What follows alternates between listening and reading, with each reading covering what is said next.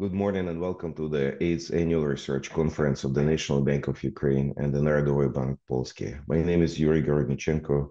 I'm a professor of economics at the University of California, Berkeley, and I'm also an advisor to the National Bank of Ukraine. This conference is an important milestone in many ways. First, it has become a wonderful institution and tradition in monetary economics. Over the years, we have had many terrific researchers and policymakers come and share their thoughts at the conference. This year, we have representatives from more than 20 institutions and countries.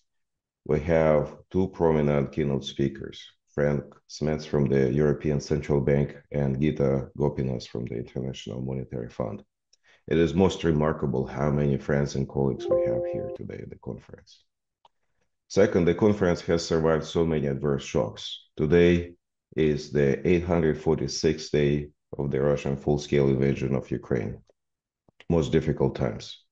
But this is the second time we are doing this conference during the Russian invasion. So our resilience is truly remarkable.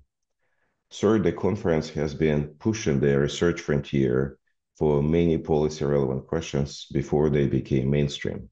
We covered policy communication, fiscal monetary interactions, development finance, wartime economics. I'm sure that some of the topics we cover in this conference will be equally seminal for informing policymakers, academics, and the general public. Indeed, we'll talk about networks, big shocks, big data, new policy tools, and the like. Finally, I want to thank everybody, especially those in Kiev, for making this conference happen. This is really remarkable, their dedication and their courage. I truly admire what they do. This conference is going to be in a mixed format. Today, we will have sessions in Zoom, and tomorrow we will have all events in person in Kiev. However, everything is going to be broadcast on YouTube.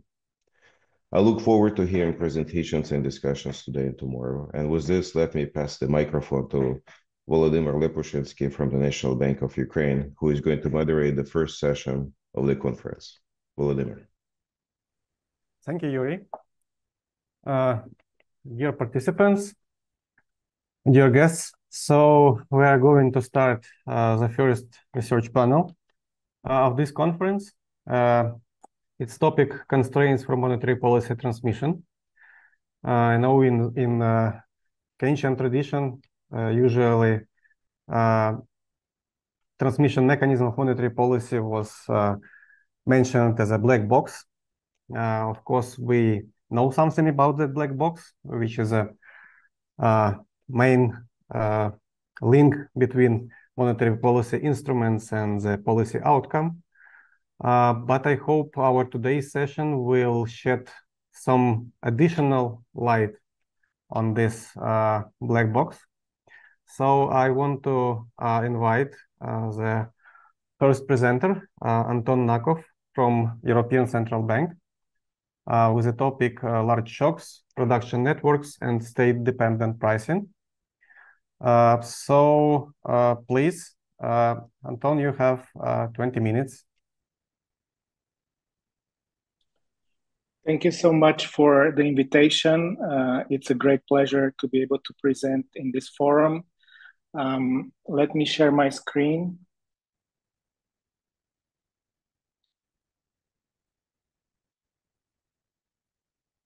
I hope you can see my slides. Yes, we see them. So this is joint work with Michel Gassiba at CREI, but it represents our own views only and not necessarily the views of the ECB or the Eurosystem. And let me start by motivating our work by saying that the new Keynesian framework has had a great influence on both academic macro as well as on the practical conduct of monetary policy, such as illustrated by the work of Woodford and Galli. However, the recent inflation surge has brought a renewed interest and new evidence regarding the drivers and dynamics of inflation. And by that, I mean that at the same time as inflation rose in the US, for example, this shown by the green line here, as documented by Montag in VR, so did the frequency of price changes, which rose as the red dashed line shows from around 10% to around 20% per month, and then later declined in tandem with the decline in inflation. And of course, as we know, this is in contrast to the standard Calvo model of price setting, which postulates a constant exogenous frequency of repricing. At the same time, there's also evidence by Elisa Rubo that sectoral industry-specific shocks have played a large role in the inflation surge, at least in the US. And this figure here shows in the dark blue bars these sectoral origins of inflation, the industry-specific component of inflation that calls for rethinking of our models. So with these three elements, the changing frequency of price changes, the importance of sectoral origins as drivers of inflation, and the possibility of large inflation swings motivate us to develop a dynamic quantitative model with a number of sectors interconnected by networks with state-dependent pricing so as to move away from the Calvo assumption and allow for changing frequency of price adjustment, and so fully non-linearly to allow for possibility of large shocks and large inflation movement. Let me preview the key results. We divide them into results with respect to monetary shocks and results about TFP shocks, both aggregate and sectoral. With respect to monetary shocks, we find that networks dampen the response of the extensive margin of price adjustment. So this is because networks dampen the effect of monetary shocks on marginal costs, and this compresses movements in the optimal reset price, and therefore this reduces the likelihood of being pushed out of the SS bands in the Golosov and Lucas setup of price adjustment. Second, our model with networks expands the maximum possible monetary stimulus of GDP. In a model of state-dependent pricing, there is a limit to which monetary policy can stimulate output, and this comes quite quickly at around 2.5–3% of GDP. In the presence of networks, this limit is extended to around 5% of GDP. With respect to TFP shocks, we find the opposite result, that networks amplify the response of the extensive margin. There is cascades in pricing, and this is because networks amplify the effect of TFP shocks on marginal cost, enhancing movements in the reset price. Quantitatively, TFP shocks create inflationary spirals, both aggregate and TFP shocks to sectors which are important suppliers to the rest of the economy. So let me say a little bit about our model.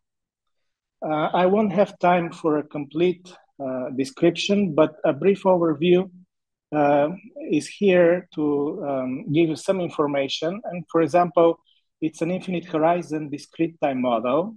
There is a representative household which consumes and supplies labor.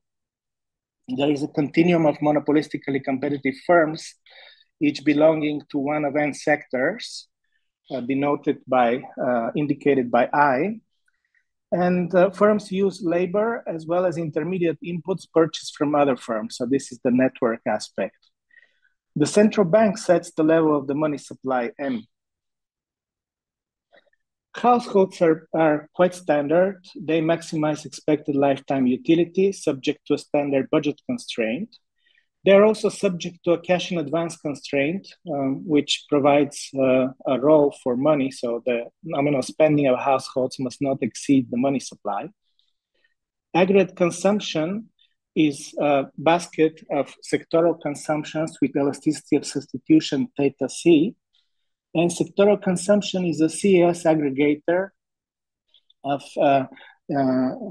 individual goods, CIJ, with elasticity of substitution epsilon I greater than 1.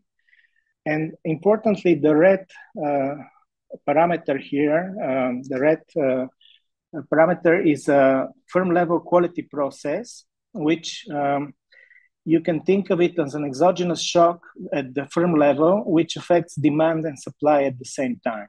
And we assume that it follows a random walk in logs, as much of the literature using the Golosov and Lucas model.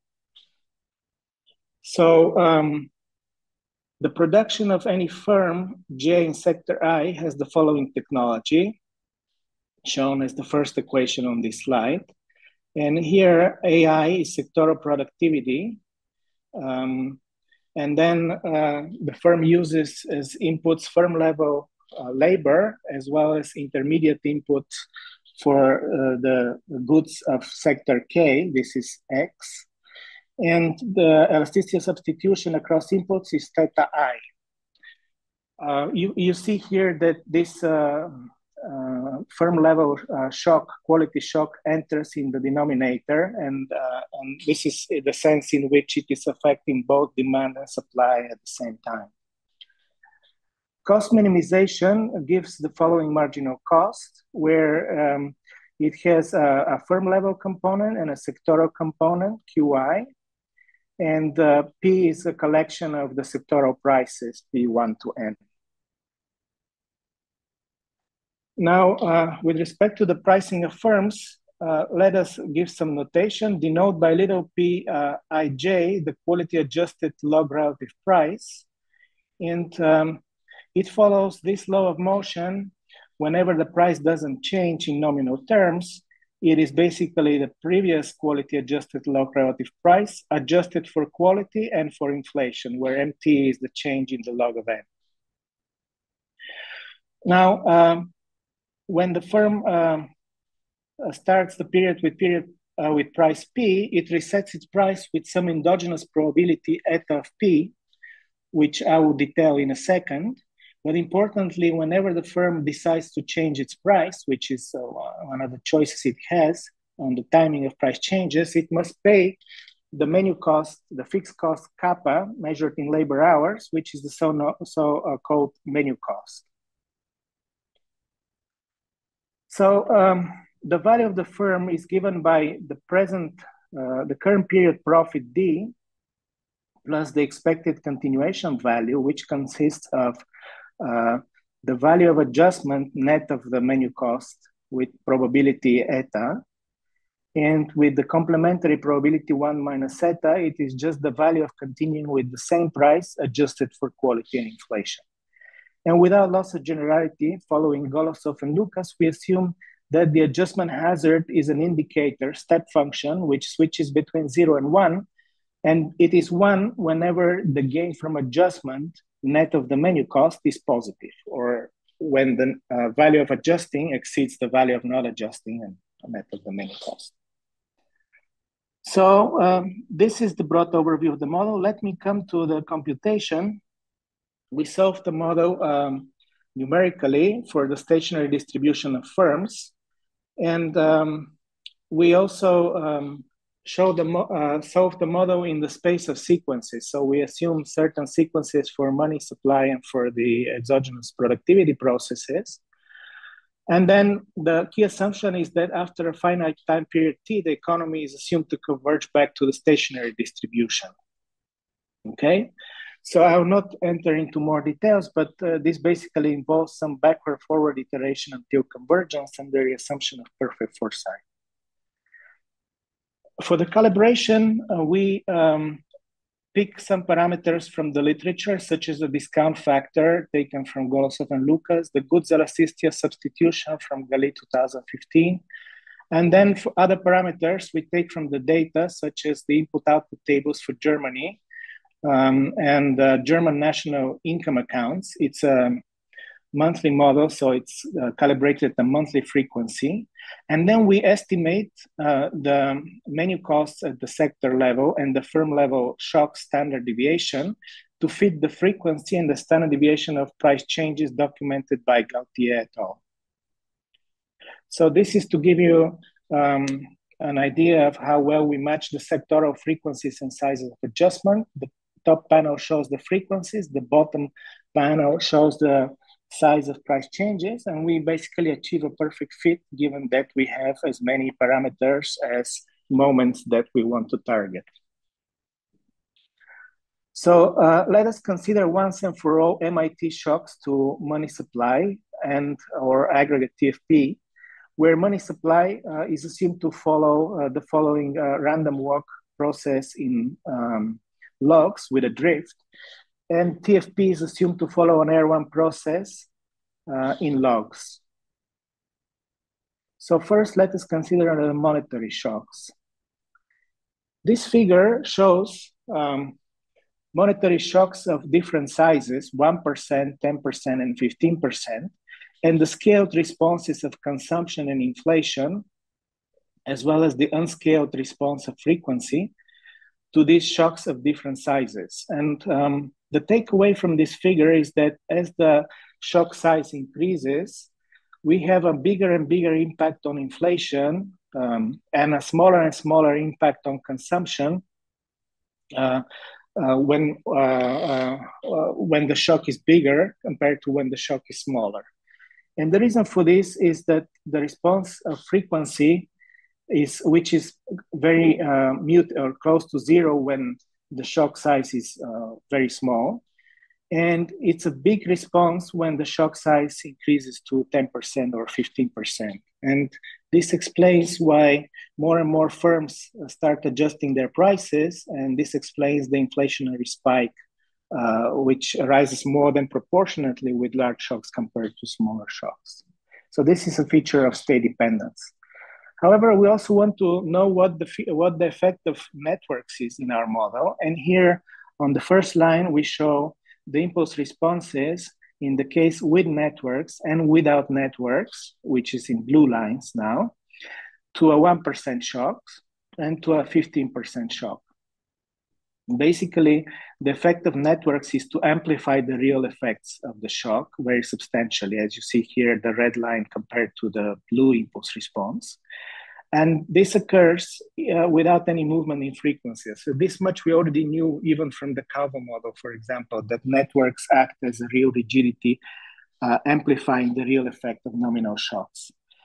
Importantly, as the size of the shock increases, this consumption or output amplification increases as well. And this is so because the increase in frequency with networks is smaller than the increase in frequency without networks. And therefore, the inflation response is such that with networks, it is less than the one without networks.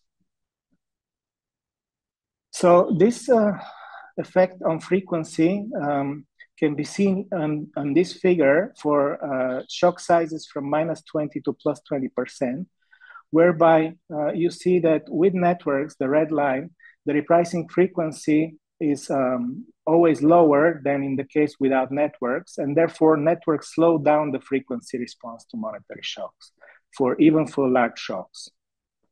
Okay.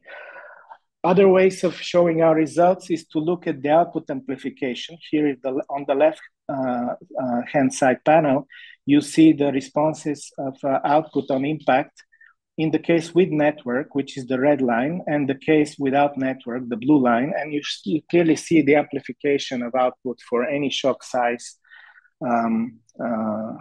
in the case with networks.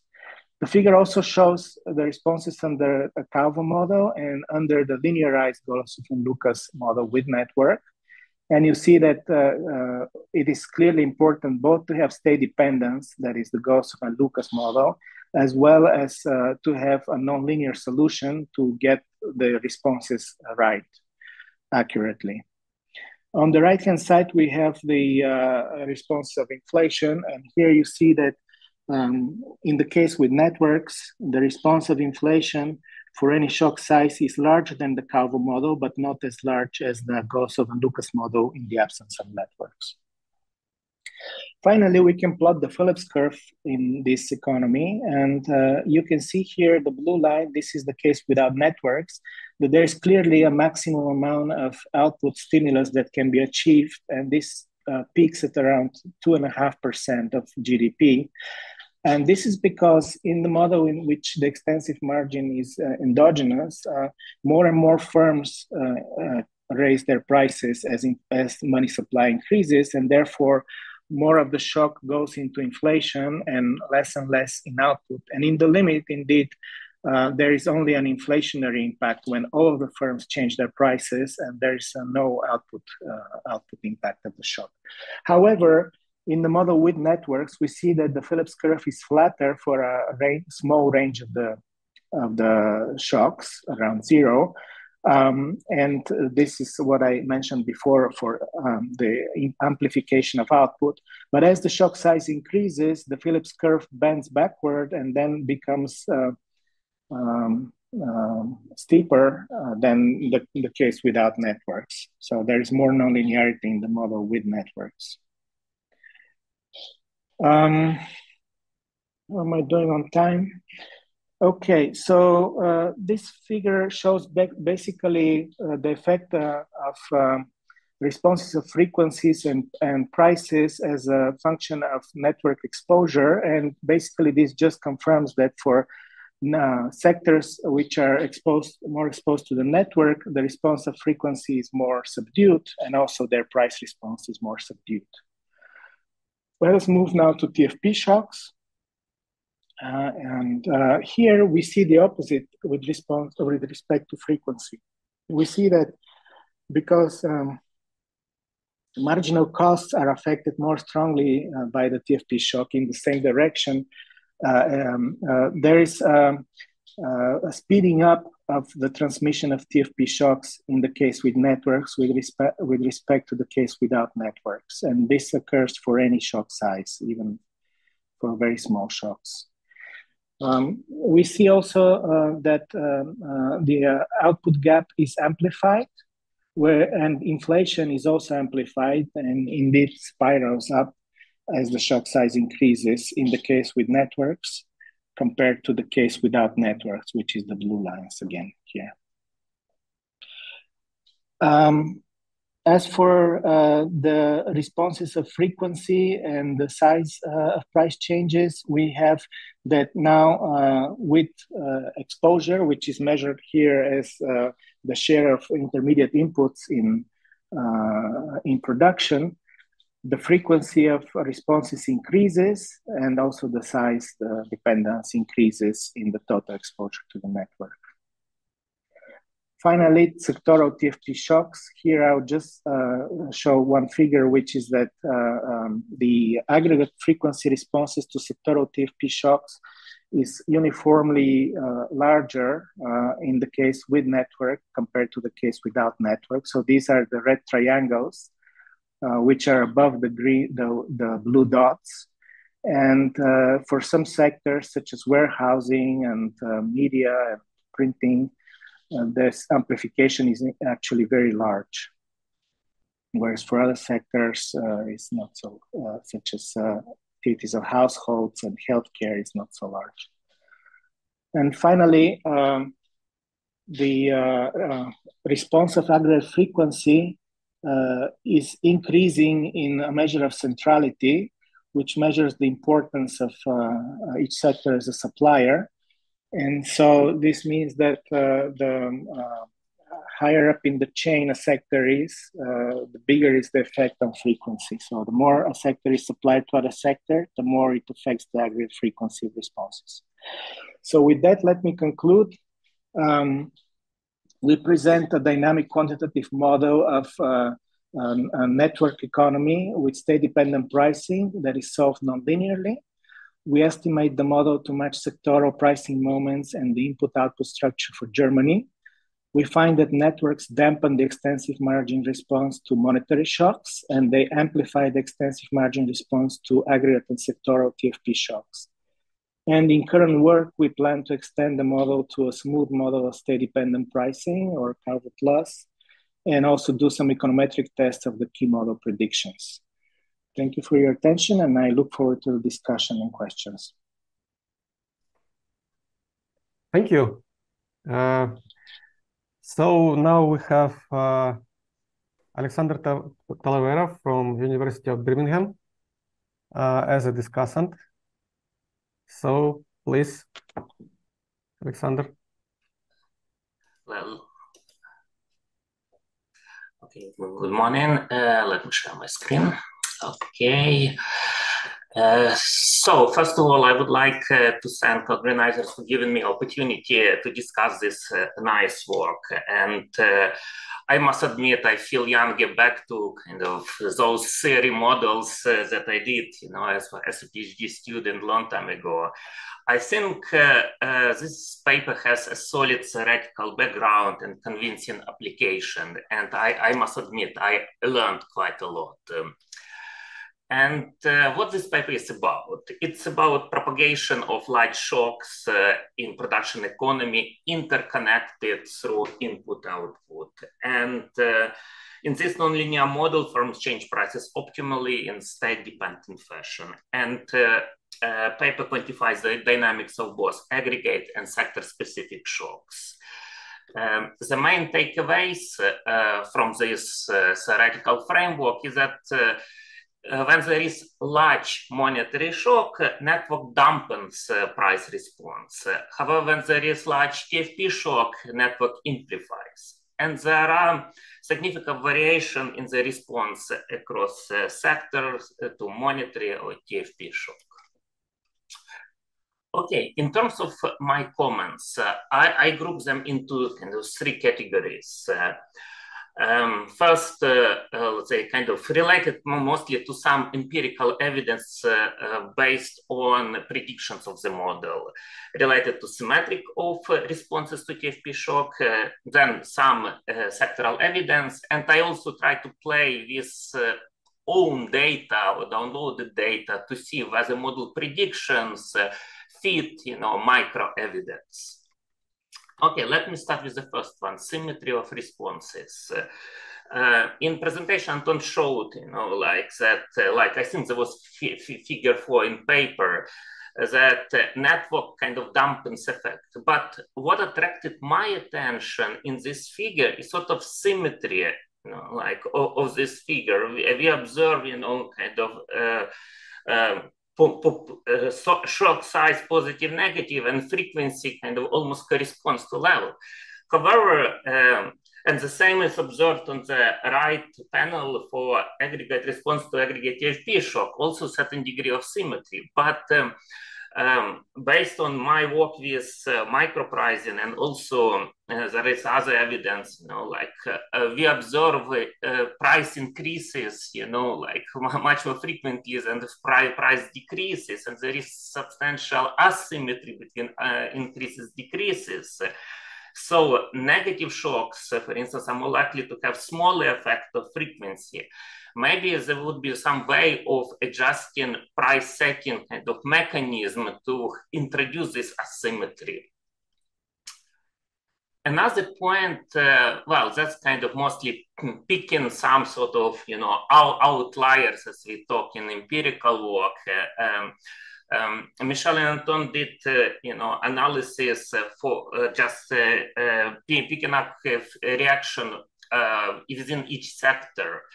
And then we can observe, some sectors like publishing, healthcare have the highest kind of frequency. And it doesn't matter with networks, without networks. It just, there is some sort of evidence why this sector, what is happening. Maybe there are some kind of explanations for this. Also, on this figure, and I will highlight on the next one, there are some similarities across certain sectors like science and R&D, management consultancy, like their kind of frequencies are almost identical. There might be some issues there. Maybe that's artifact of German economy. Maybe there are some issues related to kind of data. And for final extension, I work with micro pricing data, and I would like to see whether we can get some things like model predicts using micro level. And I try to see, okay, TFP shocks. How can we model TFP shocks? Well, one of the ways is just to explore some VAT changes. And like on the one hand, COVID experience was very negative, but it gave policymakers a lot of exogenous say TFP shocks, because we can observe a lot of VAT decreases over this time. So what I tried to do, I got German data, daily food beverages price quote. It's publicly available. Here is the link from 2019 to September 2020. And during this period, Germany introduced reduced VAT rate. And in the data, there is about 1 million products, 6 sellers included, quite rich, but mostly these food prices. And interesting, what I found that in the week when there was change in the VAT rate, there was immediate, change in the frequency of price adjustment, like, so that's exactly what models suggest. So there is immediate reaction. And so weekly frequency of like beverages, food reaches like 6-7%. And this is mostly driven here kind of by negative shocks, because kind of we have VAT reduction. So yes, there is some evidence that TFP shock matters. With respect to monetary shocks, I picked up one of previous work with Yuri and Slavik Sheremirov, where we can explore announcement shocks and how US, UK sellers respond to it. In particular, we take a look on announcements. And these announcements related to release of cost, CPI, employment cost, PPI. So some of them are kind of related, obviously, to kind of monetary shock. And this kind of my main paper, like first two columns talk about frequency of price decreases, increases in daily data. And we have announcement of major macro series. And what we observe, there is almost kind of nothing significant. So in fact, let's say, kind of some sort of evidence of monetary policy shock, like through kind of CPI changes, has kind of little effect. Okay, these are kind of my empirical suggestions. So overall, once again, like this paper has a solid theoretical framework. I really like, especially application, this sectoral evidence. And I believe that some possible extension related to symmetry can be resolved. Okay, that's all. Thank you very much. Thank you, Alexander. So now we are open for a general discussion. So please write the questions in Q&A, or for panelists, you could raise a hand. So I could get your question. So Yuri, please. Thank you. It's terrific work. I have a quick question. When you study input-output tables, from my experience, it is critical to look at whether you have a closed economy input-output table. So if you incorporate imports, exports. From the presentation, it was not clear to me if you work with a closed economy version or if you have an international version.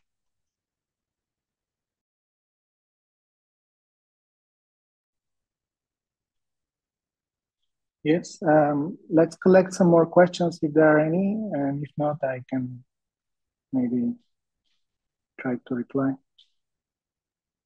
I have like a connected question, whether it's possible to extend this model to have other types of shocks, like exchange rate shock. Mm-hmm.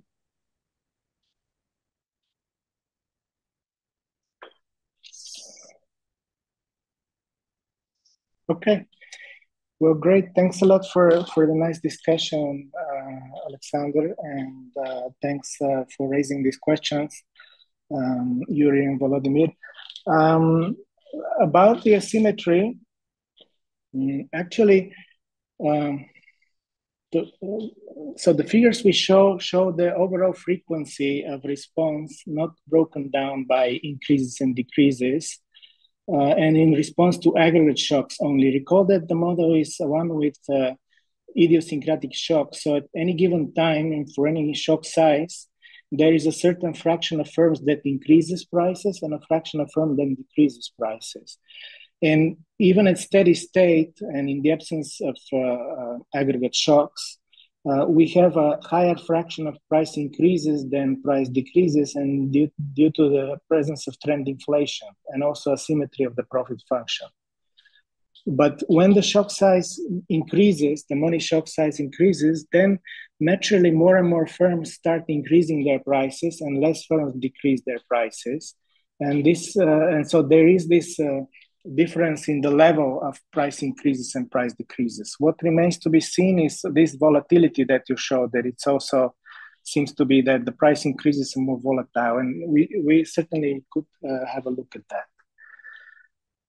About the two sectors that showed no network effects, these are sectors for which price changes are very small, at least in the data that one supplied to provided to us.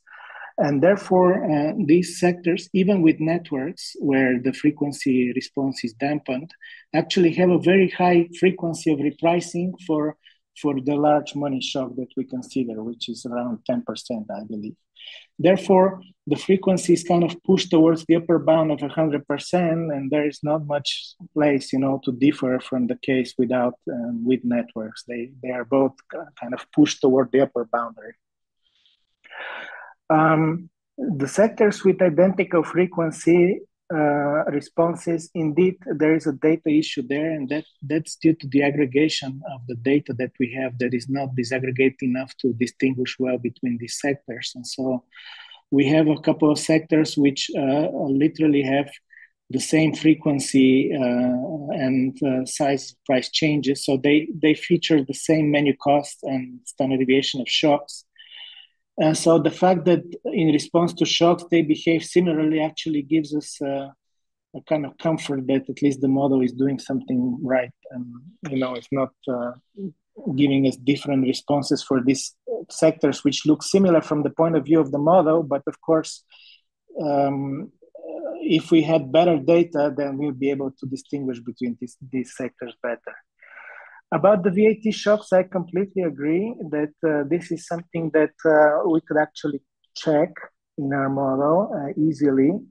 In the fact the frequency reacts in the week of the VIII change and not the week of the announcement is actually very consistent with a menu cost economy, because unlike Calvo, with menu cost, you actually wait until the shock hits you and then you react. Whereas in Calvo, you would anticipate a lot more, and the time of the announcement, you already start changing your prices, lowering prices in this case. And so about the monetary shocks, again, in our simple model, it's just the central bank controls the money supply, and this is directly observed, and it affects directly the wage, which is fully flexible in our model for the time being. And therefore, the firms kind of are tempted to react immediately, whereas what you have with the announcement shocks in your paper would be like more consistent with our paper, with our model, where firms don't react on announcement, but when actually the shock hits them, comes to them. So with sticky wages, things will look slightly different in this case. And Yuri, yes, so we actually have a closed economy model, but we do take into account imports in the IO tables, so we include them. So imports or exports, I'm confused now, but basically we don't take into account only the domestic, the absorption is what we take into account. And for the input-output tables, maybe Michelle can be more useful here. But for forex shocks, to the question of Volodymyr, again, for now we are using closed economy model, so we need to extend that to at least a two-country version to be able to analyze correctly foreign exchange shocks. Yeah, Michelle, is there something you would like to add? I see you are on the call. Yeah, I just wanted to briefly get back to Yuri's question about imports. So the way we do it is we see in the world input-output tables that we use from which sectors you import intermediate inputs. And we kind of restructure the table as if you buy those inputs from the corresponding domestic sectors. So if you import tires for cars from Italy, from Germany, it's as if you buy it from the German tire industry. So it only affects the relative cost shares. But I agree that a version of this model, which is a small open economy model, we can also incorporate exchange rate shocks, would be a very exciting extension. Thanks a lot.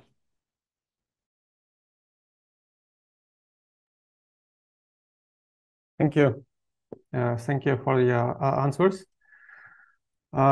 I don't see any raised hands or questions in Q&A. So thank you. Thank you, Anton, and thank you, Alexander. Thank you very much for the opportunity. So we are going to the second presentation of this session. It's presentation by Evgeny Skok, University of Liverpool. He will be talking about interest rate smoothing and financial stability. Is faster monetary policy tightening really rattles the financial system? So please, Evgeny, you have 20 minutes. Thank you very much, Volodya, for your introduction. Let me share my screen.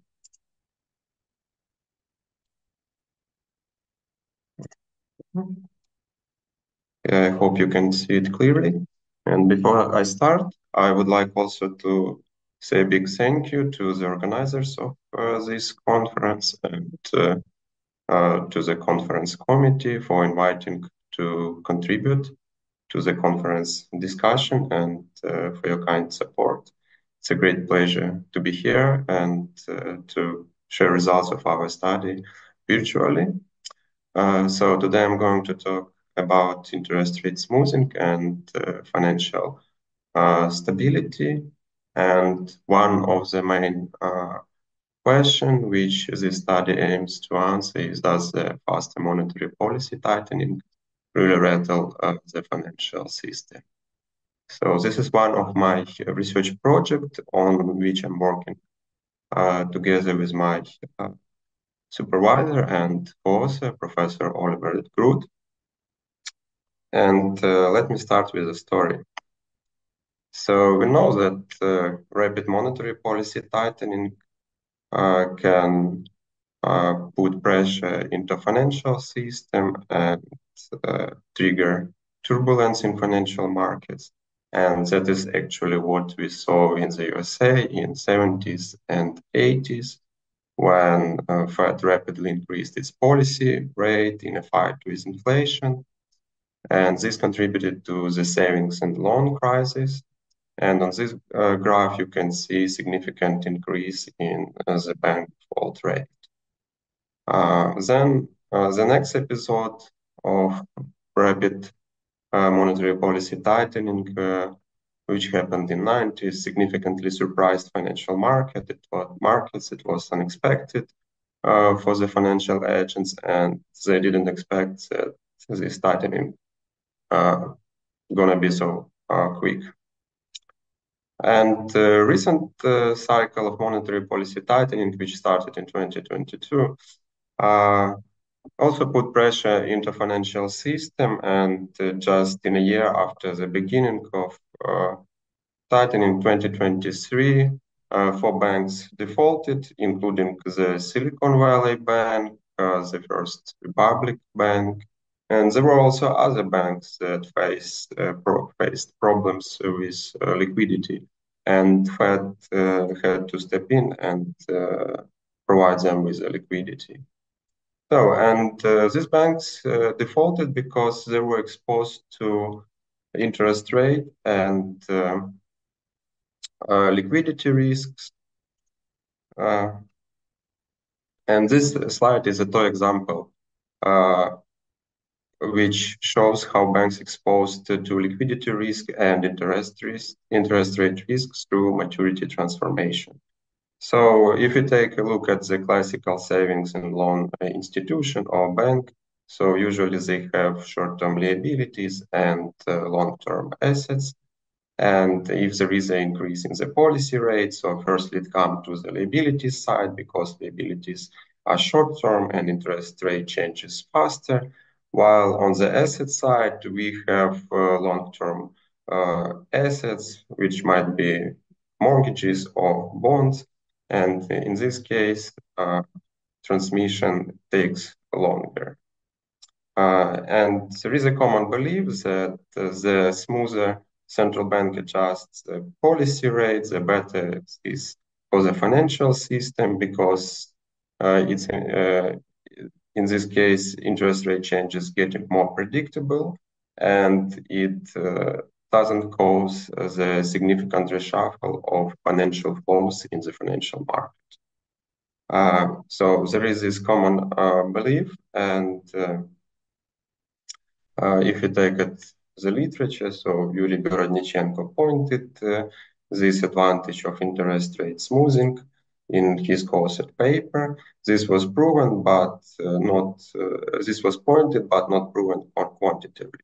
And it wasn't the main focus of the paper, but we noticed that there is gap in literature. There is no quantitative proof that interest rate smoothing, or as it's also called in the literature, monetary policy inertia or monetary policy gradualism indeed fosters financial stability. So, and it was our initial starting point and motivational point to start this study, and we investigate how changes in the degree of the monetary policy interest rate smoothing affect the stability of the banking sector, particularly the bank default risk. And for this study, we use a new Keynesian model with bank default, and here is our main findings. So the first finding is that we found that high interest rate smoothing fosters financial stability since fewer banks default. That is what expected. So we proved this quantitatively, and it hints that faster monetary policy tightening can really rattle the financial system. And then we started to play with banks' balance sheet, and we found that the interest rate smoothing effect is sensitive to the structure of the bank's balance sheet. So it could affect welfare in both ways, decrease or increase. And we also investigate the model nonlinearity and nonlinearity of interest rate smoothing effect into the bank default, and we found that this effect non-linear, and if we under the high interest rate smoothing with the intensification of the economic shock, this effect on the bank default is getting larger. So these are main findings, and now let me provide you with information how we derive these results. So let me start with the model. So we use a new Keynesian model with a bank default, and this model is similar in spirit to Lewis and Roth.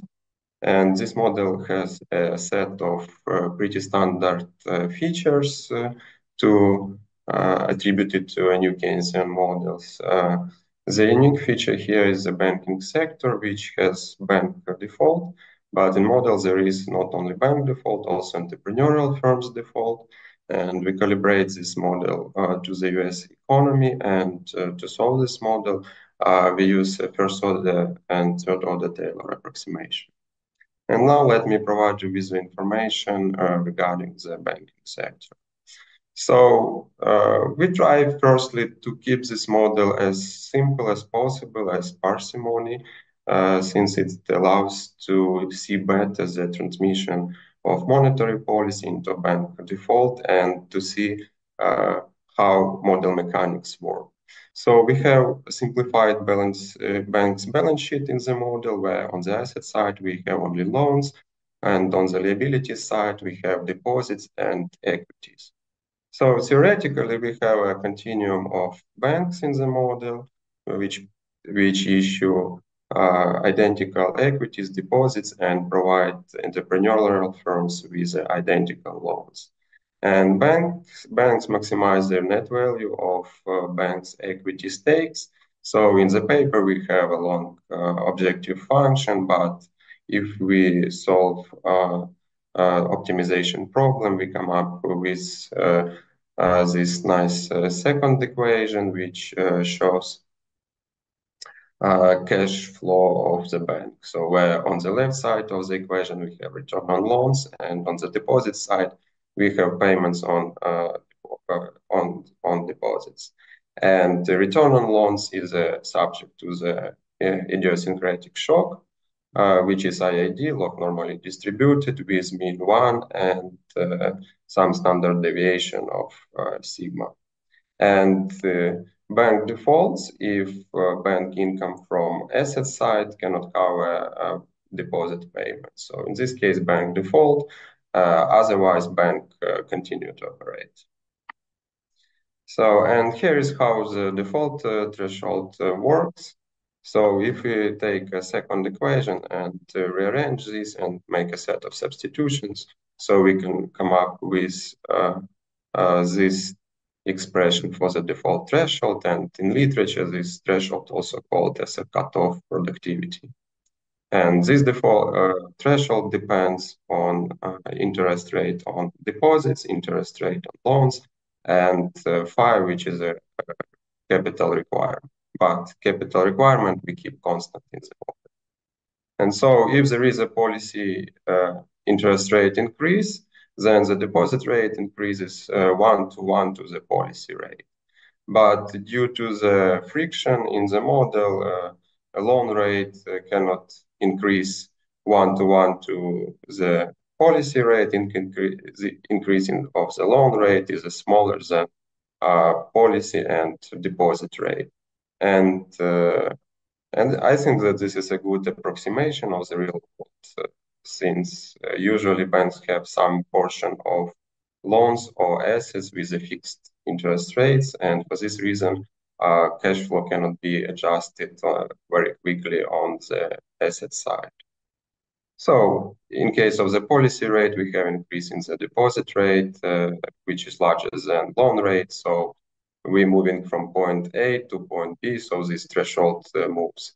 And let me note that we also move here from the equation to a separate bank to the aggregate equation here. So we can aggregate since banks provides identical loans and identical deposits, and they take market interest rate. So we can aggregate this level, this equation, and consider banking system as a whole through the representative bank. So with the increase in the policy rate, as I mentioned, the threshold moves to B, and if the inflow of money is lower than this threshold, then in this case banks get into orange territory and default. Otherwise, if return is getting larger, then banks continue to operate. So this is the mechanic of the default in brief. And then we simulate a model, and we generate a productivity shock, and we generate a moderate crisis in the USA economy. For this purpose, we impose some 0.5 decline in productivity, so we can consider this decline as a supply chain disruption. And this productivity shock allows us to generate decline in output, which is close to 0.9%.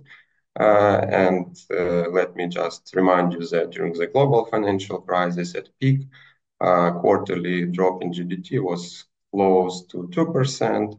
And here we have something close to half of the 2%. So this is a real moderate crisis in the USA. So we have a decline in the output. We face a shortage of goods on the market, and as a result, we have higher prices and high inflation, and then Fed reacts on this increase of inflation by increasing its nominal interest rate. So as it was shown previously, this goes to deposit rates and to loan rate, and lead to increase in the default threshold, and we have higher default rate of banks. So this is transmission of this shock. And having this shock, we provide sensitivity analysis with respect to interest rate smoothing parameter ρ. So we adjust this parameter from 0 to 0.9, and when we have 0, so we have no interest rate smoothing in our model. And we run model for different values of these parameters and see how it affects the bank default rate. And here is our preliminary results. So on the vertical line, we have bank default rate, and the horizontal line is a number of quarters, and the difference between these charts shows the number of quarters, and bank default rate is the total number of bank failures to the total number of commercial banks, and this is annualized, and the percentage points deviation from the steady state. And this graph shows us that high interest rate smoothing is associated with a lower level of bank default. Particularly here, the highest level of smoothing is a 0.9, which is black line. So this is the smallest level of bank default. And if we're moving in towards no interest rate smoothing, then default rate is increasing. So, and this is our first finding, that interest rate smoothing indeed fosters financial stability since fewer banks default. And that is what we expected to get. But then we decided to play with bank's balance sheet. And in our baseline scenario, we assume that, okay, deposit rate and loan rate adjust simultaneously. But what's going on in the real world? In the real world, banks usually use their market power, and they not adjust their deposits rates in response to the adjustment of the policy rate. So they, for some time, they can keep deposit rate without significant changes. And to approximate this real world case, we set alternative setup. We said that deposit rate is predetermined. So here we change timing of the deposit rate, and it means that deposit rate changes with a lag. So firstly, there is adjustment of the loan rate, and then deposit rate adjusts. And if there is increase in the policy rate, so firstly, bank increases the loan rate, and for this reason, banks receive higher income, and bank default rate should go down. And surprise, surprise, we got a completely opposite result. So we simulate model with absolutely the same specification. The only difference is that deposit rate. And we have, in this case, we have decline in the default. But the highest level of interest rate smoothing here is associated with the smallest decline in default rate. And in our study, we also checked nonlinearity of the model, and we found that under the high interest rate smoothing, the increase in economic shock intensifies the effect of interest rate smoothing on the bank default. We also conducted welfare analysis, but since there is no time to present whole results, let me just make a concluding remarks. So firstly, we find that high interest rate smoothing fosters financial stability since fewer banks default. Then we played with the bank's balance sheet, and it's turned out that the effect of interest rate smoothing is sensitive to the structure of the interest rates in the bank's balance sheet. Then we found that the impact of monetary policy on the bank default is nonlinear, and it increases as the economic shock intensifies, and we are in the mode of high interest rate smoothing. And this allows us to conclude that, in fact, the financial stability implications of monetary policy might be much larger than and much worse than expected during the crisis due to non-linearity, and faster monetary policy tightening can really rattle the financial system. So that's it from my side. Thank you very much for your attention, and I look forward to further discussion. Thank you. Thank you. I'm going to pass the floor to Anton Grui. Anton Grui is working for the National Bank in the Department of Monetary Policy and Economic Analysis. So please, Anton, the floor is yours. Thank you, Vladimir, for the introduction. Hello, everyone. First of all, I would like to thank the organizers for inviting me to speak. It's an interesting topic, and of course, I want to thank authors for providing me with this topic. And let me just share my slides.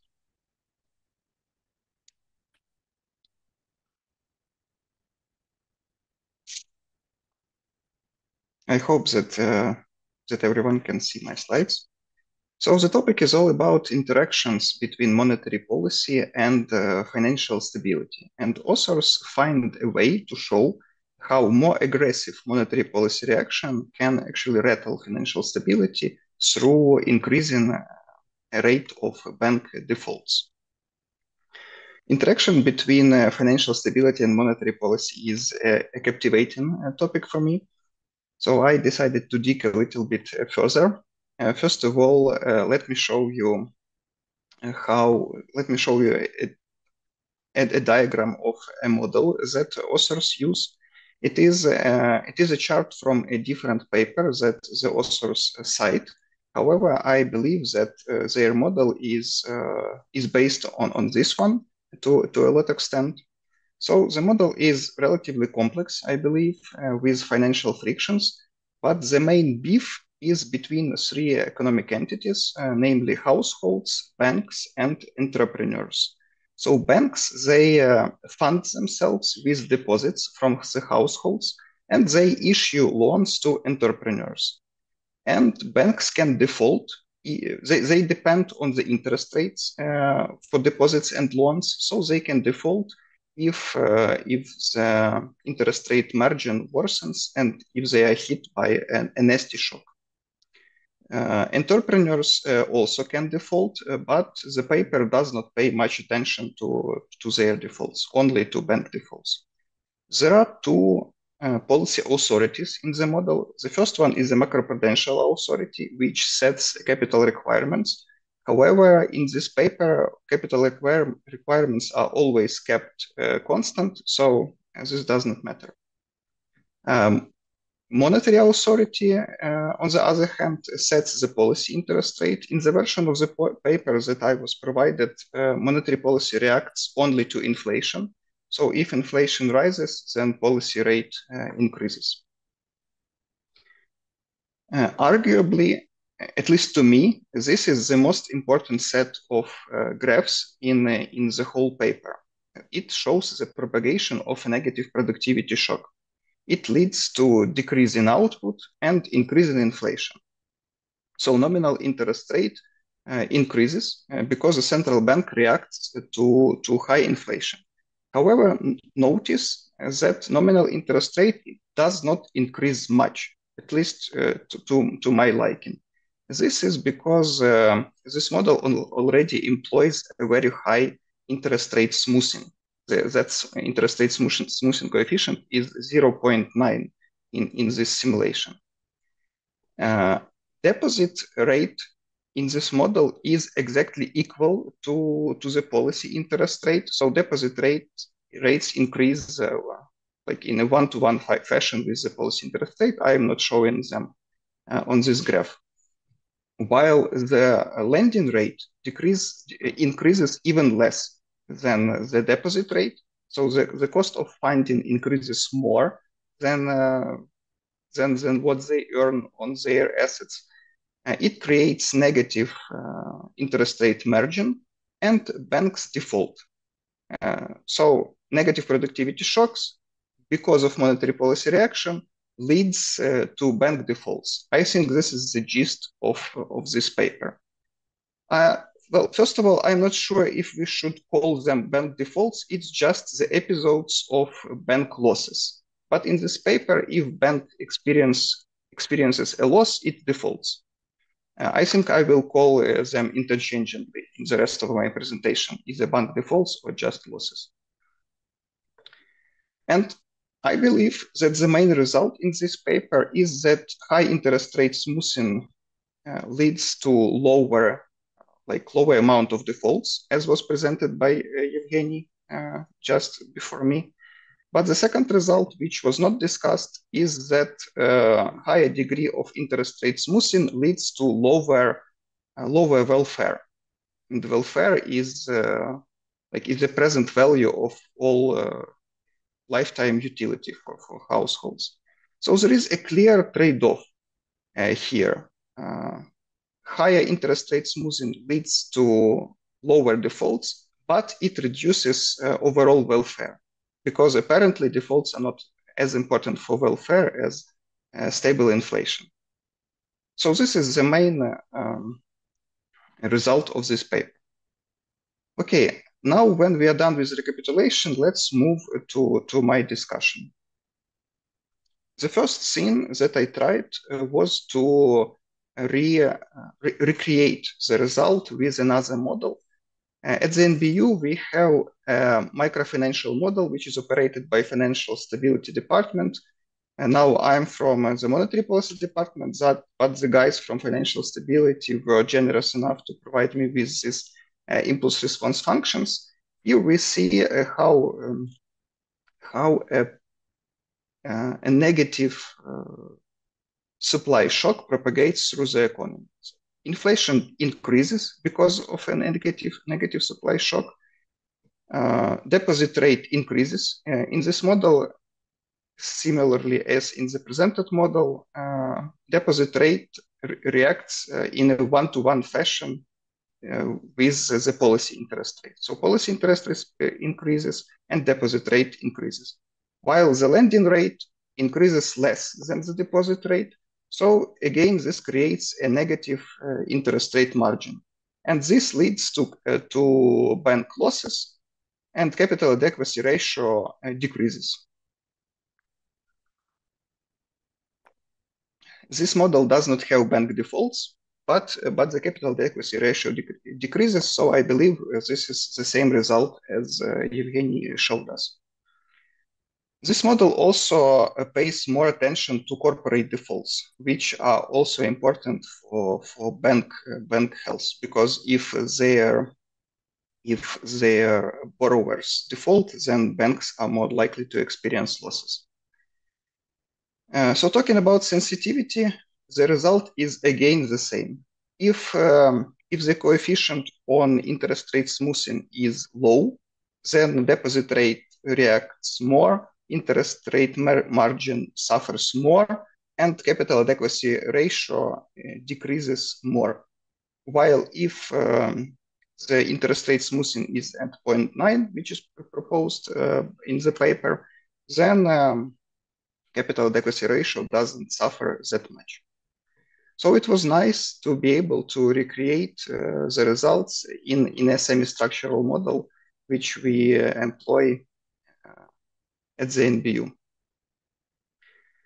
However, then I searched for some data for the US. Let me remind you that the main transmission mechanism of bank defaults is through net interest income, so through interest rate margin. And on the left-hand side, we see exactly that. We see net interest income divided by total capital equity in the United States. And it doesn't decrease, it actually increased during the two previous hiking cycles. So just before the COVID, Fed funds rate increased, net interest income for financial system in the US increased. And the same is can be seen currently in 2022. Again, net interest income increased. It was not the case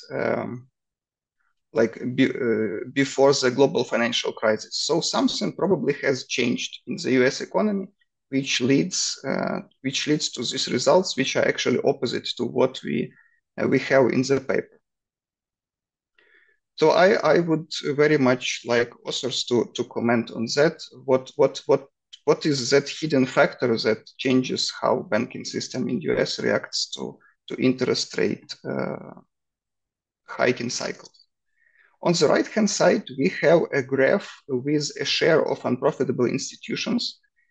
It is something that was a little bit discussed during the presentation. This share increased dramatically during the global financial crisis. Can we attribute it to the interest rate hike?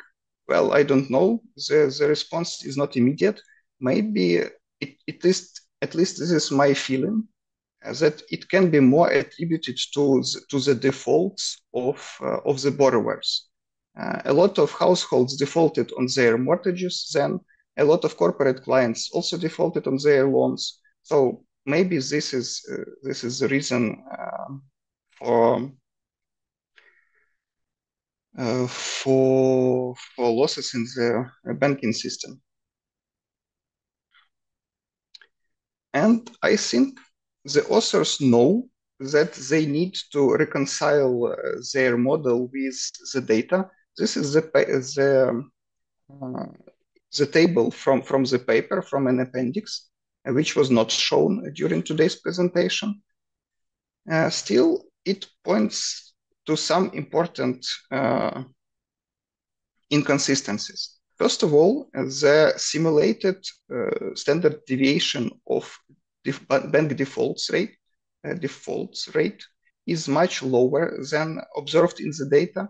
So maybe there is some additional mechanism which leads to default on practice, but is missing in this model. And other than that, there are also some other important things. Like, for example, the correlation between nominal interest rate and bank default rate. In the paper, it is extremely high, 0.9. However, in the data, it is well, insignificant. So in the paper that specifically models the link between nominal interest rate and default rate, I think we should do a better job in matching these two values. Just to reinforce my point, I also looked at the data for Ukraine. Ukraine is a very different economy from the US. It is a wartime emerging market, but still we can observe this result of increasing net interest income during interest rate hikes. In 2018, and net interest income increased. Even in 2022-23, net interest income in the banking system increased. On the right-hand side, we can see the share of unprofitable banks in Ukraine. And well, this share increased during the COVID crisis. I would rather link it to defaults, to corporate defaults, than to interest rate shenanigans.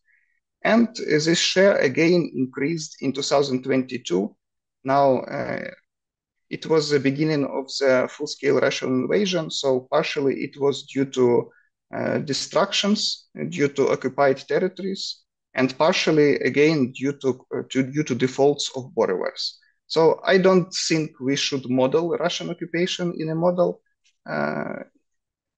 in an academic model, but at least for sure we can pay more attention to defaults of borrowers, to defaults of entrepreneurs.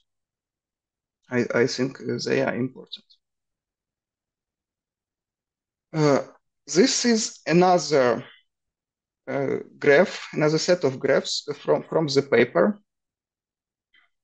Nothing of my doing here, which shows that exercise when deposit interest rates do not react immediately, but with a lag. So this exercise models some market power which banks have in adjusting their deposit interest rates. What I like about this exercise is that it is able to generate decrease in bank defaults. It is able to generate like improving net interest income, which we observe from the data. However, unfortunately, this reverses the main result of the paper. So we model the transmission slightly different, and you observe an opposite result. And also, negative productivity shock in this specification somehow leads to positive output. Well, that was confusing to me. So maybe Evgeny can explain better what is going on here. Okay, now let me move to some summary, to my suggestions. I think there is a need to reconcile the data, at least to provide more anecdotal evidence why sometimes banks default after, or at least experience losses after the interest rate hike, and sometimes they don't. There is probably some hidden transmission mechanism, or maybe some other shocks that are not included in the model. I also suggest paying more attention to entrepreneurial defaults. At least in my consultations with our colleagues from financial stability, they say that this is an important part of what is going on during the crisis. Banks become unprofitable due to defaults of their borrowers. Well, give banks more power over deposit and lending rates. This is something that was already discussed a little bit. I think we should either explain that set of graphs on the previous slide better, or provide some other sensitivity analysis, how banks' behavior changes when they have different balance sheets or different market powers. And maybe it will change the result. And finally, this is just an afterthought.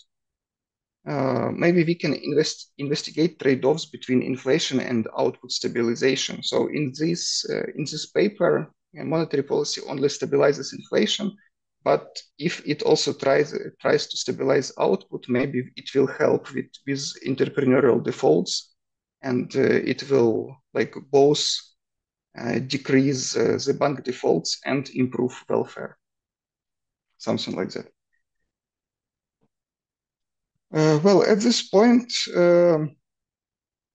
interactions between monetary policy and financial stability is an exciting topic for me. So it was a thought-provoking exercise to read your paper.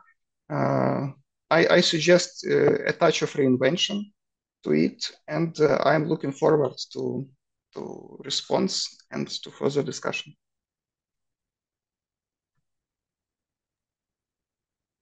Thank you, Anton. So I propose to start general discussion. We have exactly 10 minutes for that. We will be waiting for questions in Q&A or by raising hands. So yeah, Yuri, please, your question. Thank you. Very important work. Quick question. For example, one of the stories you have in the paper is about SVB, Silicon Valley Bank, which defaulted recently. It was a very complicated story. It was not just, the aggressiveness of monetary policy, but also mismanagement in the bank. which brings me to my question / comment. I think in your model, you have only one instrument, which is how gradually interest rates can be increasing. In principle, this kind of issues that we see in SVB can be also addressed through macroprudential policies. And maybe in the model, you should consider two tools: macroprudential interest rate smoothing, and then have a discussion about pros and cons of this different tools, and also maybe use these tools to determine optimal policy. Thank you. Thank you. So I have additional question from myself. In Ukraine, but as well as in advanced economies, usually there is a lot of contracts, loan contracts are actually contracted with floating interest rate. And deposit rates are not negotiable. So the market power is different for loans and deposits.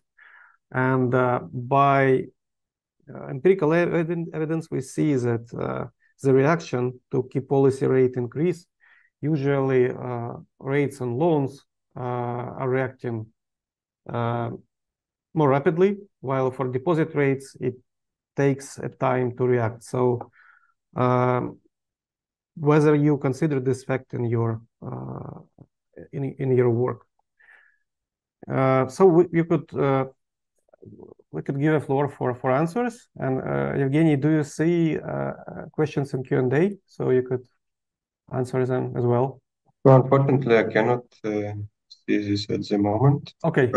Yeah, I found it's fine. Okay. So please. Okay. First of all, thank you very much for the great comments and so careful revision of the paper and insights. It's always good to see impression from the third party. And so there are many questions, and let me address some of them within a time space which we have. So the first question, I think, was raised about the welfare. So indeed, we conducted welfare, and it's turned out that the high interest rate smoothing is associated with the lower level of welfare. And it shows that the inflation plays more important role and dominant contribution to welfare than bank default. And so this hints policymakers that, first of all, policymakers should take care about the price stability in the economy, and then to the financial stability issue under the more or less normal conditions. Yes, and to get a welfare analysis, we use a third order approximation to capture better model non-linearity. But at the same time, as Anton showed, our model not perfectly fit data, particularly the relation between increase in interest rate and in default. And I think one of the main reasons of this is that model is simplification of the world. And this is like first attempt to address this question. And our goal was to keep model not very complicated and to see better model mechanics. And in the long run, as I see, this model should be adjusted in the sense that to add heterogeneous agents, particularly heterogeneous banks, would be good extension. Then also balance sheet of banks is very simplified. There is no term structure. So it would be very valuable, I think, to add long-term assets and liabilities. then it could provide another verge for analysis. And in this case, maybe it would be possible to see this difference in transmission, particularly between 2008 and COVID time. But at the same time, I want to emphasize that USA banking system before and during the global financial crisis and during COVID was completely different, as well as economy, in the sense that after the global financial crisis, the USA banking system was fluid with money. And during the COVID, there was a direct injection of liquidity, not through the financial system, like it was completed during the global financial crisis, but directly to households, which push demand and inflation. So economy works in a very different way, I think, between 2008 and COVID time. Then, yeah, Yuri also mentioned about the need to also consider macroprudential policy. I think it would be great extension of this. So as I mentioned this is our initial point where we just try to see direct impact. And I think that it would be great extension to consider different banking sector balance sheets and different kind of policies. Yeah, so there was also a question about the interest rate income that banks usually, with the increase in the policy rate, banks use their market power and put rigidity into in nominal interest rates. So I think that this alternative scenario partially captures this, that banks can set higher interest rates and enjoy a larger income. And that is what happened in Ukraine in 2023. With the increase in the policy rate, banks actually, they increased the rates and could earn high profits because of the margin of interest rates on the liability and asset side. So we try to approximate this in our alternative scenario, and we saw that default rate were decreasing under this scenario. Yeah.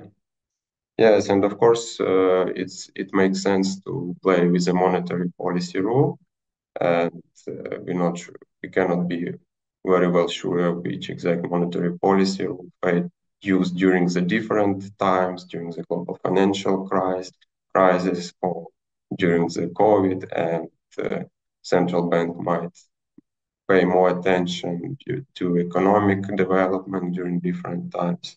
So yeah, I think that this might be also a very good extension of this study. So again, thank you so much for detailed investigation of our preliminary results, and thank you for contribution.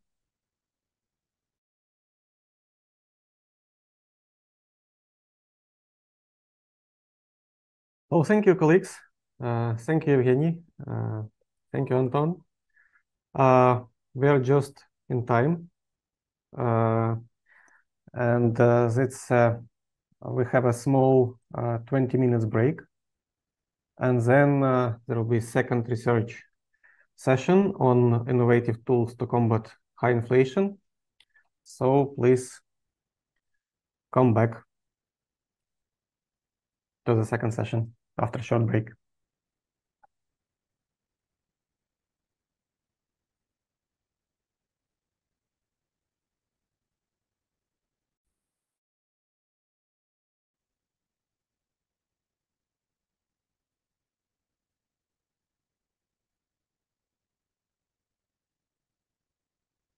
So hello, everybody. Welcome to the second research session of the conference.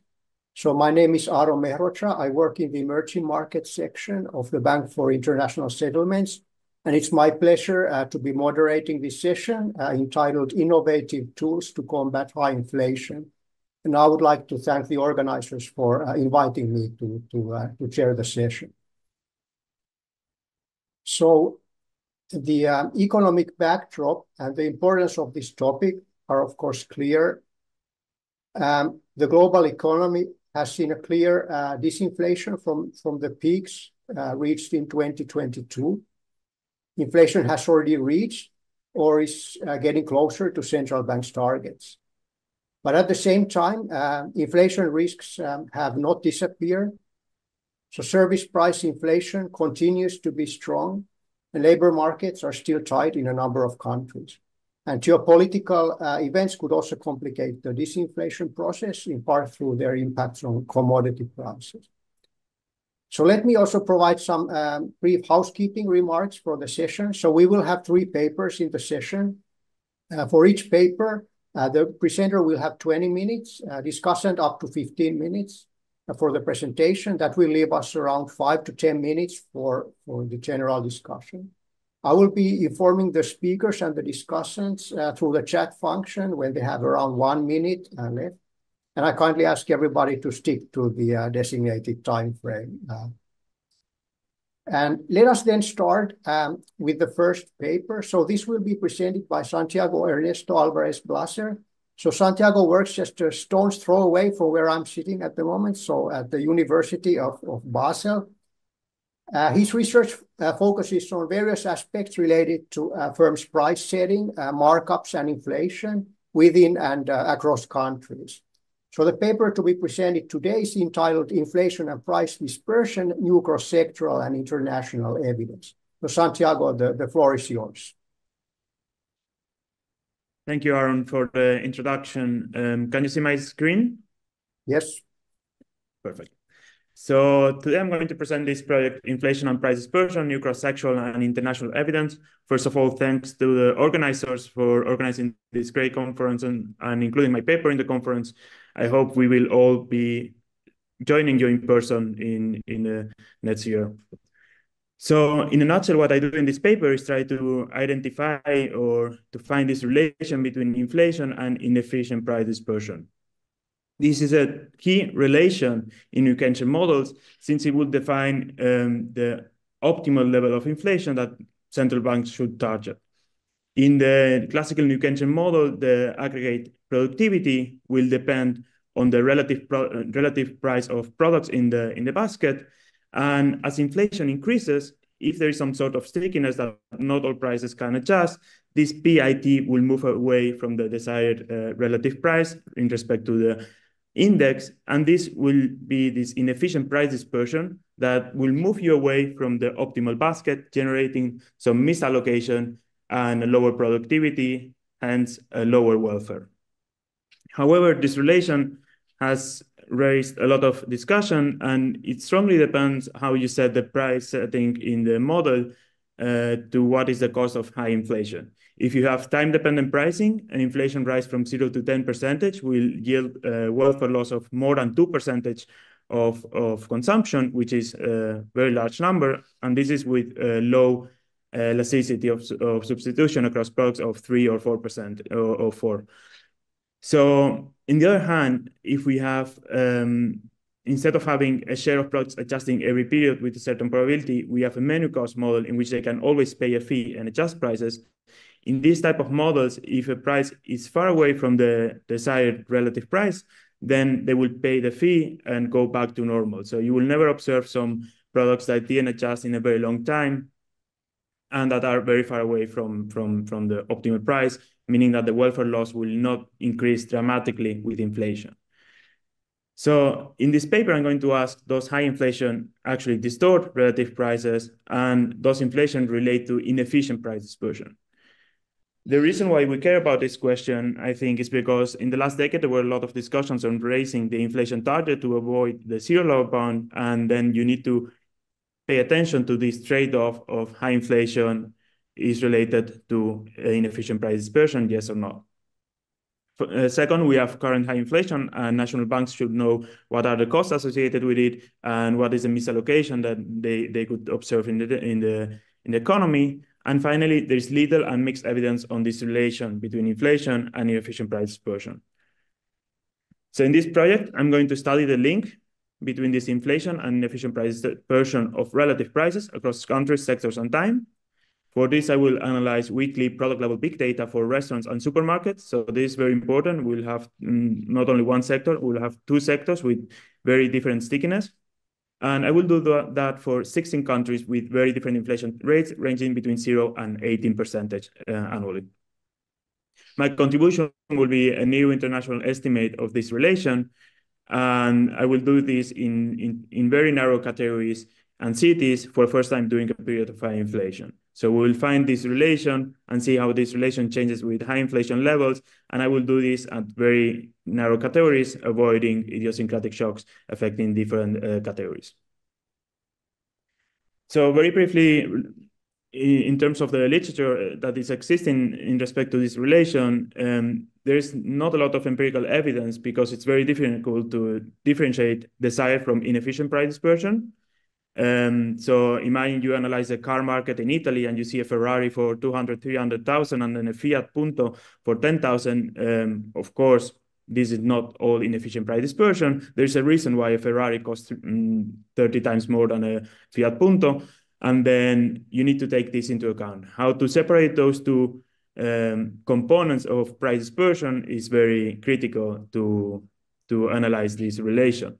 So there are some papers partially solving this issue by focusing on very narrow categories and also adding fixed effects for controlling for product specifics, or they control using the same barcode across stores. In this literature, we already find very heterogeneous results. So Sheremetyev has a paper in which he finds a weak positive correlation. Then we have a newer paper finding that this relation between inflation and efficient price dispersion dissipates, or it's less stronger for inflation rates higher than 2%. And then we have this paper by Alvarez et al. This is not me, it's another Alvarez that you probably know much better. He finds in this paper that the elasticity of price dispersion to inflation is almost 0 for inflation rates below 10%. So you can see that the results are very different. In part, it's because of the countries analyzed and the inflation rates analyzed. In the first two papers, they use retail data from supermarkets, which arguably have very high frequency of price adjustment. And the third one is for Argentina, which maybe is not the best example when talking about inflation. Then we find this paper by Adam, Alexandrov, and Weber, in which they propose this new empirical methodology in which they show how you can test if the marginal effect of inflation on distortion of relative prices is positive and significant. And they show that in the UK, suboptimal inflation is actually associated with distortions. However, in this paper, they focus on a period in which inflation was suboptimally low, meaning that many categories would like to have a higher inflation to evaluate their products over time more strongly. Finally, we have this paper, which maybe was one of the ones starting this literature on empirically analyzing inefficient price dispersion. And they show that the absolute size of price adjustments was not higher in the 70s, indicating then that when products adjust prices, they are not further away from the desired price. In this paper, I'm going to take a new approach and use data which I've been collecting myself. So to separate desire from inefficient price dispersion, we optimally need narrow categorization of products so that they all face the same shocks, that the idiosyncratic component of each product is very small. And then we need periods of high and low inflation. This is very important because the relation might change with the inflation level. And we know that from menu cost models and from papers presented this morning that the frequency strongly increases with high inflation, meaning that maybe this plays a big role when identifying this relation. And finally, we need high frequency. By construction, if you have scanner data, for example, and take a monthly average, you will introduce a bias because you will reduce the variance. So this is something to pay attention to. And in this paper, I will take the weekly high frequency. So I'm going to use web scrap data that I've been collecting myself for supermarkets and restaurants from the delivery company Glovo. I'm collecting on a weekly basis all the prices from all products, and on a daily basis, I'm checking if the retailers and restaurants have opened the store in order to allow them to adjust prices. This data is very recent. For most of the countries, I start in March 2023. For some countries, I will start 1 year earlier. So we have high frequency, and then I will cover more than 40,000 restaurants and supermarkets. This is super important to have heterogeneous stickiness. Most of the literature has been focusing on the retail sector, which maybe is not representative in terms of stickiness. It's very flexible. And then I will also have many price setters. So the nice thing about analyzing this data is that inside of one city, you might have 3,000 restaurants, and this allows you to really identify how even inside of one city of restaurants that can all deliver to your house will have a different price setting. I will analyze 16 countries and 18 cities in Africa, Asia, and Europe. So we'll have very different inflation levels. In my sample, I also have Ukraine. And then I will cover around 9 million products, 160 million entries. And of course, this data a couple of years ago was not possible to process or analyze because we need to categorize all those items. But thanks to new technology, I fine-tuned an OpenAI model based on 50,000 hand-matched products, and using Google Translate Cloud to translate all products. And then on top, this fine-tuned OpenAI model, I managed to classify the products in my sample into 330 very narrow categories. So it will be burger with fries, Coke, Apple, shampoo, and so on. Those will be the categories in my sample so that you get an idea.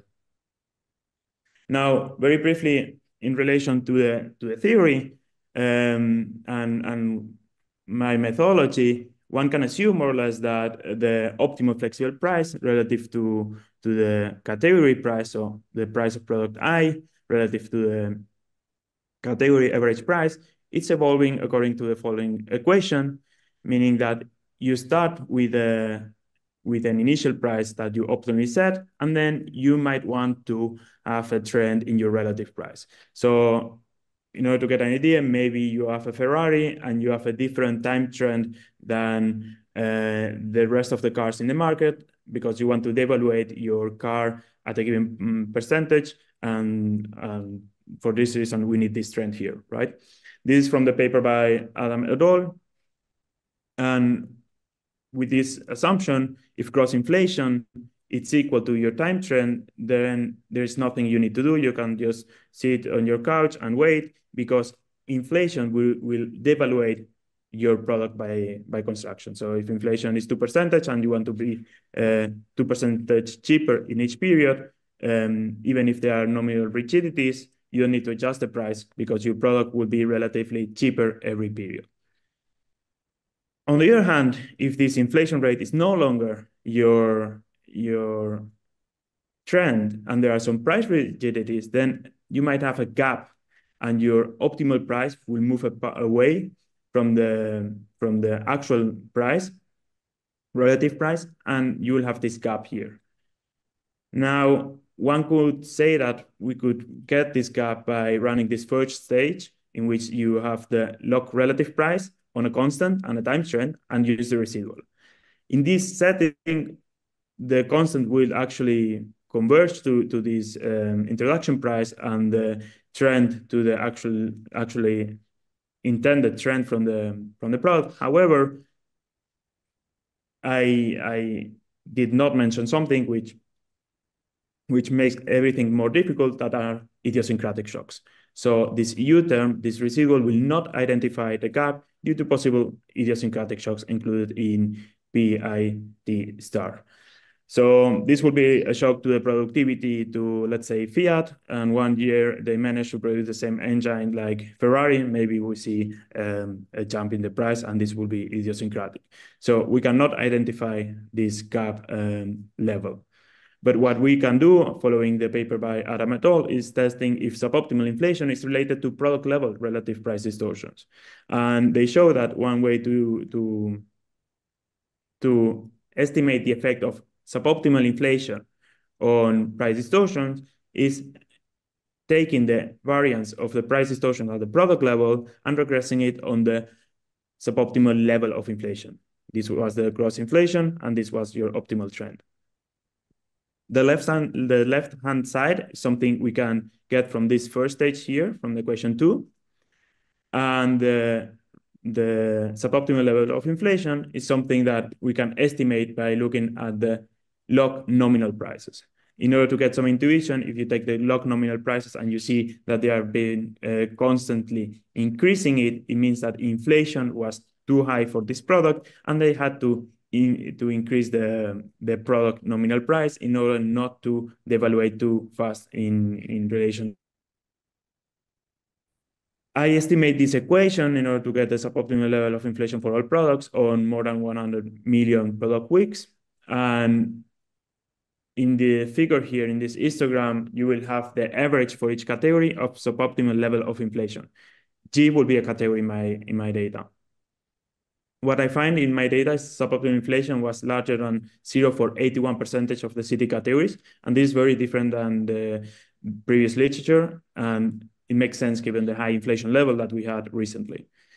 But it provides a new insight on what happens when inflation is high. Do we really have more people adjusting, and this actually makes distortions disappear, yes or not? In order to know if distortions keep increasing with inflation, we need to run the second stage. In this case, we have on the left side the variance at the product level of the residuals, and on the right side you have the suboptimal level of inflation of the product. This CGC will give us the slope and will be specific for a category and a city, and will indicate what is the margin effect of suboptimal inflation on price distortions. My estimates, I have like 4,500 category city combination for which I don't have small sample bias, and I can estimate this. And what I find is that for 98% of the category cities, this CGC is positive and significant for 88% of the combination. So this is strong evidence that even during periods of high inflation has the distortionary effects on prices. Now, I've shown that the price distortions at the product level are affected by inflation, but now the question still remains, what is the role for price dispersion across products inside of a narrow category? So if this is the variance of log prices inside of one of those narrow category cities combination, one can decompose it into something that is efficient, which is your optimal relative introduction price and the time trend, and something that has both components, the gap plus these idiosyncratic shocks. In my data and with my narrow categories inside of one city, I more or less can assume that these idiosyncratic shocks should be lower, but I can, again, not identify the level of inefficient price dispersion. What I can do is estimate what is the share that can be explained by those two components from the first stage showed earlier, and 93% is not inefficient of the variance in one narrow category. This can be driven, for example, by one narrow category being Coke and being a bottle compared to 6 bottles of Coke. And it will still be both considered one narrow category. So 93% is not inefficient, but we still have a lot of room to play here. I cannot identify the level, but what I can identify is if this increases with inflation, if there is some movement between inflation in a category and the cross-sectional price dispersion inside of the category. So I run this type of regression, which is very common in the literature, and alternatively to using the residuals from the previous regressions, I also estimate the inefficient price dispersion using estimates from previous literature. This would be, for example, from the paper from Cheremirov or Alvarez. They obtained this epsilon by residualizing log prices on product specifics or fixed effects. So I also take this measure, and I also use directly prices for even a narrower category in which I have the narrow category interacted with the product size. And there is even a third one I will not comment for the aim of time available. So in this figure, in this table, what you can see, let's focus on the numbers here in red. One can interpret those numbers as an increase in annualized inflation from 0 to 13%, increases in inefficient price dispersion for restaurants by 40% and by 15% for supermarkets. So we can see that there is a strong movement of inflation and inefficient price dispersion, and this relation is much stronger in the stickier sector. For interpretability, I'm running the regression on the log standard deviation, but the other results without the log in front of the standard deviation are also included in the table. And you can see that the results seem quite robust and significant, and also similar across approaches. So the approach using the residuals from Adam et al.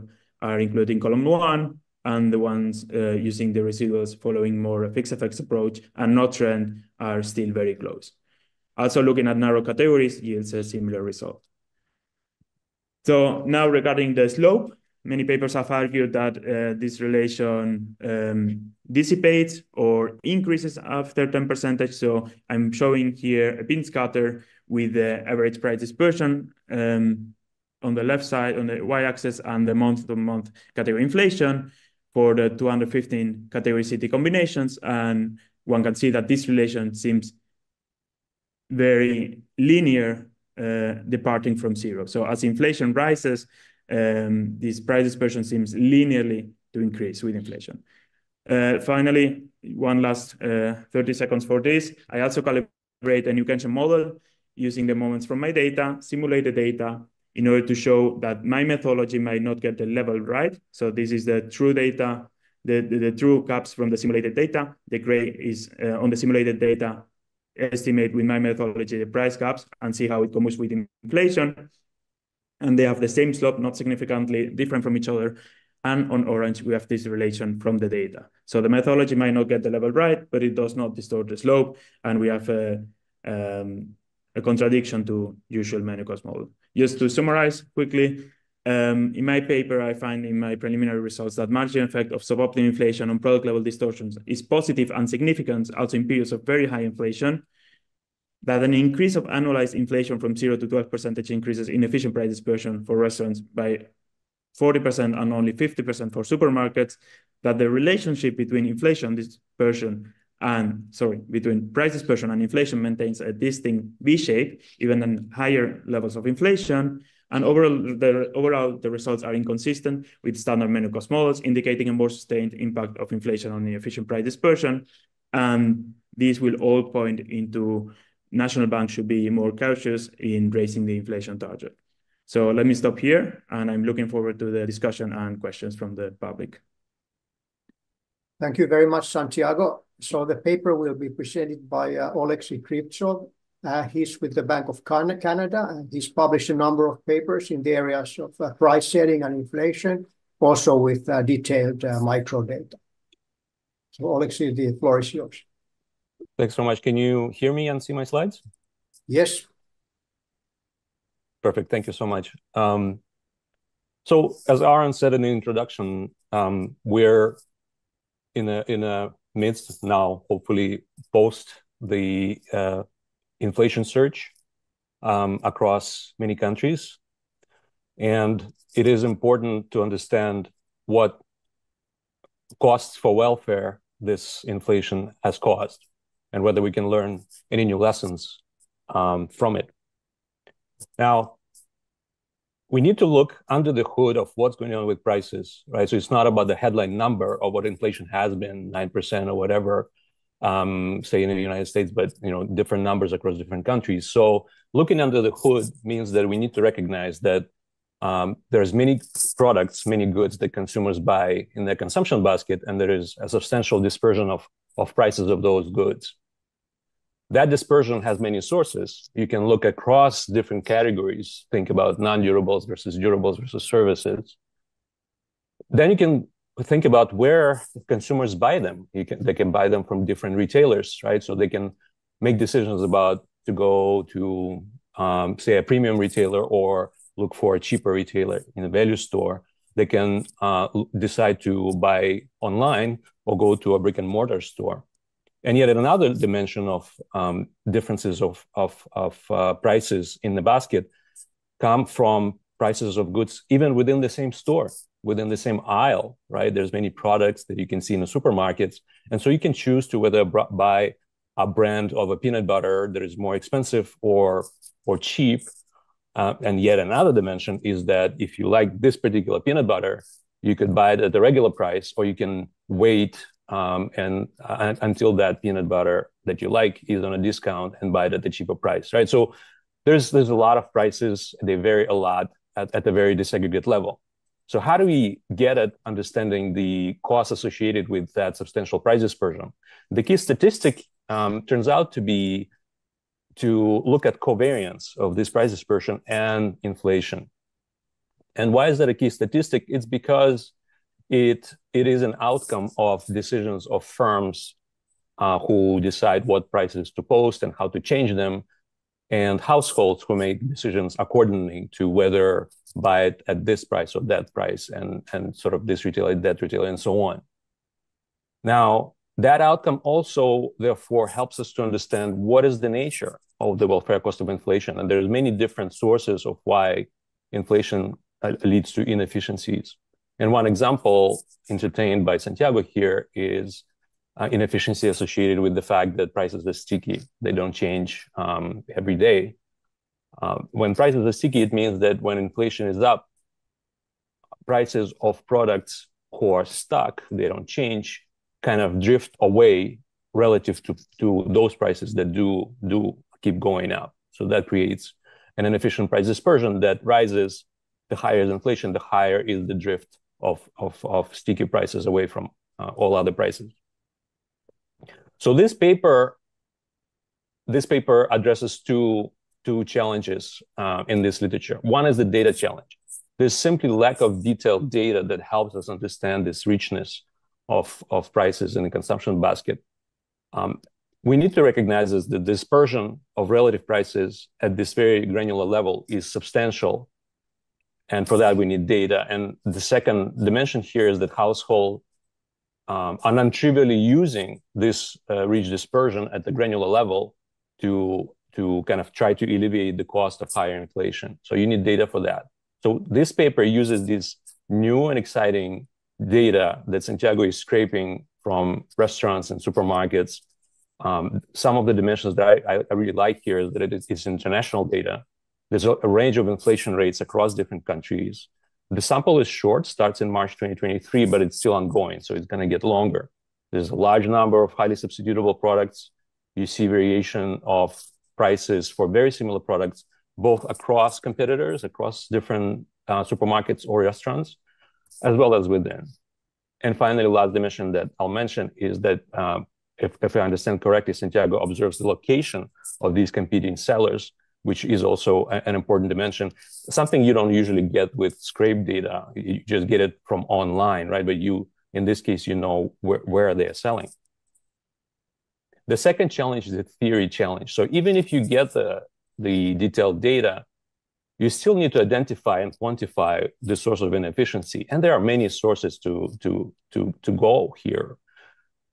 Inefficiency means that markets fail to give you prices that allocate resources efficiency. So these inefficiencies may exist in the goods market. Think of market power, right? If there's a large supermarket that competes with a mom and pop small store that sells food, for example, right?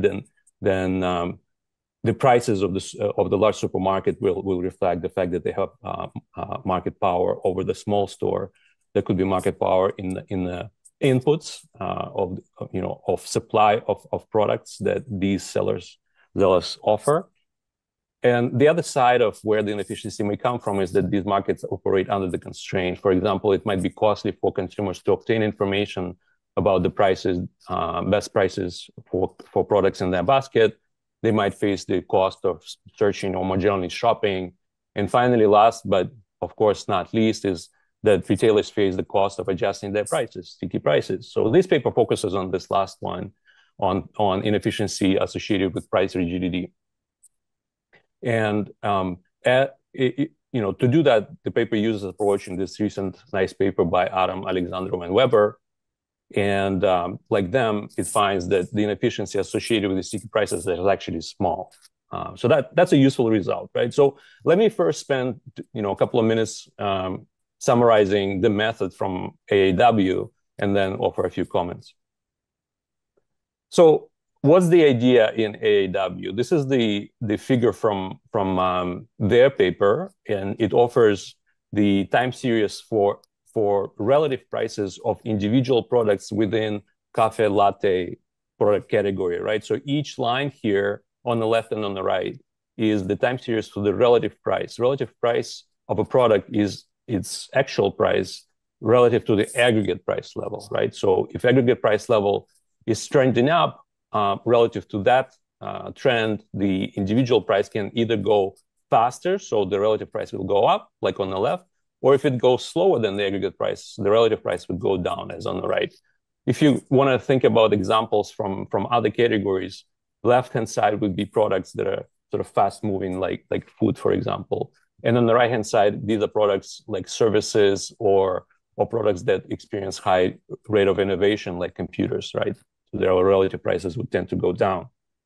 So now what you see is these lines are kind of jaggedy, right? So they they have this sort of downward slope, and then this jumps up. What does it mean? It means that when the price is sticky, so the actual price is not changing, but the aggregate price is going up, the relative price will be going down. So these episodes here are episodes when the price is stuck. So it exists here because of sticky prices.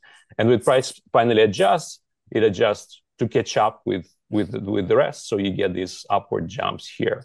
And relative to these trends, you get this up and down movements that lead to price dispersion. So how do we work with that? We estimate on the left-hand side, so you have the log of this relative price for a product. You can estimate the part that gives you the trend for each of these time series, and the movement around it. The movement around it captures these adjustments, which could be because the cost of the product are changing. So that would be captured in this idiosyncratic component. Or it could be because of the drifts from the sticky price times. So that would be capturing this gap, and that would be the source of inefficiency. So if you fit the trend to these relative price movements, you can estimate the trend slope, right? So, and by the way, that trend slope will give you this product specific optimal price, P star. We need to note here that if the relative price is upward sloping, that means that P star, this product optimal price, according to AAW, is negative. Why? Because to reflect the sticky price idea, right? That the P star for these products on the left is positive because if there was no sticky prices and the P star was negative, then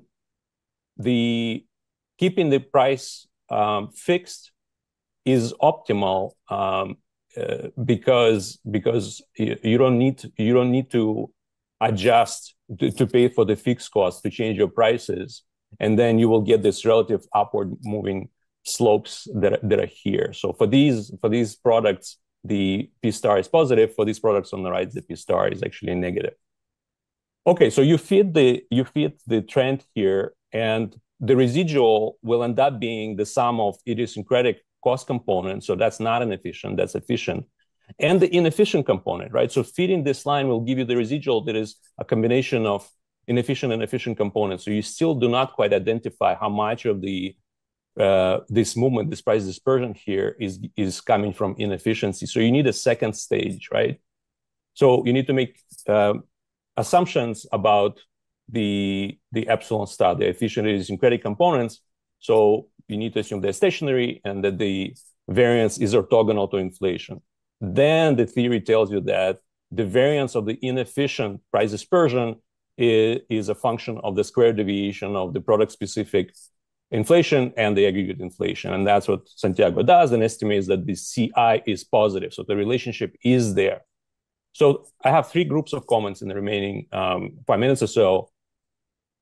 First is, so how much of the dispersion that we observe is due to this gap, to this inefficient price rigidity? Santiago does have it. He mentioned that, for the dispersion of all prices, relative prices, that's about 7%. He said so that 93% is due to efficient part, to the trend part, and only 7% is up to that. But the paper needs to deliver more of that, right? Because the whole point of going through all of this is to tell us, so how much of an efficiency we're getting at the end. AAW, they use UK data, and they tell us that at most, this term gives you 1%. So the bottom line is that price rigidity gives you really, really little here. So what if it's not that, so what is giving us much more? And this is, again, the figure from AAW, where the black line tracks the dispersion of all prices, and he shuts down, this component, which is small, but then he even shuts down the trend component. The most important source of inefficiency is due to dispersion in these intercept terms, right? So this is the relative price of products at the time when they introduced.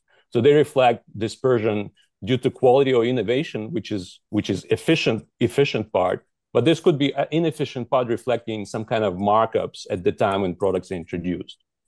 So if that's the sort of the more interesting potential source of inefficiency, then it would be interesting to go after that. So what other sources are there?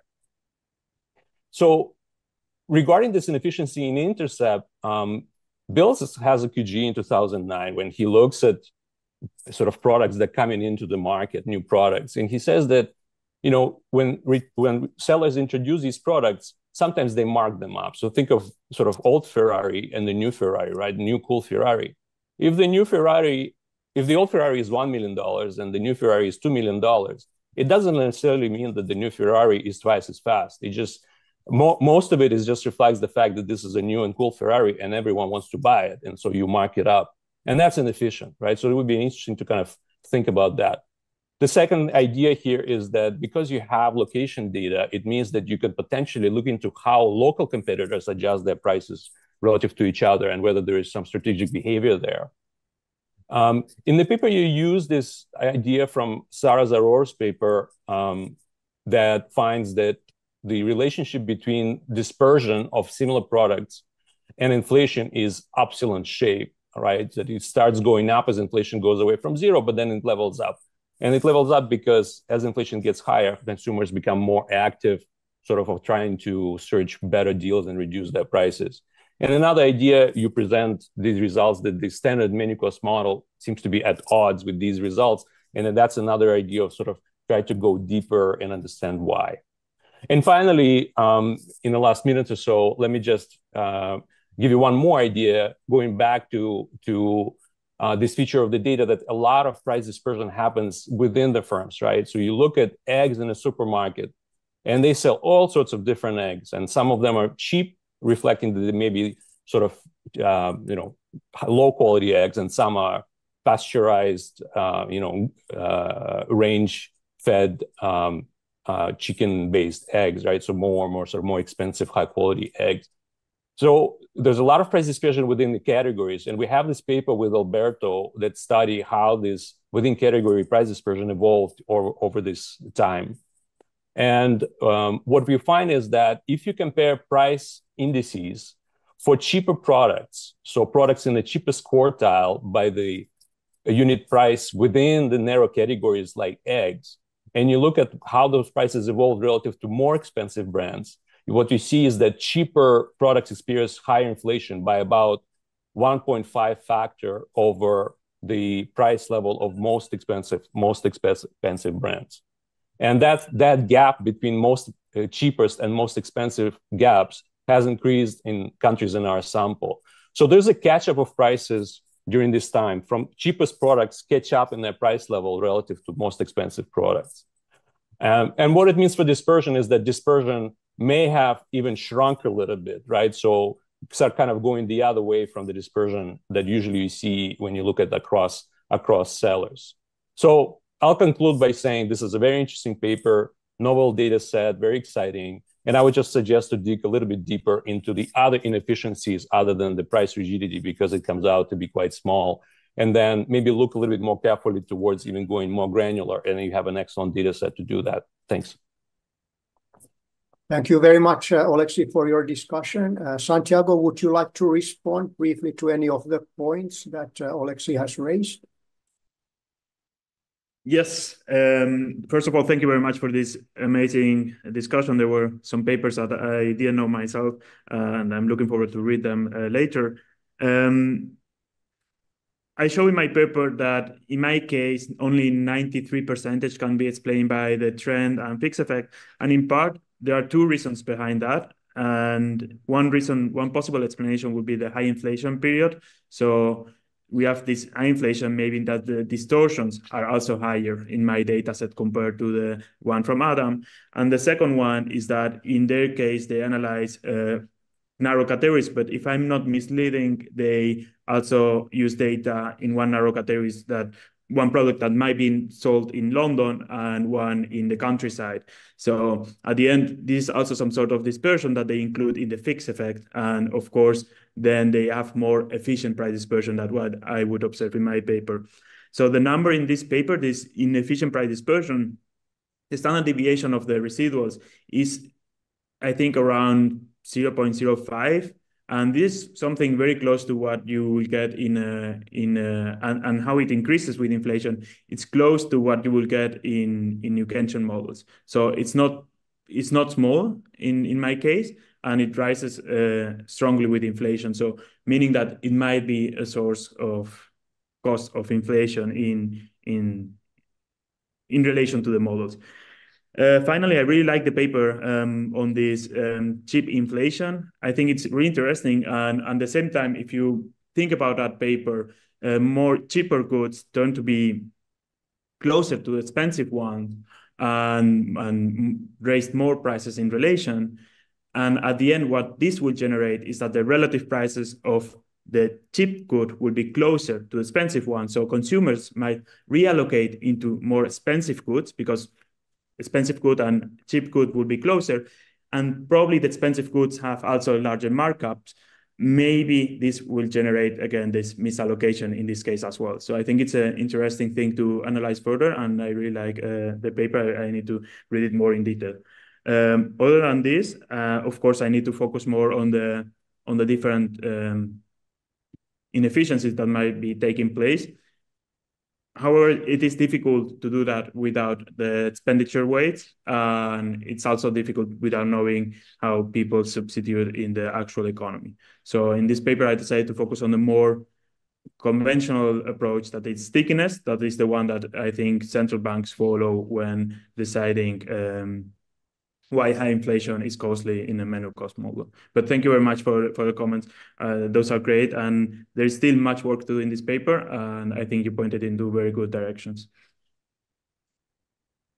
Okay, thank you very much. Let us then move on now to the second paper of the session. So the second paper will be presented by Damien Capel. Damien is an economist at the research department of the IMF. So he's done research on a number of areas related to macrofinance, fiscal and monetary policy, and education and labor market. So the paper that Damien will present today is on the optimal taxation of inflation. So Damien, the floor is yours. Thank you very much, Aaron. Let me share my screen. Could you confirm that you can see the screen? Yes, we can see it. Perfect.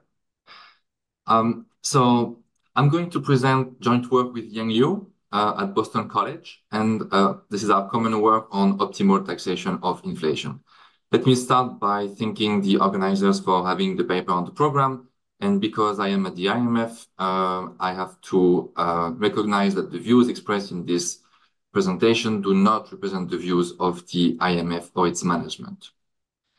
So the starting point of this project was the observation in the past 2 to 3 years that in the United States, monetary policy has faced challenges to stabilize inflation.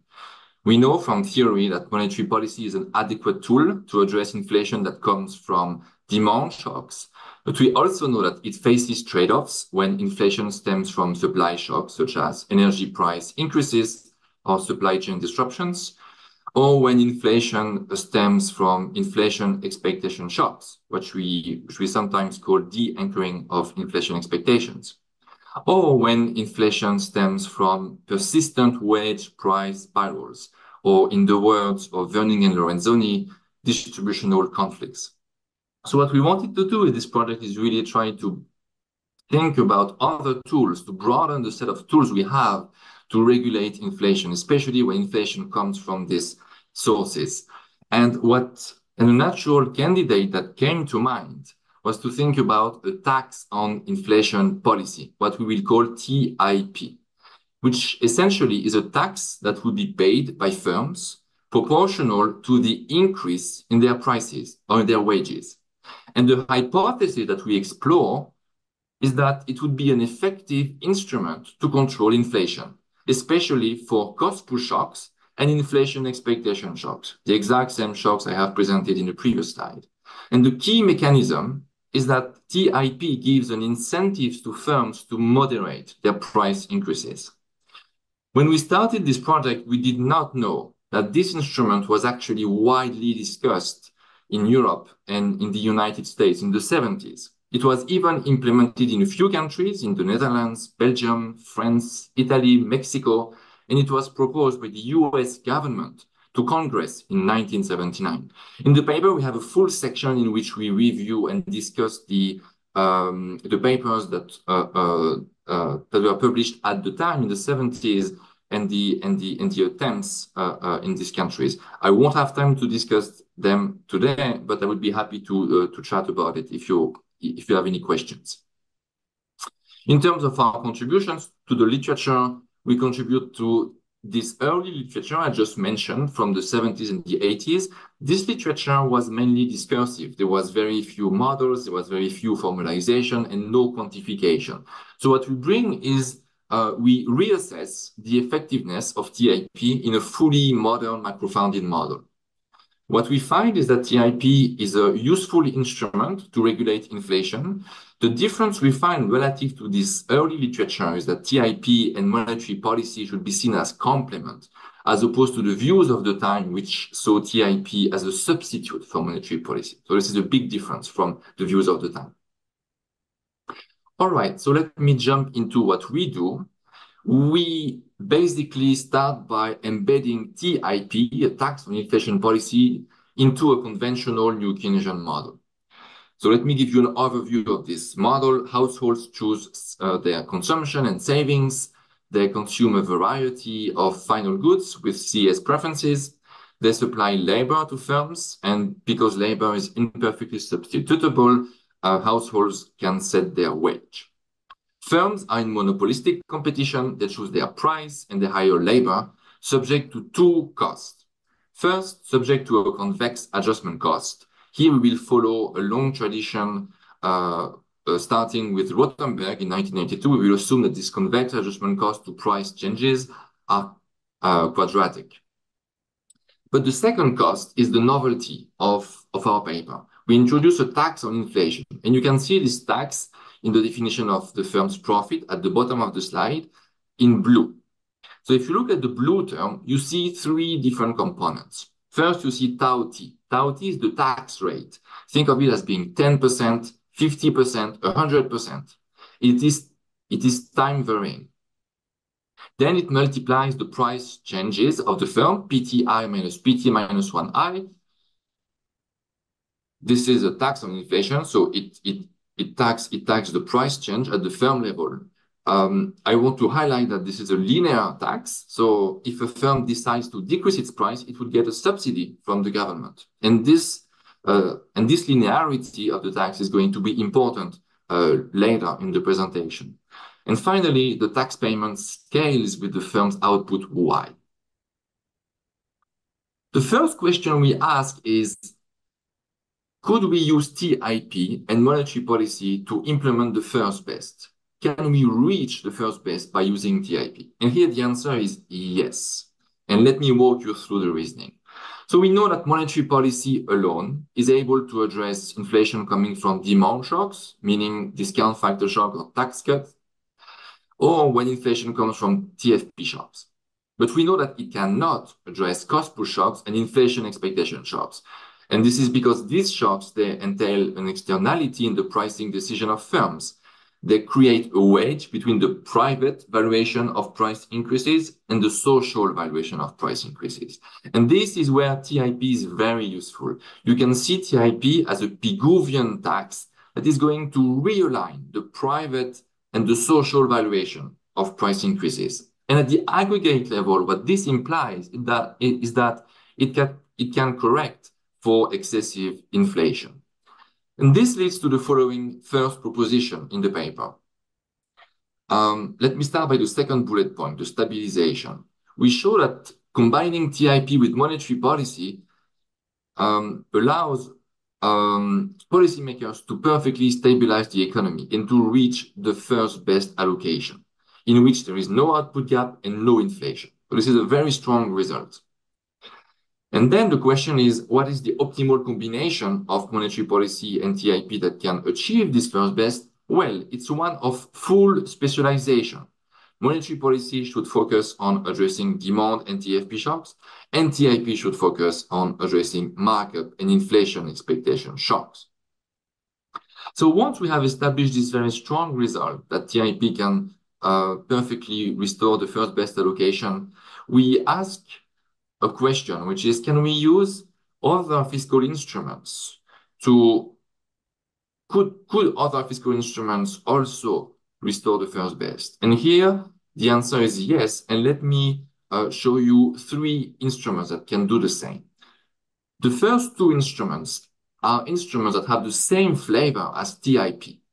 The first one is a fee bait on inflation policy. This would be a combination of a tax on inflation policy, the one I've just mentioned before, with a rebate. And the advantage of the rebate is that it offsets the tax burden implied by TIP. Although we show in the quantitative version of the model later that the tax burden implied by TIP is actually very small.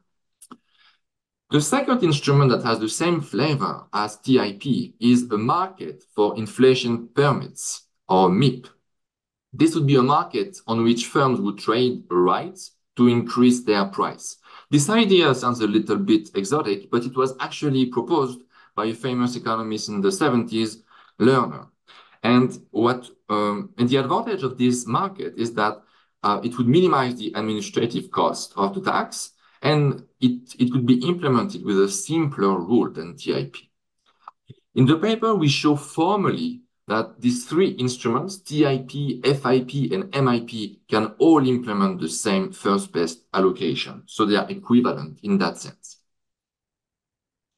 If you are working in the new Keynesian literature, you are probably thinking that we can already restore the first best allocation by using a payroll subsidy. And this is actually the conventional way that we offset the distortion coming from market power in this class of models. And we show that indeed that there is an equivalence between TIP and payroll subsidy in the sense that they can both implement the same allocations. But then what we argue is that TIP can be more appealing than payroll subsidies because payroll subsidies imply large fiscal cost. In a quantitative version of the model, we show that to reduce inflation by 0.5 percentage point, the subsidies would need to be about 3.5% of output, which is, as I will show you later, much larger than the tax burden implied by TIP. So we see this as an appealing feature as TIP. All right, so far we have assumed that policymakers could perfectly observe the source of inflation, whether it was a markup shock, whether it was a demand shock. What if they don't? And what if instead policies can be set only following targeting rules? What we will do for the next few slides is to move away from a model in which in which policies can be made function of shocks to a model in which both monetary policy and TIP follow targeting rules. Monetary policy is going to follow a Taylor rule, and TIP is going to follow an inflation targeting rule, which I show on the slide on the left-hand side. You see that phi pi is going to measure the strength of the reaction of TIP to inflation. And then we will simulate using a calibrated model the stabilization properties of TIP. And I want to show you one result. This is what you see on this slide. I show you what is the stabilization gains coming from TIP following a markup shock. So I show you the IRF of inflation, the output gap, the policy rate, the TIP rate, the TIP as a percent of sales, which is our measure of tax burden, and the markup shock. And I show you the IRF for different values of phi pi, so for different strength of the TIP rule. And what you can see is that by strengthening the reaction of TIP to inflation, you can stabilize inflation. You can also stabilize the output gap. Monetary policy does not need to be as aggressive. And you can achieve this stabilization for a very small tax burden. As you can see in the bottom middle panel, the tax burden implied by TIP is less than 0.15% of sales. So this is very small. In the paper, we then go beyond this deterministic simulation, and we allow for a stochastic analysis in which the economy is hit by different types of shocks that are calibrated in a realistic way. And we show that the result that TIP provides substantial stabilization gains still holds in that environment. We also show that the idea that instruments should specialize, which we had derived in the first best setting, is still true in this environment with targeting rules, meaning that TIP should specialize in targeting inflation and monetary policy should put more weight on the output gap. All right. At this point, you may have a concern, which is that TIP could exacerbate price distortion, and it could lead to misallocation of consumption and investment. So to address this concern that TIP could exacerbate relative price distortion, we extend the model to many sectors which are hit by sector-specific TFP shocks. And these sector-specific TFP shocks, they require adjustments in relative prices. And in this environment, we ask the question, are the distortions that are due to sticky prices, are they exacerbated by the existence of TIP? The answer we find is that no, and we show it in two steps. First, we show it analytically. This is what I show you in the proposition. At first order, and if price stickiness is homogeneous across sectors, the distribution of relative prices across sectors is totally independent of TIP. So this is a very strong result. TIP has no effect on relative prices. But of course, this result is true, requires two strong assumptions. One is first order, and the other is homogeneity of price stickiness. So then we go back to the computer and we simulate a nonlinear version of the model with heterogeneous price stickiness. And what we find is that this result, that TIP does not exacerbate price distortion, is still true numerically. What is the intuition for this surprising result? Well, remember that TIP is a linear tax on price changes. In particular, if a firm decides to decrease its price, it would get a subsidy. And this is important, and let me walk you through the intuition for how this works. So let's start with from a situation with two firms that have the same price, a blue firm and a red firm. PB is the price of the blue firm, PR is the price of the red firm. Let's have a look at the left-hand side of the graph, where this is a world with no TIP. Imagine now that the red firm is hit by a negative TFP shock. This firm wants to increase its price. The gap between the price of the red firm and the price of the blue firm is delta. Now, what happens if we introduce TIP in this environment? As you would expect, the red firm is going to moderate its price increase. The PR is going to increase by less. But there is another effect that we should keep in mind, is very important, is that the blue firm is also going to adjust, is going to decrease its price because it faces a TIP, it faces an incentive to decrease its price because it would get a subsidy if it does so. So with TIP, we have now a new gap between the red firm price and the blue firm price, delta prime. And the question is, how does delta prime, is delta prime larger than delta? And what we find both analytically and numerically is that delta prime is not smaller than delta, meaning we do not have more price distortion with TIP than without. All right. Then in the paper, we try to address a few implementation issues. And to do this, we run a few robustness checks. The first one is we look at how effective would be a tax on inflation that is restricted to large firms. We ask the question numerically, if we apply the TIP only on the top 1% biggest firms in the United States, what would happen to the stabilization properties of TIP? And we find that TIP would be almost as effective as in the baseline case. And the key reason is that the top 1% firms account for 75% of sales. We then ask the question, what would be the stabilization properties of a tax on wage increases as opposed to a tax on price increases? And here we find that the effectiveness of TIP on wage increases to control price inflation crucially depends on the nature of the shock. If the shock is in the wage Phillips curve, a TIP on wages would be very effective.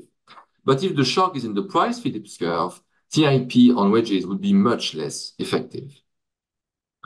Finally, we also show that our results are robust to using time-dependent Calvo-type frictions as opposed to Rothenberg cost. All right, let me conclude. We have put forward in this paper a tax on inflation policy, TIP. We have shown that it was a powerful instrument to control inflation in the face of persistent wage price spirals and shifts to inflation expectations. We believe that this is relevant today for addressing stubborn inflation, and in the future, if the shocks that we've seen in the past 3 years continue to be major shocks in the future, future research should look at the tax avoidance that TIP could entail by firms and by workers. And future research should also think about the political economy of TIP. Thank you for your attention. Thank you very much, Damian, for your presentation. The paper will be discussed by Minea Constantinescu. Now, Minea is with the National Bank of Moldova and also with the University of Amsterdam. So his research focuses on empirical macroeconomics, including business cycle fluctuations and real estate markets. So Minea, the floor is yours. Great, many thanks. Just 1 second, let me share my screen. All right, can you see the slides? Yes. Excellent. Hi, hello everyone. So thank you for this succinct presentation and very good overview of the paper, Damian. The paper main messages are that monetary policy hits an effectiveness speed bump when dealing with markup and inflation expectation shocks. So in this particular case is another tool that takes care of rapid and possibly unjustified price increases may be variable. So in this case, a tax on inflation policy is presented, and it would target firms' price hikes following an energy price shock, a supply chain shock, or an expectation shock.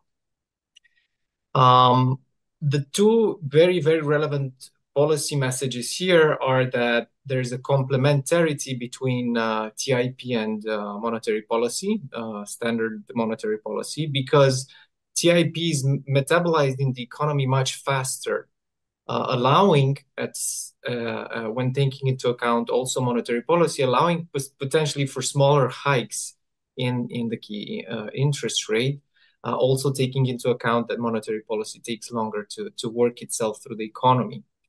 And also equally important is that it would deliver a time-consistent portfolio of policies if we take into account TIP and interest rate changes, with the optimal combination under discretion being similar to best policy under commitment. And this is a very, very important result because it offers, apart from being a new, perhaps a specialized tool, it offers increased strategic flexibility in the monetary policy decision-making. So these are very important results because they open up, in a sense, new ways to think about conducting monetary policy. How are these results reached? So just a very brief overview of modeling choices. This is a new Keynesian model with sticky prices, where sticky prices are modeled using Rothenberg adjustment costs. Just one second, move this. And the linear tax is introduced, as shown by Damian, in the profit function of the intermediary. There are standard assumptions otherwise on households, final and intermediate good producer, the same with a budget constraint. What's important to highlight is that there's an equivalence that's shown in the paper between introducing Rothenberg and Calvo pricing. The authors also talk about time-varying nature of TIP, so this is not something that's fixed, but may vary over time. The shocks are the productivity shock, and this is referred to in the paper and discussed as the supply chain disruption, energy shocks, and technological progress. And these are located in the production function of the intermediate good firm. And there's an inflation shock that shows up in the firm's expectation function, is a reduced form shock, representing deviations from the rational expectation specification of the intermediary good producer. There's many questions that are asked and tackled in the paper. So apart from the non-distortionary nature of TIP for relative prices, even with sector-specific shocks, there's a lot of equivalence results. So, for example, this was also brought up by Damien, that you can think about fiscal alternatives, but these fiscal alternatives may be politically complicated to implement and also bring up questions of fiscal sustainability. So as soon as you take them into account, TIP obviously becomes a much better solution. They also consider TIP on wage increases instead of price increases. But again, if the shock is in prices, there's not much you can do with a TIP on wages. They consider the market for permits, which is also introducing an interesting element because it brings a sort of a competition element to determining this who needs this TIP more and who needs it less. And they also discuss taxing large corporations for ease of implementation. Again, something that was discussed in the 70s. And again, here there are some equivalence results that are worthy of keeping in mind. So some of these modeling choices, I think, require a little bit of extra explanation. So the first one, when you open up the paper, the abstract starts discussing about distributional conflicts, as in Lorenzoni and Werning, the 2023 paper. And the authors indicate that the TIP may correct firms' pricing externalities. So if you consider inflation, I mean, in their paper, in the Lorenzoni and Werning, they consider inflation as the disagreement regarding relative prices. And inflation shows up as the power struggle to influence them. So how you can influence the pricing, your price compared to the other prices. And the stylized model that they use actually is purposely not new Keynesian. That's just a side note. In our case, for example, if we consider energy shocks, they would alter the relative price structure of inputs and may lead to distributional conflicts. But as indicated before, relative prices do not suffer any additional distortions with TIP. They neither distort them more nor less, depending exclusively on the Rothenberg adjustment cost. So if the Rothenberg adjustment cost, the theta does not depend on TIP, on that. That's proposition 5 that Damien also brings up. It's interesting to clarify the link to the distributional conflict theory and what role TIP may play in it. There's some consideration about various heterogeneity dimensions, so the large versus small firm discussion. But I think there should be a little bit more here. So, I just picked one because this is in the appendix and this is considered. So if we look, for example, at Gabet 2011, if we look at Bloom, Guven, and Salgado 2019, they talk about this highly non-symmetric nature of a TFP shock in the US economy. It's valid for other economies as well. So it's skewed over the business cycle. It's asymmetric in the cross-section. If we look at how heterogeneity is considered in the paper, we talk about large and small firms, and this is captured by different consumer taste shocks. So there's a Xi upper bar, lower bar somewhere introduced there.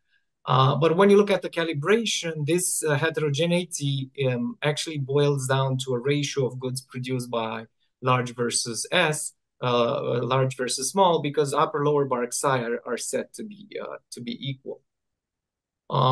There's numerous market structure elements that might be impacted, distorted probably by this tax. Think about competition and concentration. Think about entry and exit.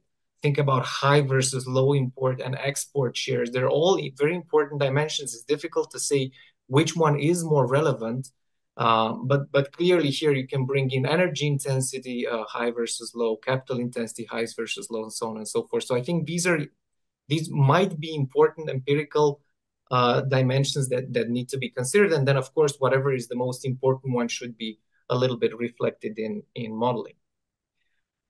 When considering optimal tax policies, the paper also makes an argument that TIP is useful when monetary policy will not reflect the best choice, referring to the zero lower bound.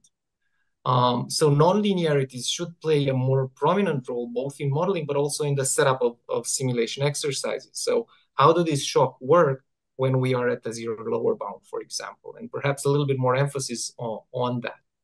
Most of the analysis and discussion now is carried along the linearized equilibrium. So it's a first order approximation, and a lot of stuff that might happen once we account for a second, third degree, like some of the papers that were presented before.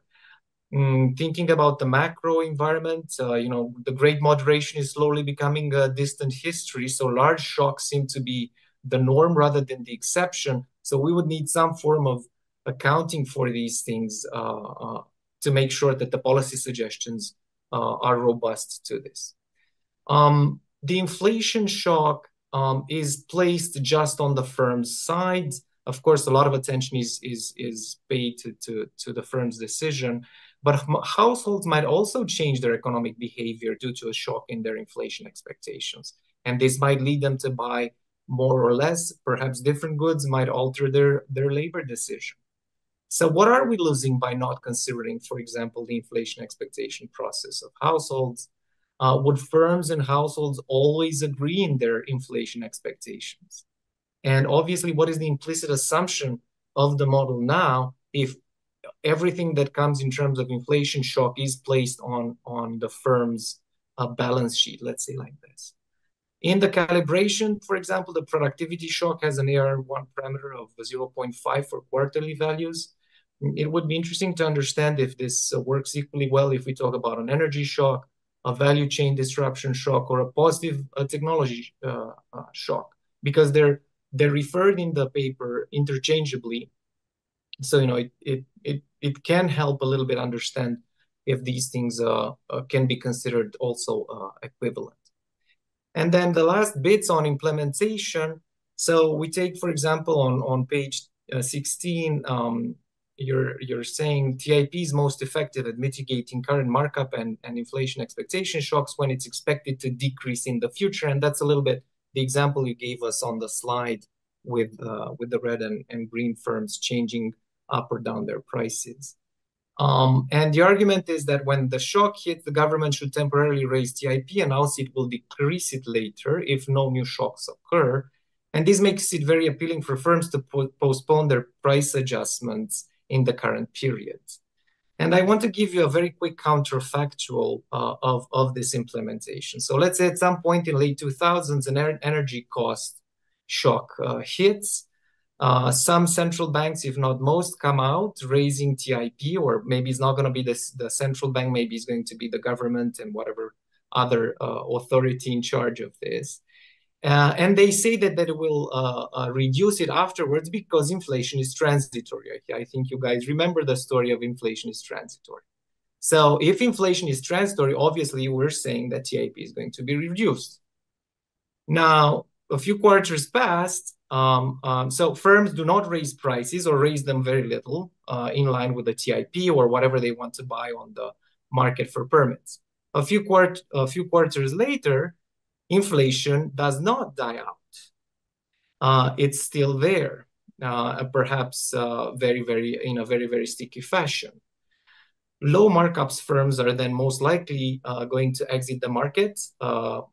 They're going to be completely pushed out, perhaps by the production costs. Large markup firms might need to increase prices by a lot more as compared to a no TIP scenario.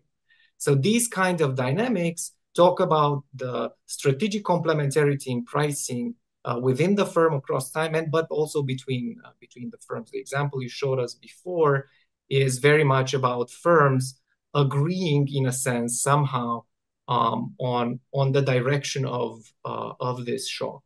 And I think there's going to be a lot of disagreement in reality. The interaction, and this is my last point now, a lot of attention, the interaction between TIP and monetary policy, a lot of this now is on weights that should change given different specifications of TIP.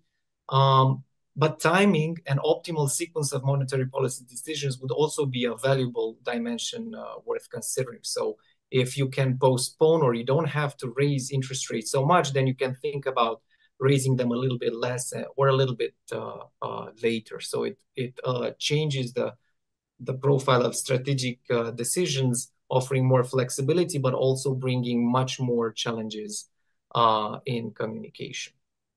And the last tip, why didn't you call it inflation pass-through, a tax on inflation pass-through? Because at the end of the day, the policy is what the government agency would do, whereas the firm would be what they would decide to pass on to the consumer. Those would be my points. Thank you. Thank you very much, Mina, for your discussion. So, Damian, would you like to respond to any of the points that Mina has raised in his discussion? Sure. Thank you, Mina. A very rich discussion. Thank you very much for digging into the paper and providing so much interesting comments. So there are a lot of comments, and I will probably need to pick a smaller set just for the sake of time. So a lot of comments are about thinking beyond what's already in the paper, thinking about additional dimensions of heterogeneity, which I think are all relevant. Small firms, big firms, degrees of concentration. I think it is all relevant. This is not in the paper. You know, I see this paper as being a first paper of a series of paper, which would dig into the different dimensions of the question that you raised. Including in this, I think the issue of the distributional conflict that you raised, it's really interesting. You know, thinking about the endogeneity of a distributional conflict to energy shocks. Of course, in the paper, we do not endogenize distributional conflict. We just assume there is a distributional conflict, which we model as wage markup shocks or price markup shocks. But I agree with you, it would be interesting to endogenize them and see how it changes the way we should think about TIP. In the same bucket of extension of the paper, the ZLB, the zero lower bound, and what TIP could bring in a world in which monetary policy is constrained. So here, of course, you would not have TIP what you want to do at the ZLB is not to reduce inflation, is to increase inflation. So the optimal TIP would be negative. You would like to give incentives to firms to increase their price, and so you will set a negative TIP. And I actually have started thinking about the optimal design of TIP at the zero bound. I think this is an extremely interesting set of questions, and I would be happy to chat more and share results once I have.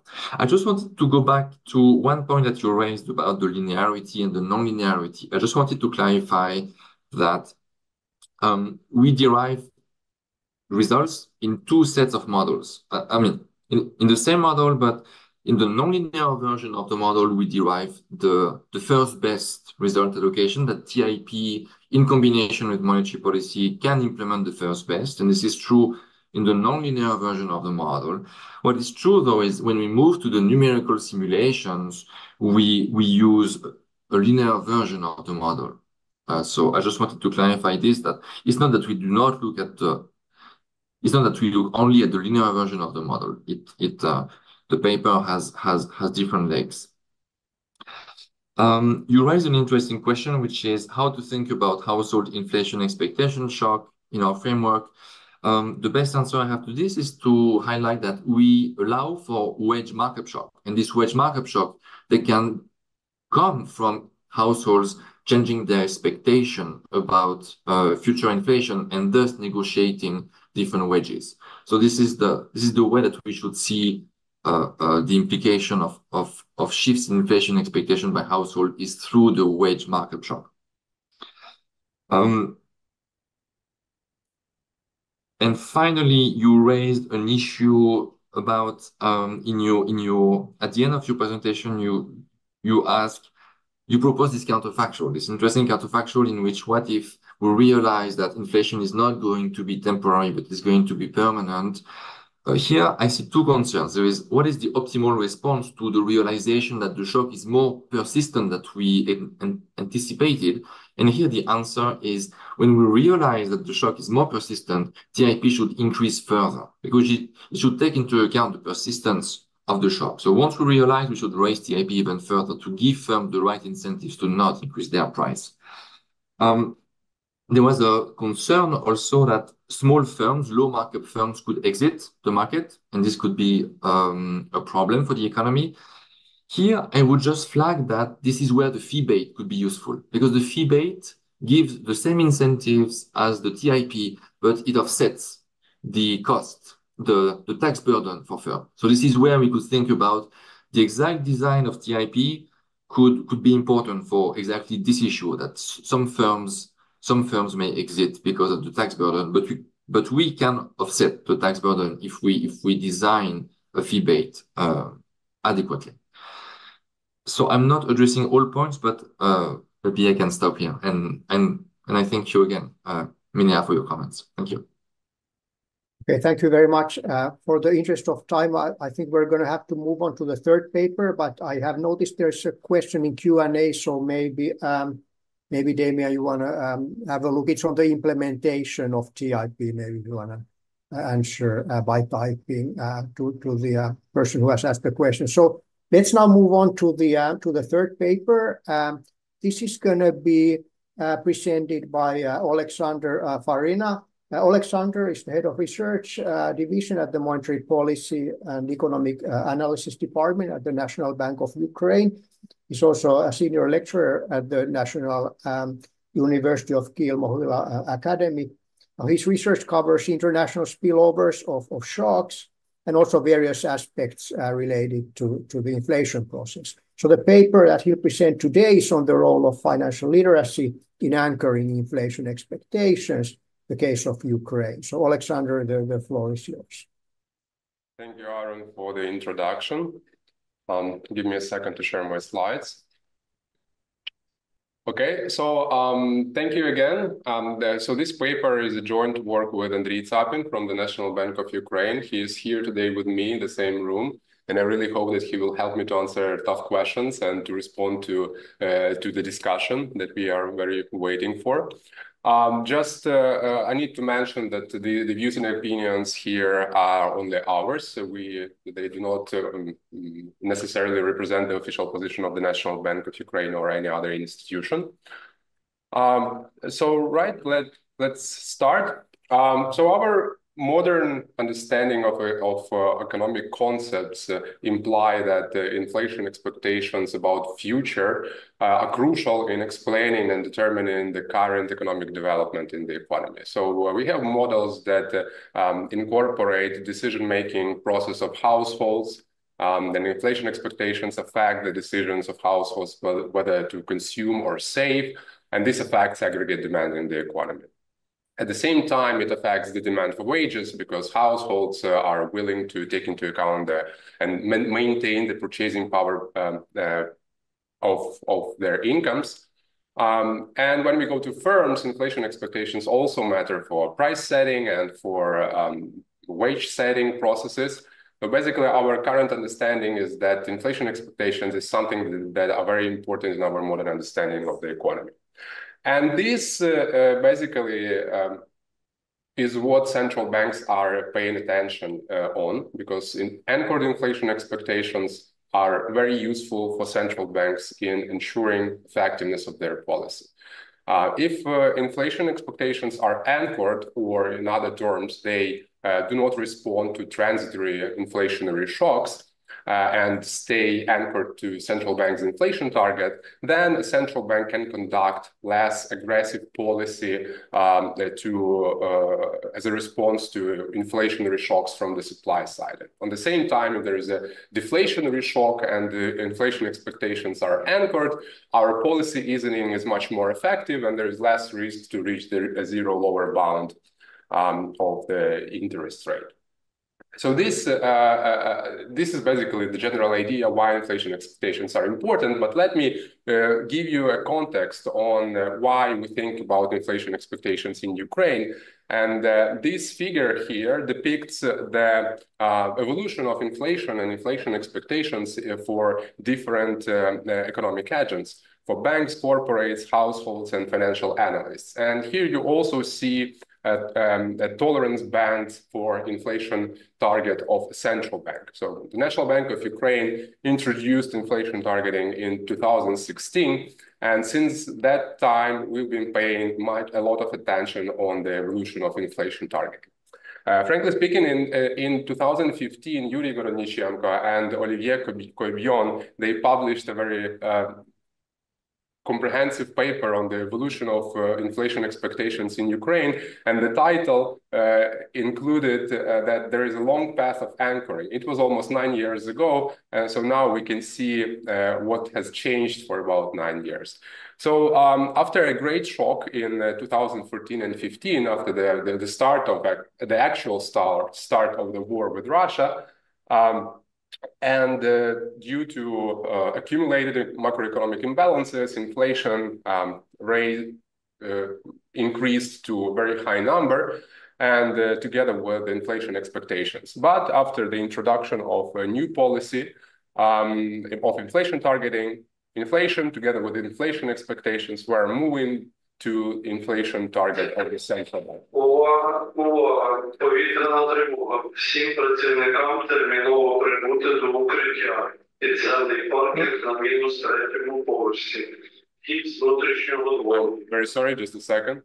So we have air raid alarm now. So please, I will take an opportunity and ask everyone who is in Kiev to move to shelters if you are not in a safe place. Всім працівникам.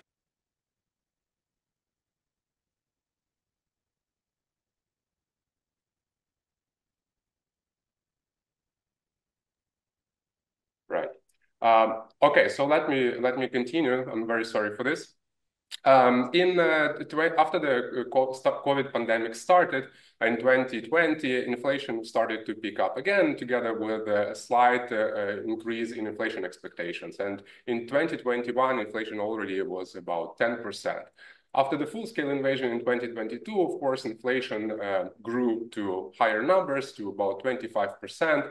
And we see here that this actually corresponds to the increase in inflation expectations of all economic agents.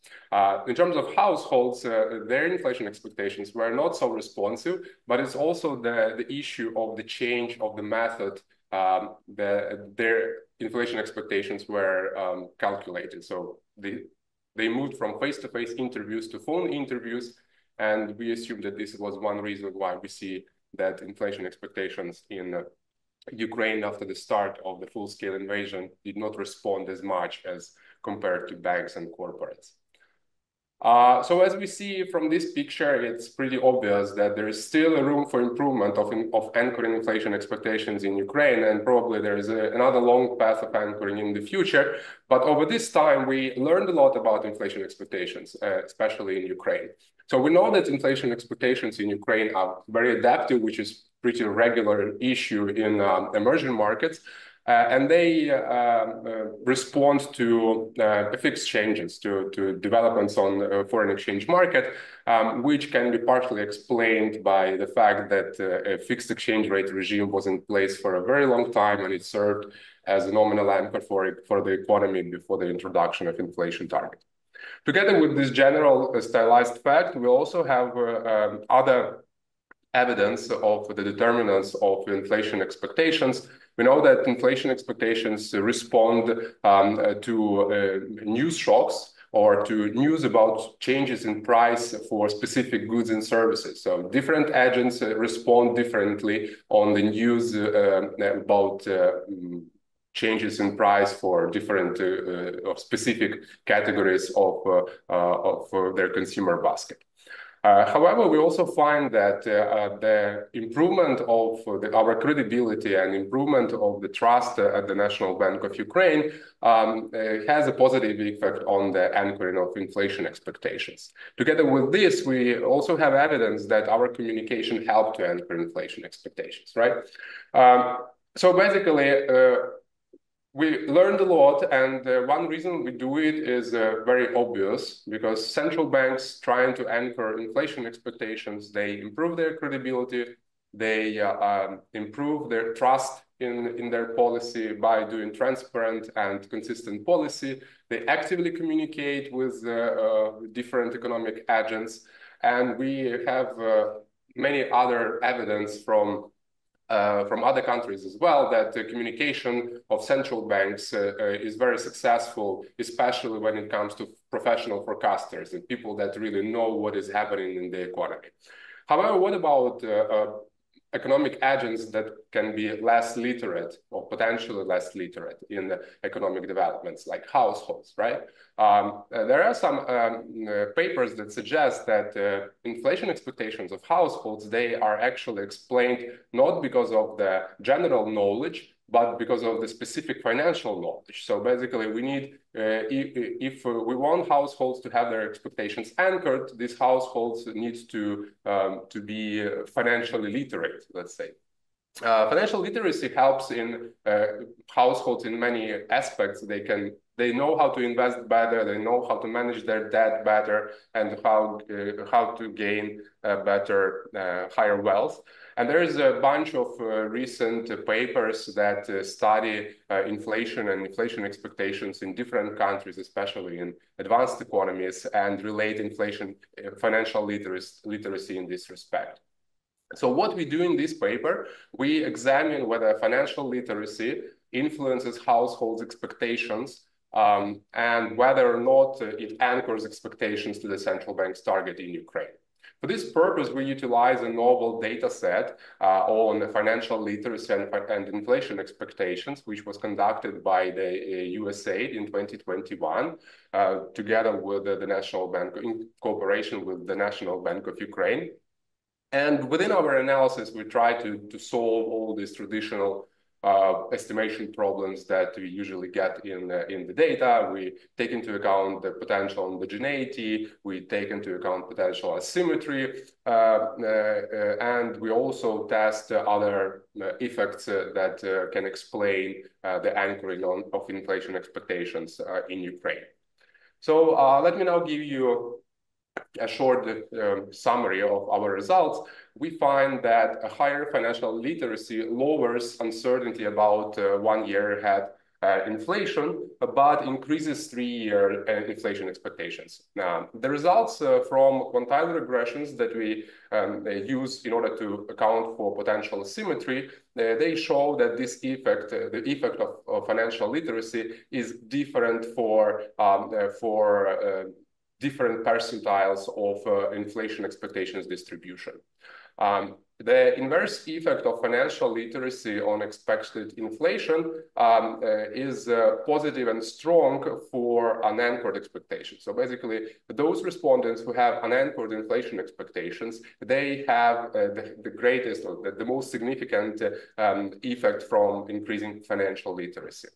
On the other hand, these positive effects, positive relationship between financial literacy and inflation expectations is found for those respondents who have already anchored inflation expectations, whose inflation expectations are very close to central bank's target. In addition, we also find that financial literacy significantly improves inflation perceptions about current inflation rate and also the accuracy of individual predictions about inflation.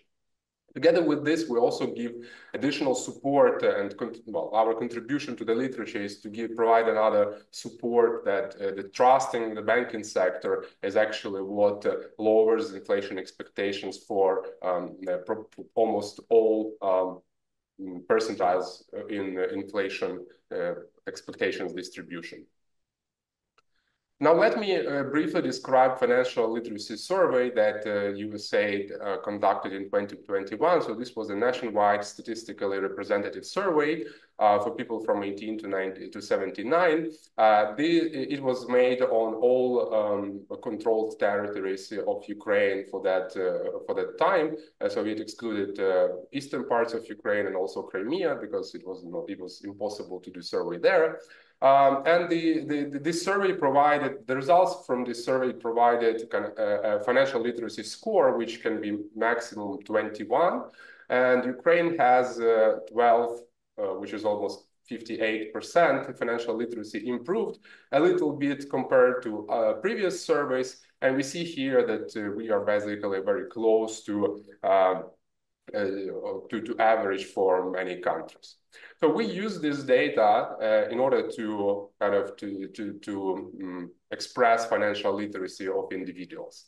At the same time, because the USAID conducted this survey with cooperation of the NBU, we were lucky to ask to include different questions, additional questions, and there were 3 additional questions asking people what are their perceptions about inflation in the future and about inflation in the past. So we have 3 questions asking how much do you think the price of consumer goods and services have changed over the past 12 months, then next 12 months, and also next 3 years. So basically we can have different measures of inflation expectations of households, like current inflation perceptions, inflation expectations in the short run, 1 year, and also a medium run inflation expectations for 3 years.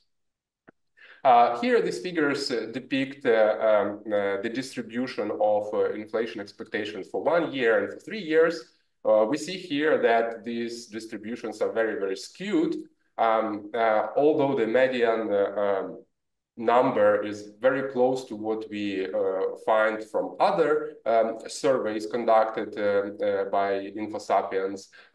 However, we see here that this skewness is something that we need to take into account in the analysis. So our estimation approach goes as follows.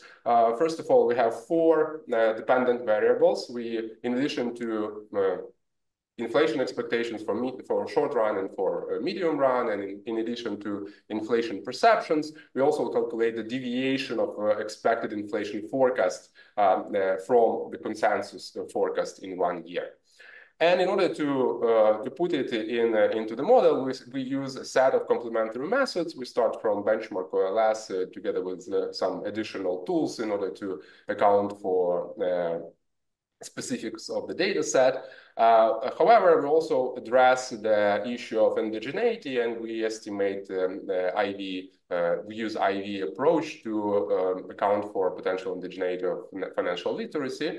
And in order to take into account the skewness of distribution of inflation expectations, we use quantile regressions. Basically, this helps us actually to make economic interpretation, because the lower percentiles of these distributions will introduce those respondents who have anchored inflation expectations, who have their expectations very close to inflation target. And however, upper percentiles of this distribution is something that we call an anchored expectation. So this provides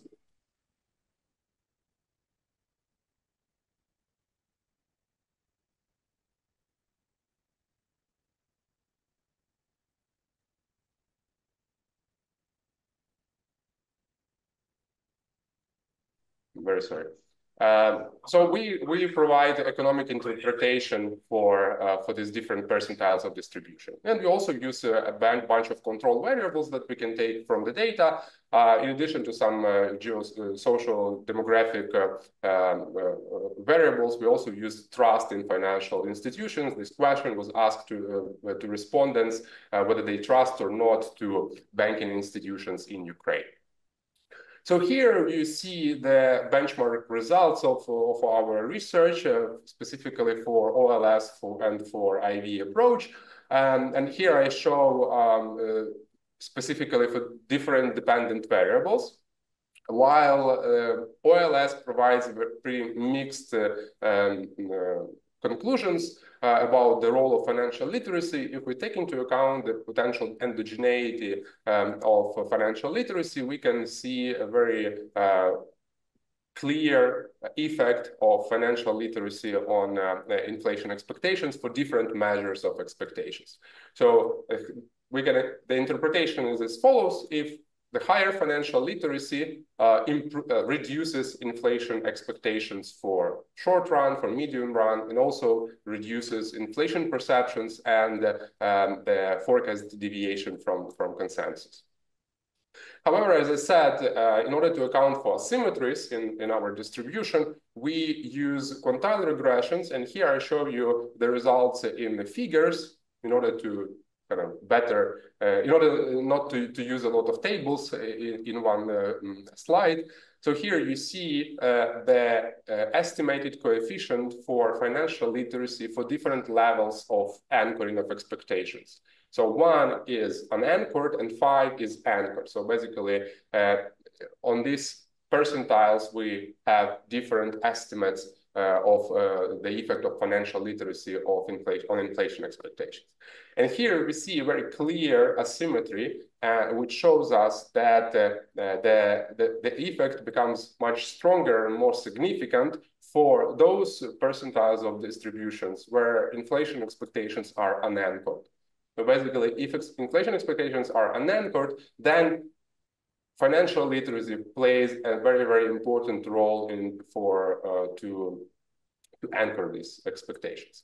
We get some different results for medium-term inflation expectations. So here we see on this figure a positive effect, and it's significant for respondents who have anchored inflation expectations. Basically, well, we explain it by the fact that those respondents who already have anchored inflation expectations and they are financially literate, they will take into account future risks, and basically which will increase their inflation expectations.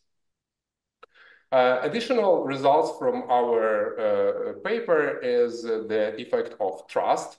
to the banking institutions in Ukraine. And here we see a very similar picture, and as we saw with financial literacy, basically saying that trust is something which helps to anchor inflation expectations. And especially this channel works for those respondents who have unanchored inflation expectations, and for different horizons. For 1 year had inflation expectations, for 3 year had inflation expectations, and also for other variables that we use as dependent variables. Okay, so let me conclude, since I'm running out of time as far as I know. So we find in this paper that higher financial literacy lowers average uncertainty about 1 year inflation expectations, but we find that it increases 3 year inflation expectations, for basically medium-term inflation expectations. We also provide evidence of the asymmetric effect of financial literacy and its components on inflation. And this inverse effect of financial literacy on expected inflation works better for unanchored expectations, while positive effects are seen for anchored expectations. In addition, financial literacy improves our households' inflation perceptions and accuracy of their forecasts. And we also find that trust in the banking system lowers average inflation expectations in Ukraine. So this is all I have to say today. Thank you very much. I'm really looking forward for the discussion. Well, thank you very much, Alexander, for your presentation. So the paper will be discussed by Vitalia Yaremko. Vitalia is with the Trinity College Dublin. Her research focuses on issues on macroeconomics, including how macroeconomic expectations shape macro outcomes, as well as on issues on comparative economics. So Vitalia, the floor is yours.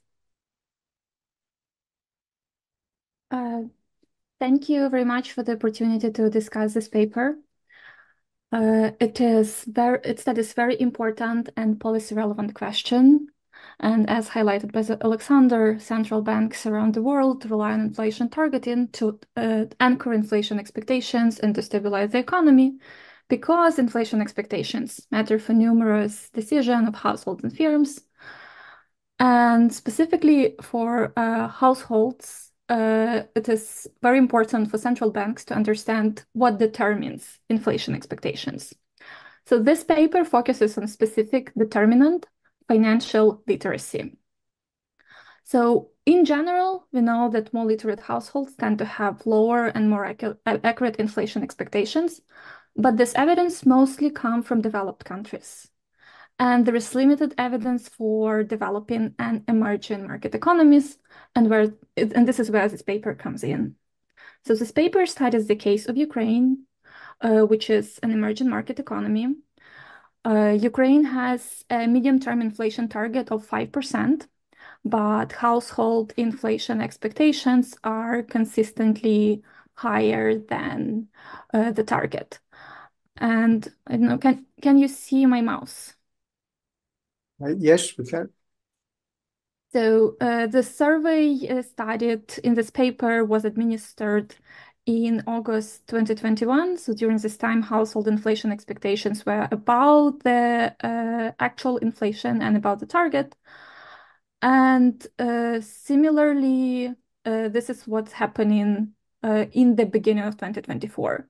So anchoring expectations is still a big problem, given that actual inflation is lower. So just bringing up inflation expectations to the actual level would be in interest of the central bank. So financial literacy in Ukraine is lower than in advanced economies, but it is rapidly growing. And so the question, how much does financial literacy matter for inflation expectations and can help to anchor them, is essential.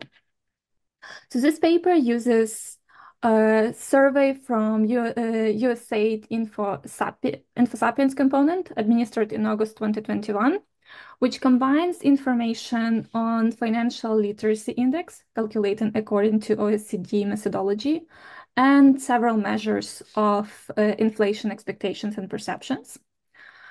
And it finds that higher financial literacy improves inflation perceptions and accuracy of inflation expectations, inflation predictions. And it also decreases inflation expectations in the short run, but increases inflation expectations in the medium run, which authors attribute to uncertainty about medium-term horizon. And these effects are asymmetric for different quantiles of inflation expectations, and they are in general strongest for the upper percentiles of inflation expectations. So those who have unanchored expectations far away from the target. But the exception is for this increase in inflation expectations in the mid-run that is most pronounced for expectations that are relatively close to this 5% target. Okay, so this is the summary of the paper. Answering how financial literacy affects inflation expectations is challenging due to indigeneity problem. And the authors overcome this problem with relying on instrumental variable approach, and specifically the instrument financial literacy index with risk aversion measured with highest education level net of number of times a person was a victim of financial fraud and investment experience.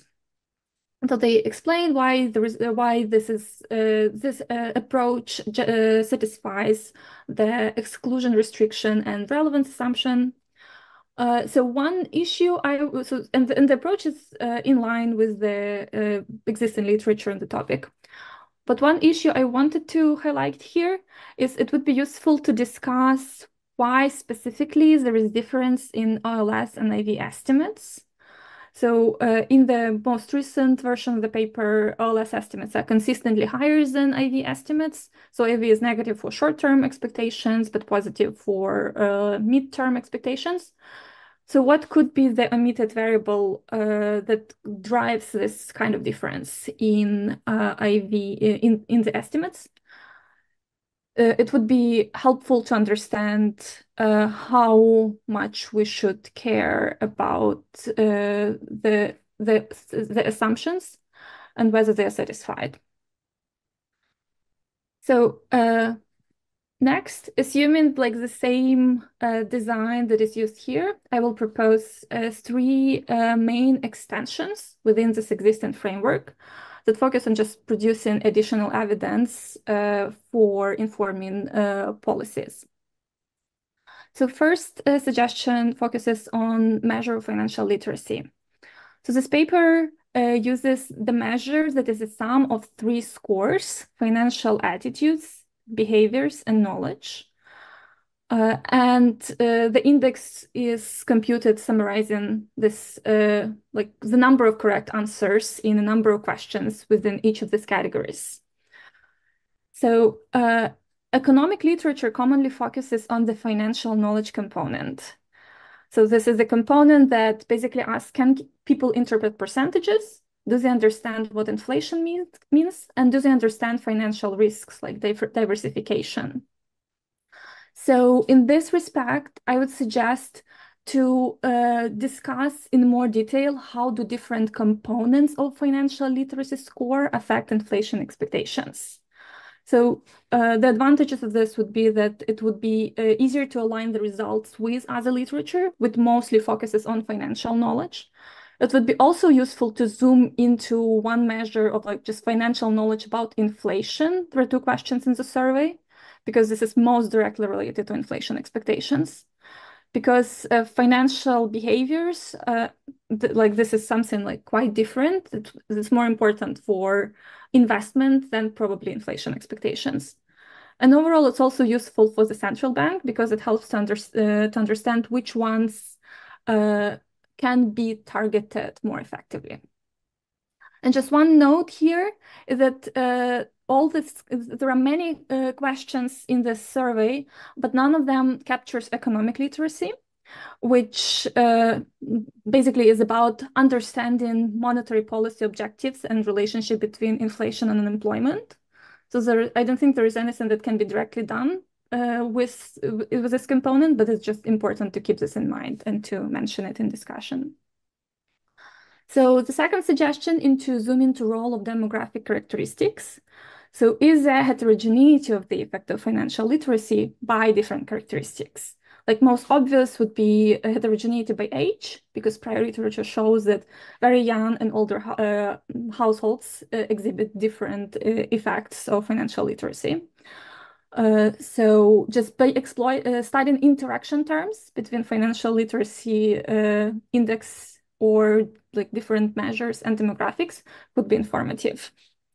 And additionally, it would be also interesting to study interactions with trust in banking institutions. So again, it's just an extension. Currently, paper controls for these things, but I think heterogeneity could be really informative. And the last suggestion is about dealing with extreme responses. So most papers on inflation expectations drop outliers, but this paper correctly points out that they may matter, and we actually may want to think about it. And it provides summary statistics for characteristics of groups with anchored and unanchored expectations. So anchored expectations are those with expectations below 25th percentile with mean of roughly 5%, which is the central bank's target, so it's meaningful. So I would suggest here to discuss, to provide some sensitivity analysis for 75% cutoff for unanchored expectations. So it has mean of 45% for next period inflation expectations. And is 40, so 45 is a bit large.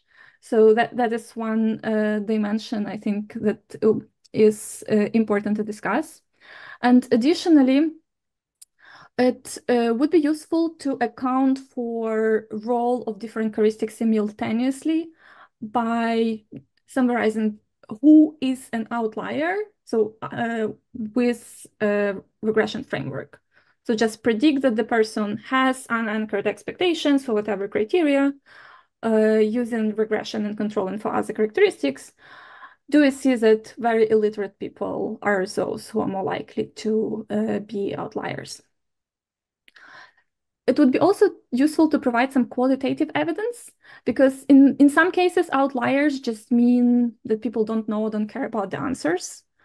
I don't think the survey explicitly provided this, but maybe since this is an in-person interview, interviewer script could have some information. So if you can access some interviewer's notes to see what interviewer said, if person said very low inflation or very high inflation.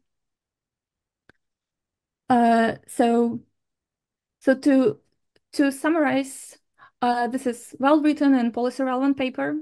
It has careful attention to specification choice and addressing outliers, and there are many potential ways for extensions. And these extensions could help better target financial literacy interventions. And just taking one step aside from the existing data, I just would like to provide you with a suggestion to possibly design a new survey experiment using existing financial literacy tools. There is a new website launched by the National Bank of Ukraine called Harassed with financial literacy education. This way you could measure inflation expectations before and after education session. You could do some randomization, you could sharpen identification strategy, and you could provide an entirely new set of results. Thank you. Thanks very much, Vitalia, for your discussion. So, Alexander, would you like to respond to any of the points that Vitalia has raised? Sure. First of all, I would like to thank a lot to Vitalia for this discussion and for raising a lot of issues that actually we were thinking of. But it's always the case when you get the novel data and the novel survey, you have so many results that you need to stop somewhere. And indeed, we thought a lot about, especially about the interaction between financial literacy and trust. since intuitionally there should be something related, right? So those who are more financially literate are potentially trust to the central bank more, especially given the fact that the current situation in Ukraine in 2021, when inflation was not, well, after the good experience of inflation targeting and things like that, that this may be related. But we also find it in our estimations that at least for a medium run inflation expectations, they have different directions. The effect have different directions. In financial literacy increases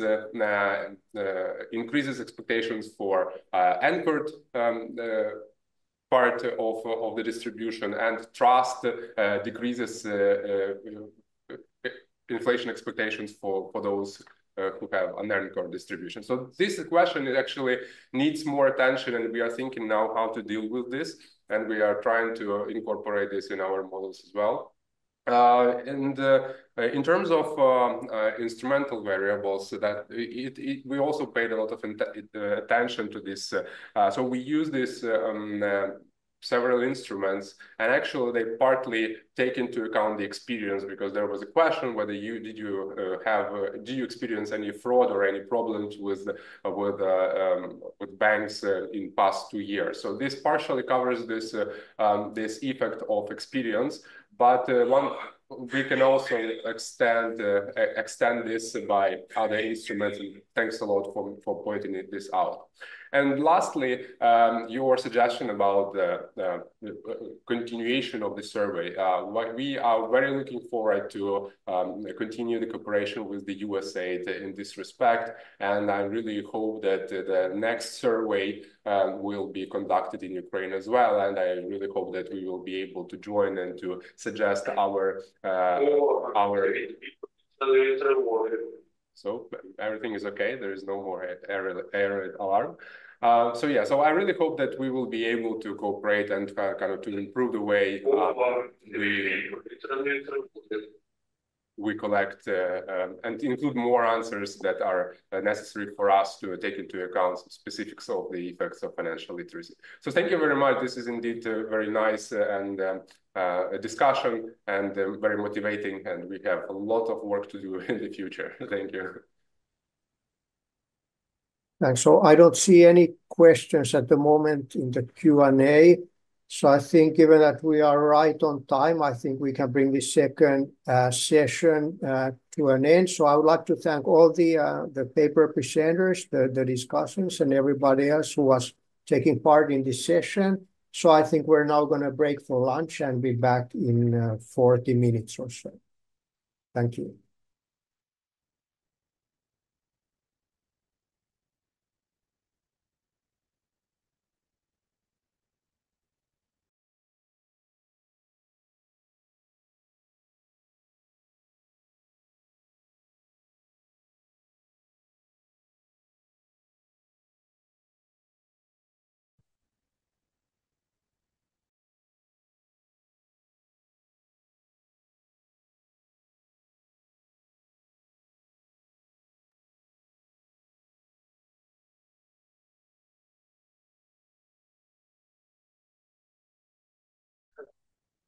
I hope you can hear me.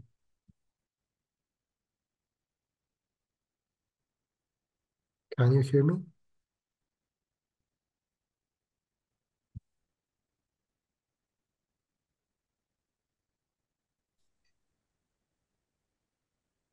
Good afternoon, Jakub.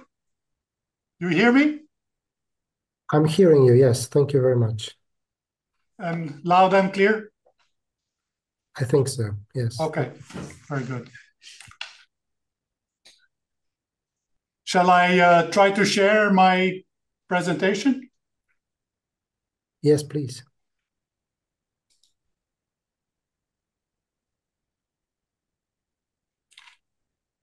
It says you cannot start screen share while the other participant is sharing. I don't know. Maybe because of the timer that we just had. It is not me, it's the organizers working on the... Can you share now, perhaps? Okay, now it works.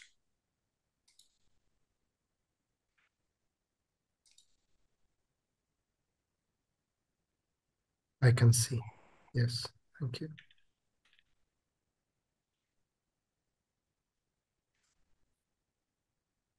Should I keep it up or? I think it's fine. It's fine. Okay. I just have a few words of introduction. I don't have any slides, so it's completely fine. Okay. Yeah, I couldn't. I saw bits and pieces of this morning, but only a part of it. So how has it been? Yeah? Yes, I mean, I think it's a very interesting conference.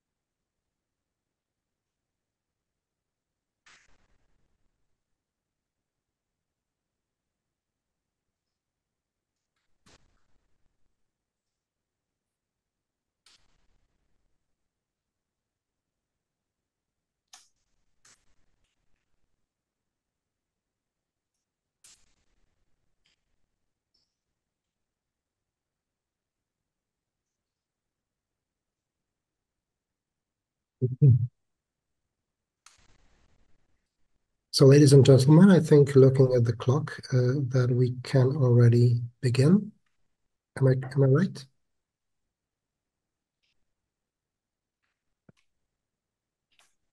Yes, yes. So, we're happy to host Professor Frank Smets as our keynote speaker. He is advisor in the Council to the Executive Board at the European Central Bank in Frankfurt. And he also is a part-time professor of economics at the Department of Economics of Ghent University in Belgium. Formerly, he also served as Director General of DG Economics at the ECB, where he led the economics department responsible for the economic analysis of the euro area economy. He served as Secretary for Monetary Policy of the ECB's Governing Council, as well as Chair of the Monetary Policy Committee, the Eurosystem Committee that prepares ECB monetary policy decisions. Of course, he has an excellent research record. If you look Professor Smets up on Google Scholar, you'll see more than 28,000 citations with an H index of an impressive 64. And two of his most celebrated papers with Ralph Wouters, published in the Journal of the European Economic Association, 2003, as well as the American Economic Review in 2007, jointly attracted around 13,000 citations. These papers are widely believed to have impacted the discipline and found their way to macro textbooks, where you can find passages such as the Smets and Wouters model has become a modern workhorse and benchmark model for analyzing monetary and fiscal policy. And if you look up the Wikipedia entry for dynamic stochastic general equilibrium, there you can find an interesting opinion by Narayana Kocher-Lakota, who said, Frank Smets and Ralph Wouters demonstrated that a sufficiently rich new Keynesian model could fit European data well. Their finding, along with similar work by other economists, has led to widespread adoption of new Keynesian models for policy analysis and forecasting by central banks around the world. So clearly a lot of influence on the discipline. All in all, we're delighted to have Professor Smets as our keynote speaker. And Professor Smets, the floor is yours. Thank you. Thank you very much, Jakub, and thanks a lot for the very kind introduction.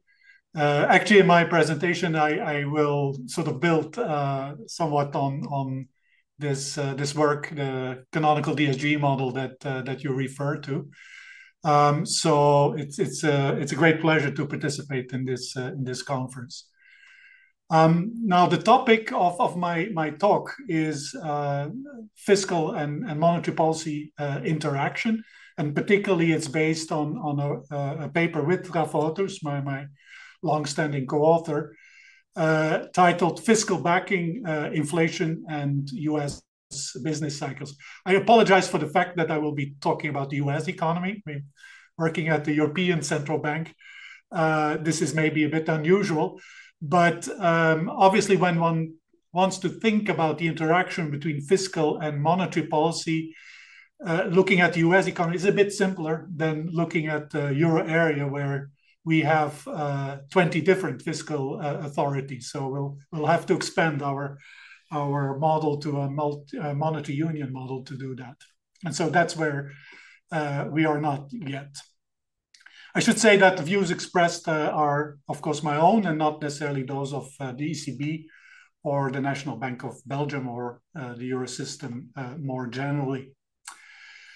So this is the outline for the talk, and let me immediately go to the sort of the motivation for why we started this joint work. I mean, it's clear that the fiscal monetary policy mix is crucial for the determination of inflation. Now, most inflation targeting regimes, they are typically described as what I think Francesco Bianchi and Leonardo Melosi called monetary-led regime. So that's a regime where monetary policy achieves the inflation target by actively setting policy-controlled interest rates with the so-called following so-called Taylor principle. So nominal interest rates rise more than 1-for-1 in response to inflation, so that you get a tightening, a real interest rate tightening. And fiscal policy is largely passive, focusing on that sustainability. So in our standard no Keynesian model that we use in central banks, this is most of the time assumed. As a result, fiscal policy plays in the background, and this doesn't play a big role. But of course, over the recent episodes, the important role of fiscal policy also in determining inflation has researched. During the low inflation period, or the period with when interest rates were at the effective lower bound, there were frequent calls for fiscal policy to play a more active role in bringing inflation up to target. And some have described that regime at the ELB as sort of a fiscal-led regime. I mean, the arguments were, on the one hand, that monetary policy at the effective lower bound is less efficient, whereas fiscal policy, when interest rates are fixed, has higher fiscal multipliers and is more effective. And secondly, when interest rates are low, particularly relative to the growth rate, that, of course, creates more fiscal space, whereas the space for monetary policy is limited and has to be sort of found by using other unconventional policy tools like QE. So that was in the period of low inflation and ELB. Of course, since then, we've seen an inflation burst in 21 and 22, and that has challenged this fiscal monetary policy mix. And of course, particularly in the US, there has been a big debate about the role of the expansionary fiscal policy in driving part of the inflation that we've seen in that period. And together with sort of that focus on expansive fiscal policy in driving inflation, of course, there has been also calls for a return to a monetary-led policy mix where interest rates and monetary policy sets or determines inflation. And of course, that's what we have seen with the rise in rapid rise in interest rates in the course of 2022. Now, when we want to sort of think about that interaction in the standard no Keynesian model, then one of the issues is that these two regimes that we were talking about, the monetary-led versus the fiscal-led regime, or what Leeper called active monetary policy and passive fiscal policy on the one hand, or passive monetary and active fiscal policy on the other hand, they are extreme regimes. No, in the monetary-led regime, as I mentioned, the Taylor principle holds. So nominal interest rates rise more than 1-for-1 in response to inflation, thereby restraining the economy, tightening the stance, and bringing inflation back. Whereas fiscal policy has a clear debt feedback rule. Whatever fiscal implications such an interest rate rise has, real interest rate has for the budget, will be undone by future primary surpluses. And so in that regime, monetary policy controls inflation, whereas fiscal policy, in particular, if we think about lump sum transfers in our standard canonical model, they don't matter for the economy. The other extreme, which is the fiscal-led regime, has actually the opposite assumptions. No, in that equilibrium, there's no Taylor principle. Actually, the interest rate could even be fixed, constant, and not responding to anything.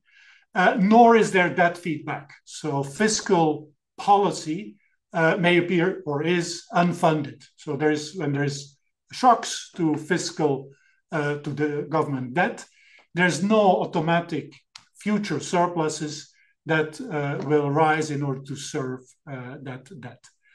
And so in that equilibrium, it's fiscal policy that controls inflation, because inflation, particularly if debt is nominal and long-term, can bring down the value of government debt, whereas monetary policy is actually counterproductive. It's what Chris Sims called, it's stepping on a rake. If it tries to raise interest rates in response to that inflation, it will actually worsen the inflationary spiral, because the rise in interest rates will lead to higher debt. And if there is no funding of that higher debt, that will lead to higher inflation. So that's the fiscal theory of the price level. Now, in this paper, what we basically argue, and of course we're not the first ones to do that. John Cochrane has talked about that, and also Francesco Bianchi, Facchini, and Melosi. A realistic model probably need to think about intermediate regimes where you have partial fiscal backing, where fiscal policy generally commits to serve current debt by running future surpluses, but may not take the full burden of adjustment. So there may be a part of the fiscal that is not fully funded, which then may give rise to some inflationary pressures to stabilize the debt ratio. Whereas monetary policy is generally geared towards stabilizing inflation, but it may have to face the inflationary consequences of partially unfunded government debt. And so what we will do in this paper, and these are kind of the three objectives, is first develop a model which allows for such an intermediate monetary fiscal policy regimes with partial fiscal backing.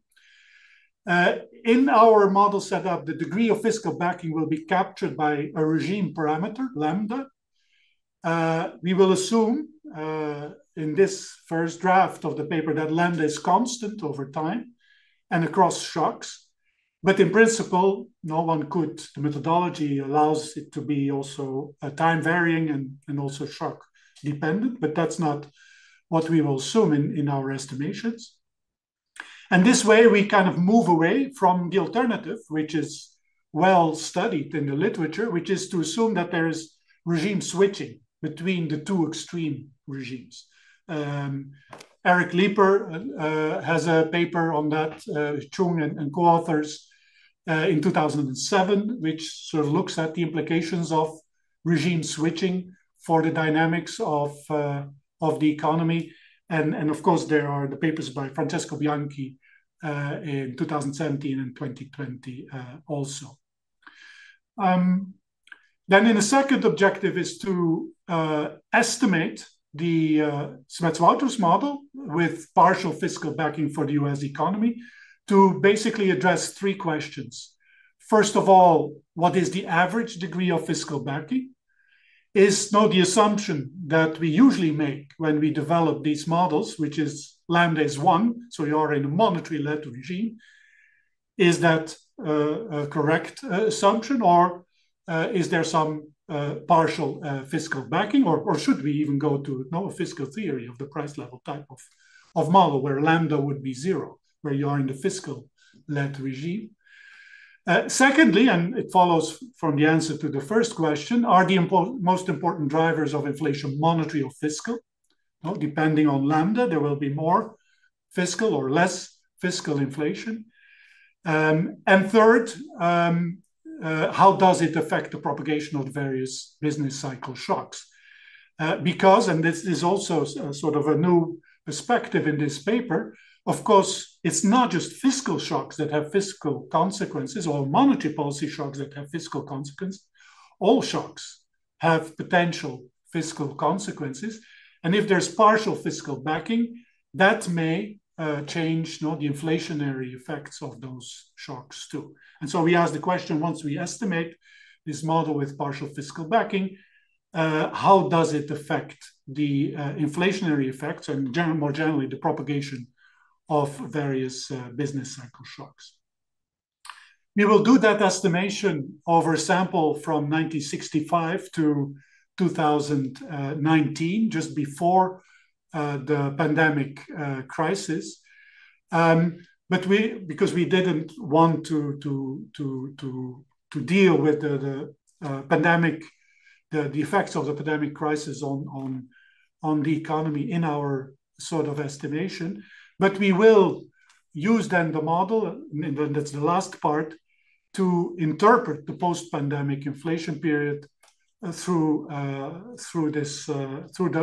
will look at this through the lens of the model with partial fiscal backing, then to ask the question, so what does the model say with this partial fiscal backing about how much of the inflation rise and fall is driven by fiscal policy in the US and by fiscal inflation. So that's the three objectives. So let me just go through each of those. I mean, there's of course a big literature that looks at various parts of this. This paper is very much based on the fiscal theory of the price level to some degree, as discussed in John Cochrane's recent book. But it also speaks to the literature that looks at the implications of unfunded fiscal policy for monetary policy, and particularly the paper by Pierpaolo Benigno and Mike Woodford in 2006, where they have a very standard linear quadratic inflation targeting framework, a la Woodford in the standard three-equation New Keynesian DSGE model. But ask the question, what happens if you have a fiscal authority that produces unfunded shocks? So how in that framework, so very traditional classical framework, what's the optimal monetary policy response? We will not talk about the optimal lambda or the optimal fiscal monetary policy regime, but some of that literature actually starts dealing with that.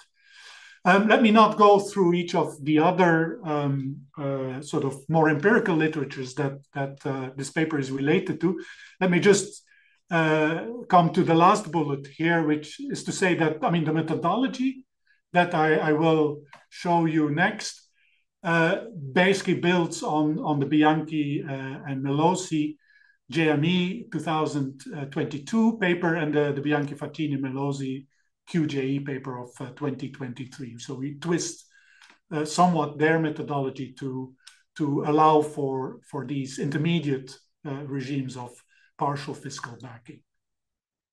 So in order to illustrate the methodology, what I would like to do is actually show you how it works in like the simplest endowment economy with flexible prices and one period nominal government debt that we can think of. And this is was already analyzed in Leeper's very early work on active monetary, passive fiscal policy, and the reverse. So this is an economy which is basically driven by two relations. The Fisher relation, where the nominal interest rate, RT, is equal to expected inflation in the next period, and the government budget constraint. So BT is the government debt over nominal GDP. It will depend on, of course, past debt. It will depend on the nominal interest rate, on inflation, and then on the primary surplus, tau T. The reason why inflation enters here is because that is nominal. And so when you have a spike in inflation, one period spike, unexpected spike in inflation, then this will reduce the debt to GDP ratio. But that here is one period debt. And then there's two reaction functions. There's the monetary policy reaction function, again, in its simplest form, where the nominal interest rate responds to inflation, and the fiscal policy reaction function, where the primary surplus responds to the last period's debt to GDP ratio with a coefficient, reaction coefficient delta B. I mean, if we combine equation 1 with 3 and 2 with 4, you basically get this system of two first-order difference equations in inflation and the debt to GDP ratio.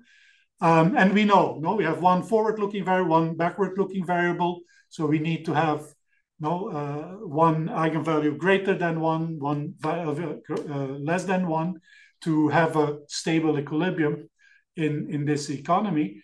And of course, what Lieper showed is that there are basically two sets of policy regimes that will give rise to such a stable.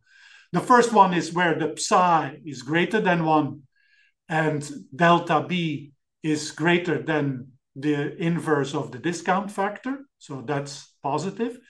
The other one, so that's the active monetary policy or monetary-led regime. The other one is where psi is less than 1, so the Taylor principle is not satisfied, and there may be this may be 0, so there's no response to or sort of delta B is less than the discount factor, so there's no sufficient response to of primary surpluses to past debt. So if you simulate this economy, and let me just go back. So what we're now looking is at the shock to the fiscal policy reaction function. So that's a fiscal shock. And we're looking at the response of inflation, interest rates, and that, well, we will look at inflation, the response of inflation, the primary surplus, and the debt to GDP ratio. So in the monetary-led regime, so that's when the Taylor principle holds, what happens when there is an expansionary fiscal policy, this is a 1% increase in the deficit, there's no impact on inflation. The debt increases by 1%, but then because of the fiscal reaction function, primary surpluses become positive, and that brings that ratio down. So no inflationary consequences of this fiscal expansion. In this model, Ricardo equivalence holds. Everybody understands that the current deficit and rise in debt will be funded by future primary surpluses, and so has no impact on net wealth.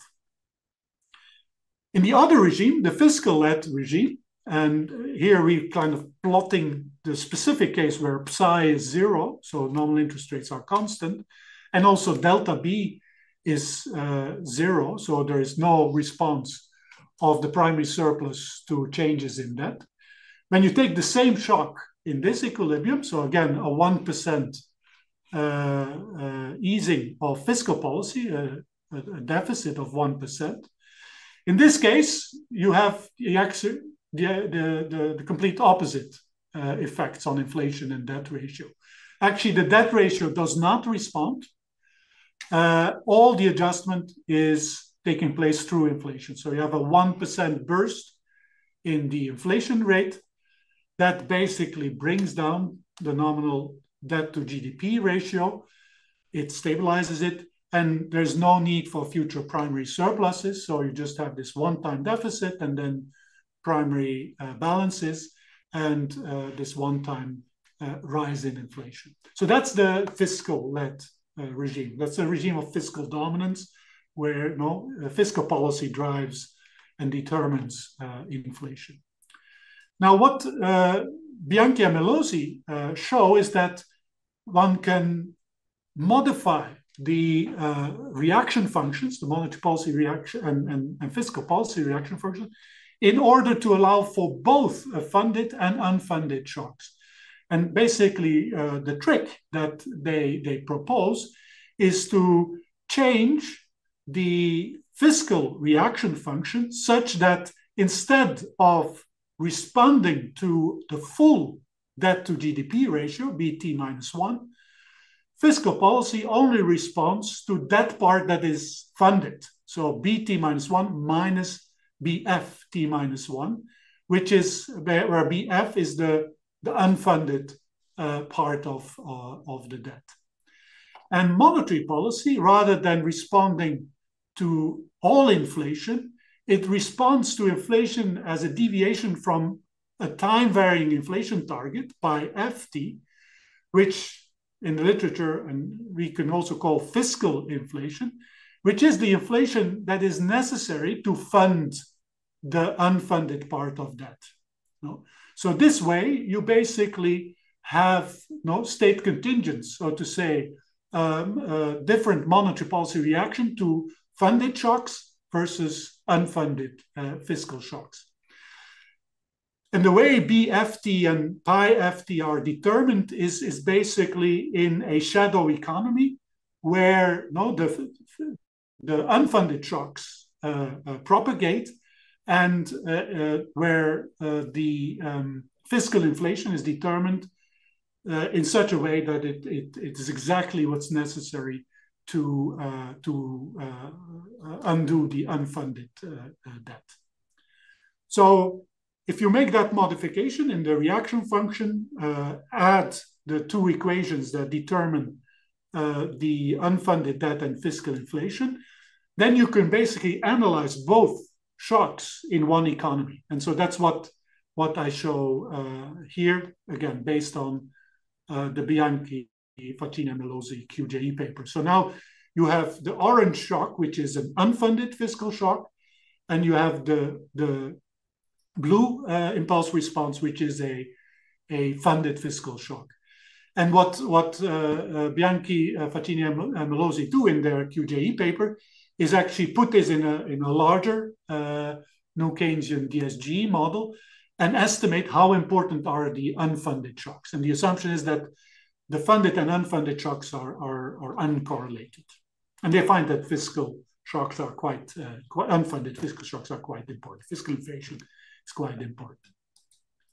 What we do is we basically say, well, you can also look, rather than at the two extreme shocks, at intermediate shock that are partially funded, just by assuming that a part of this shock, epsilon t, basically is funded. That's the lambda epsilon t, that's the part that's lambda, and that basically propagates through the monetary-led regime, whereas a part of it is unfunded, and that propagates through the unfunded monetary regime. So we basically use the Bianchi, Facchini, Melosi methodology, but sort of change the structure of the shock such that now we have these intermediate regime shocks. And the parameter lambda will then capture the degree to which the shock is funded. And so if you do that, then you basically can go from lambda is 1, which is the monetary-led regime, to lambda is 0, which is the fiscal-led regime, and anything in between. And so that's what we show here. If lambda is 1, then this fiscal shock leads to future primary surpluses, no effect on inflation, and a temporary rise in the debt to GDP ratio. Then as you basically reduce lambda, so you increase the part of the debt that is unfunded, you need, the inflation that you need in order to cover that is higher. So you go from zero inflation to, in the not extreme case, 1% inflation, but you reduce the immediate impact of the debt ratio. And so now, in simple terms, what we will do is we will put this type of mechanism in a larger DSGE model and use the data and the restrictions of the model to estimate how large is this lambda in the observable data. Is it 1, as we typically assume when we estimate our models, or should we pick something that is lower than 1? The other thing that we do in this paper is to also, I mentioned this already, realize that not all macroeconomic shocks have fiscal implications. No? Not only fiscal shocks, but also monetary policy shocks, but also other shocks. And in the monetary-led regime, these fiscal implications are irrelevant because we typically assume lump sum taxes and recurrent equivalents. But in a model with partial fiscal backing, like I just described, the fiscal implications will matter for the transmission of the various shocks to economic activity and inflation. And so before I go to the estimation of the model, I just want to show you sort of another relatively simple representative agent New Keynesian model which now has no sticky prices, Calvo sticky prices, and long-term nominal government debt, and 4 shocks, productivity, demand, and monetary policy and fiscal transfer shock. We kind of roughly calibrate the model as in Bianchi and Melozzi. And then I want to show you how different degrees of fiscal backing impact the transmission of those various shocks. And now I'm just going to show you 2 shocks, the fiscal shock and a productivity shock, to give you sort of some intuition of how this lambda affects the propagation of those shocks to the economy, to economic activity and inflation in this more realistic model with price stickiness and long-term nominal debt. So this is the model. Again, it's a very standard model. The only modification relative to the 3-equation model is that, of course, we have to add the sort of the fiscal block. In particularly, there's a no arbitrage condition for the long-term interest rate. There's the definition of the return on long-term debt. We basically used Woodford's trick of having exponentially declining dividends on the bond or interest rates on the bond. This is then the government budget constraint. Similarly, we have to modify the monetary policy and fiscal policy rule. It's a little bit more complicated than the previous one, but it's the same principle, that you allow for some active and some passive monetary policy responses.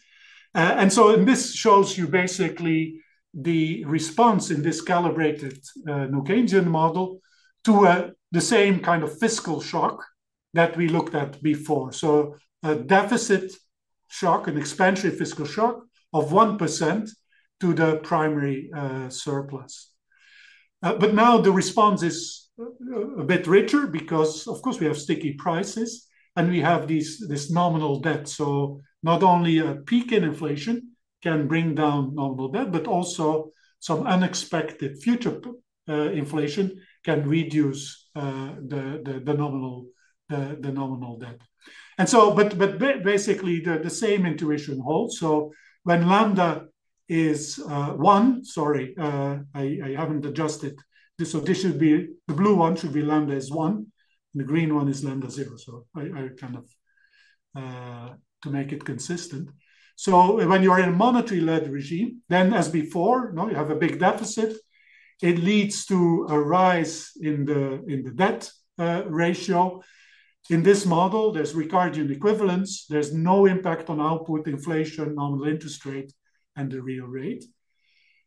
As the degree of fiscal backing drops from lambda is 1 to something that is close to 0, which is the green line, you see, looking at the primary surplus, now you no longer have future primary surpluses, but you also no longer have a rise in debt. And the reason is because as you have less fiscal backing, inflation will respond by more. In this sticky price model, this will actually also stimulate the economy. So the fiscal backing parameter will be associated also with the multiplier of a fiscal shock to economy. The less fiscal backing, the more output response. Nominal interest rates will respond to the inflation, but not enough. The Taylor principle will partially not hold, at least not for that part that is unfunded. And so real rates will actually drop in response to this shock. So this is the fiscal shock.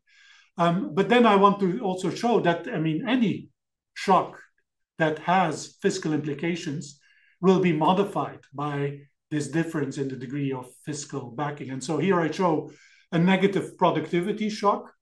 In the monetary-led regime, the blue line, this leads to a drop in output, a small rise in inflation. The monetary authority responds to the rise in inflation by raising real rates. Because the output falls and also real rates rise, you get a primary deficit and a rise in the debt ratio. Now, if part of that ratio, and so the rise in debt ratio, because of this slowdown of productivity, now leads to initially a deficit, but then a surplus to cover, to fund that and bring that ratio back down. When you have partial fiscal backing, then you basically have the same principle. Some of that debt will now be financed through inflation. So you get the inflationary consequences of this negative productivity shock rise. The fall in output will be a bit less. And the increase in the debt ratio will also be less. But of course, real rates in this case will fall. So you get some of the same mechanisms, which will depend on the degree of fiscal backing in response to these other shocks. I need to speed up a bit, so let me not talk about the other shocks and briefly talk about now how we put this methodology in our in the canonical Keynesian DSG model, and then try to estimate how large is lambda on average for the US economy over the past 4 to 5 decades. So for that, the model that we use is our 2007 model. We use the usual 7 observables and 7 shocks, but now we have to add the fiscal block. We have 4 equations for taxes, transfers, and government spending. So there will be reaction functions for each of those 3 fiscal instruments, and then also the intertemporal government budget constraint. And we'll add 4 observables, market value of government debt, growth rate of taxes, transfers, and government spending, and 4 additional fiscal shocks, lump sum tax, lump sum transfer, government spending, and a residual debt shock. It's basically a measurement error shock. Then in order to capture the lower bound period, we will not, at least in this version, estimate it taking the nonlinearity of the lower bound into account. We will just add another variable, which is a 1-year short-term interest rate, and add sort of a forward guidance shock to take into account the ELB period. And then finally, as in the simple model, we have to add the fiscal-led shadow economy to keep track of the unfunded debt and the fiscal inflation. And again, in this model, also all shocks that will affect the shadow economy and with a parameter 1 minus lambda. So let me just give you the answer to the first question, which was what is the estimated lambda? These are some selected estimation results from this estimating this model, again, over 1965 to Q4 2019. The estimated lambda is 0.83 with a log likelihood of minus 2,775. When we estimate the model with a lambda equal to 1, basically imposing a monetary-led regime, you see that the log likelihood is smaller by about 7 or 8 points, so which is borderline significant, but it's not that far away from the estimated regime. And also the parameters, and I just pick out some of the important parameters, are very similarly estimated in both regimes. Some of the new parameters are the maturity parameter. We actually estimate that the debt maturity is quite a bit shorter than the average maturity over this period. And the other thing to find, so the delta is sort of in the ballpark of what other studies have found, 0.005.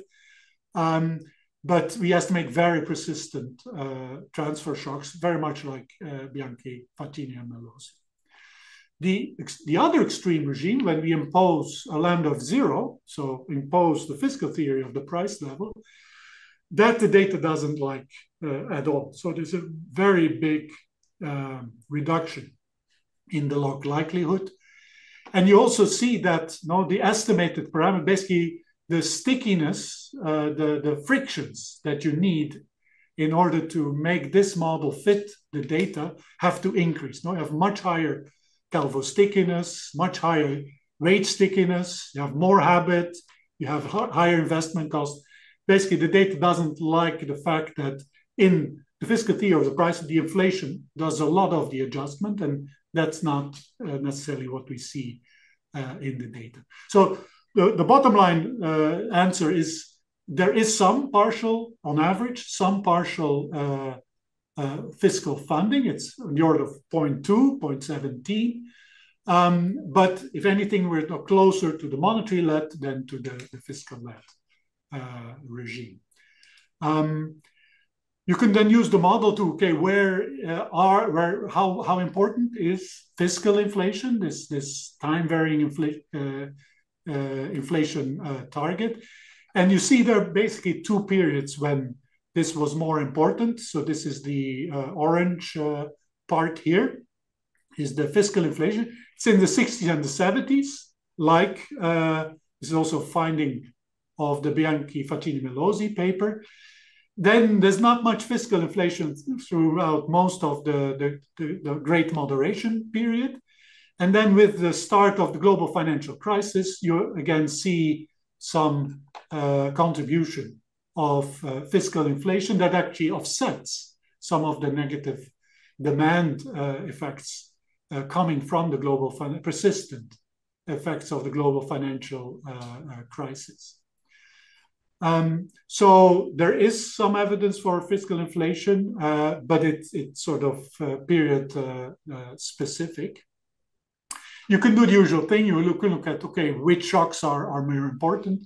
I mean, we don't find that fiscal shocks are very important on average for the business cycle of real GDP. But it is relatively important for the unfunded inflation, so the fiscal inflation that I just showed. But it's actually not the most important driver, the fiscal shocks of fiscal inflation. The most important driver are the supply shocks. So this mechanism, so if you think about, is it lax fiscal policy that drove the 1970s inflation, or is it the productivity slowdown and some of the cost push shocks, the energy shocks that we saw in this period? Actually, our estimation would say, no, it is the supply shocks that mostly were driving some of this. But because of the partial fiscal backing, the inflationary effects of those shocks were larger than you would have had without, with sort of full fiscal funding. I mean, in terms of the primary balance, so this is a variable that we didn't have as an observable in our original Smets-Wouters model, I mean, as with monetary policy, it's mostly driven by supply and demand shocks. The fiscal shocks and the monetary shocks don't have much. So the business cycle determines mostly the fiscal deficit, but of course there are some contribution also of fiscal shocks. And in our version of the model, that really drives a big part of the unfunded movements in inflation and primary balances. Okay, you can then also do sort of a decomposition. Actually, let me not go through that. I mean, well, actually, maybe show just this. So this is fiscal inflation, which is the orange part that I showed earlier. So only that part. And the contribution of the various shocks to that fiscal inflation. And you basically see what I just mentioned. No? So the peaks in inflation, particularly in 75 and the early 80s, were driven by supply shocks and the inflationary effects of supply shocks. But then there was an important component of fiscal shocks also in the 1970s. And then you have this rise in fiscal inflation. And this is mostly fiscal inflation following the global financial crisis.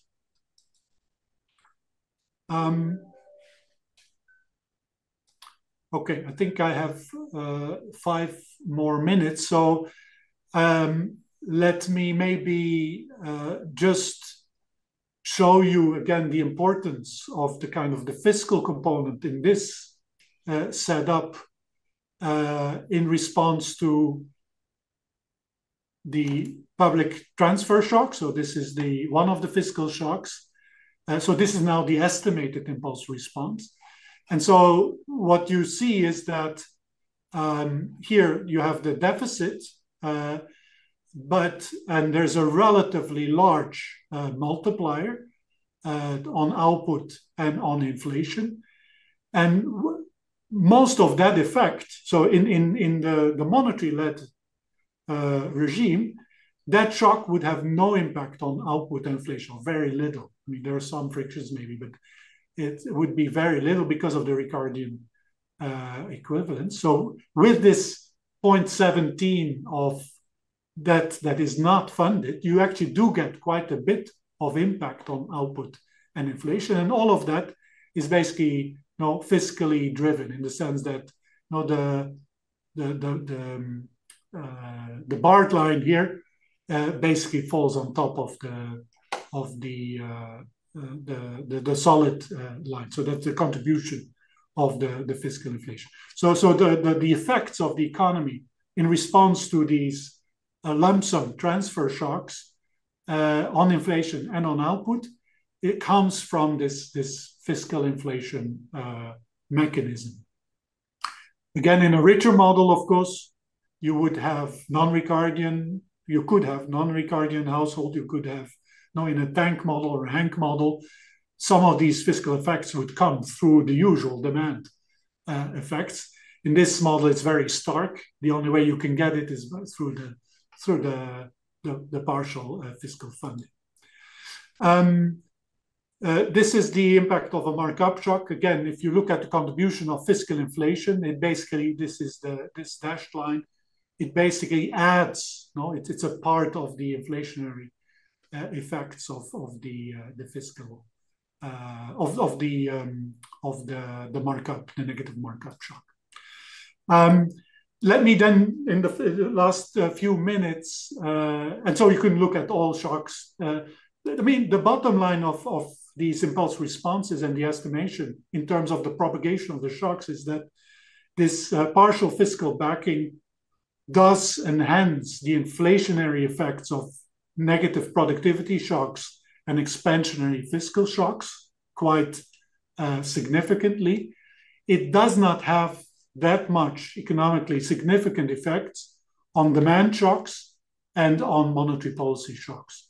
So for the monetary policy transmission, this sort of small share of unfunded fiscal implications doesn't change a lot the monetary policy response. So this stepping of the rake effect that Chris Sims talked about is quite limited in this empirical model. And then finally, and I'll end with this, we kind of use that model then to see, okay, what can we say about the post-pandemic inflation period? And if you could just focus on here the historical decomposition of inflation since the first quarter or Q4 2019, I think we end Q3 2023. You see the model basically says that most of the inflation rise and fall is coming from supply shocks. There is actually a contribution of fiscal inflation. So the big fiscal expansion in the pandemic, which you see in this lower right graph, has contributed to inflation. But that inflation was more or less offsetting the negative demand effects of the pandemic shocks. So fiscal inflation has been important, and again, you see it also here. But if you think, okay, what was the most important driver of the peak inflation in 2022? It's still very much negative supply shocks. Okay, so that's basically it. I'm not gonna kind of repeat the main findings. Let me just say that, of course, this is we have a draft of the paper, but it's a very early draft. And in terms of follow-up, we are trying to address some of those questions. Has the degree of fiscal backing changed over time? Is the degree of fiscal backing different in response to different shocks? How robust are the results with respect to models that also, like tank models that also allow for real and nominal effects of fiscal expansion? Is the degree of fiscal backing asymmetric? No, is it different depending on whether it's expansionary or contractionary shock? And then, of course, there's the important question of what's the optimal degree of fiscal backing. Back to you, Jakub. Thank you very much for this very interesting presentation, very interesting piece of research. So the floor is now for questions. Please ask. Yes, Alexei. Thanks. Hi, Frank. Very interesting hey, Alexei. Model. Very, very useful framework, right? Just for kind of focusing on this lambda. It's very clear what's sort of what we would expect to see, and you laid it out very, very, very nicely. So I think this is a very useful baseline. So I wanted to ask you about this frontier of choices as you vary lambda. The fiscal authority is anticipating either inflation or debt. From the responses that I saw, that relationship looks sort of pretty negative sloping, right? So it's either you end up with inflation, at least early on, or debt, right? And I didn't see quite whether the model can get into the area where you have kind of high both, right? And I'm thinking about sort of the COVID around experience.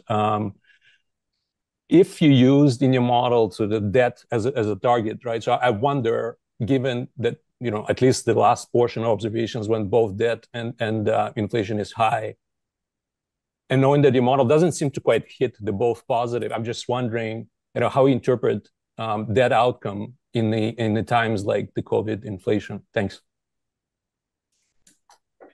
Yeah. So I think partly, I think you're right, although of course it will depend on the lambda, no? So with a lambda 0.8, I mean, I don't have the graphs here where we vary the lambda in the estimated model. But for example, if you look at the simpler calibrated model with a lambda, which is like 0.8, you actually, so you do get some inflation, and you do get an increase in debt.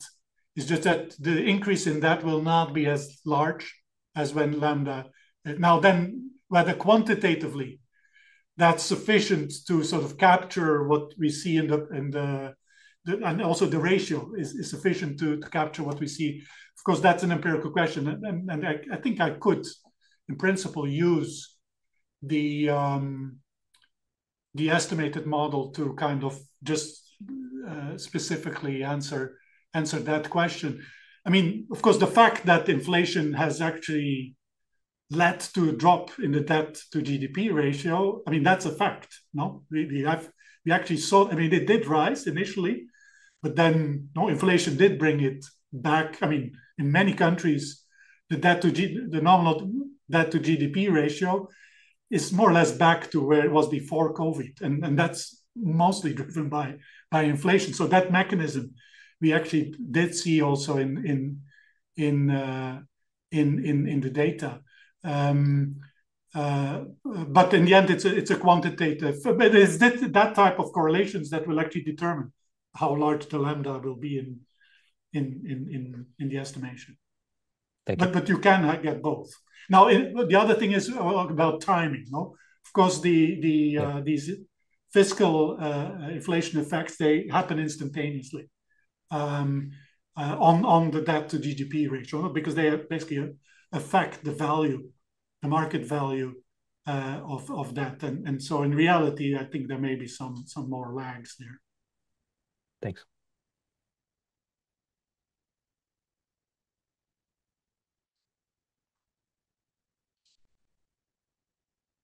Sorry, Jakub, I can't. Yeah, we have two questions from Cedric on this Q&A feature. Is it possible to unmute Cedric so that he could ask this himself? Or otherwise, let me just read it out. The sample since 1865 covers, I think it's 1965, covers many different regimes. So isn't the assumption of constant lambda too strict?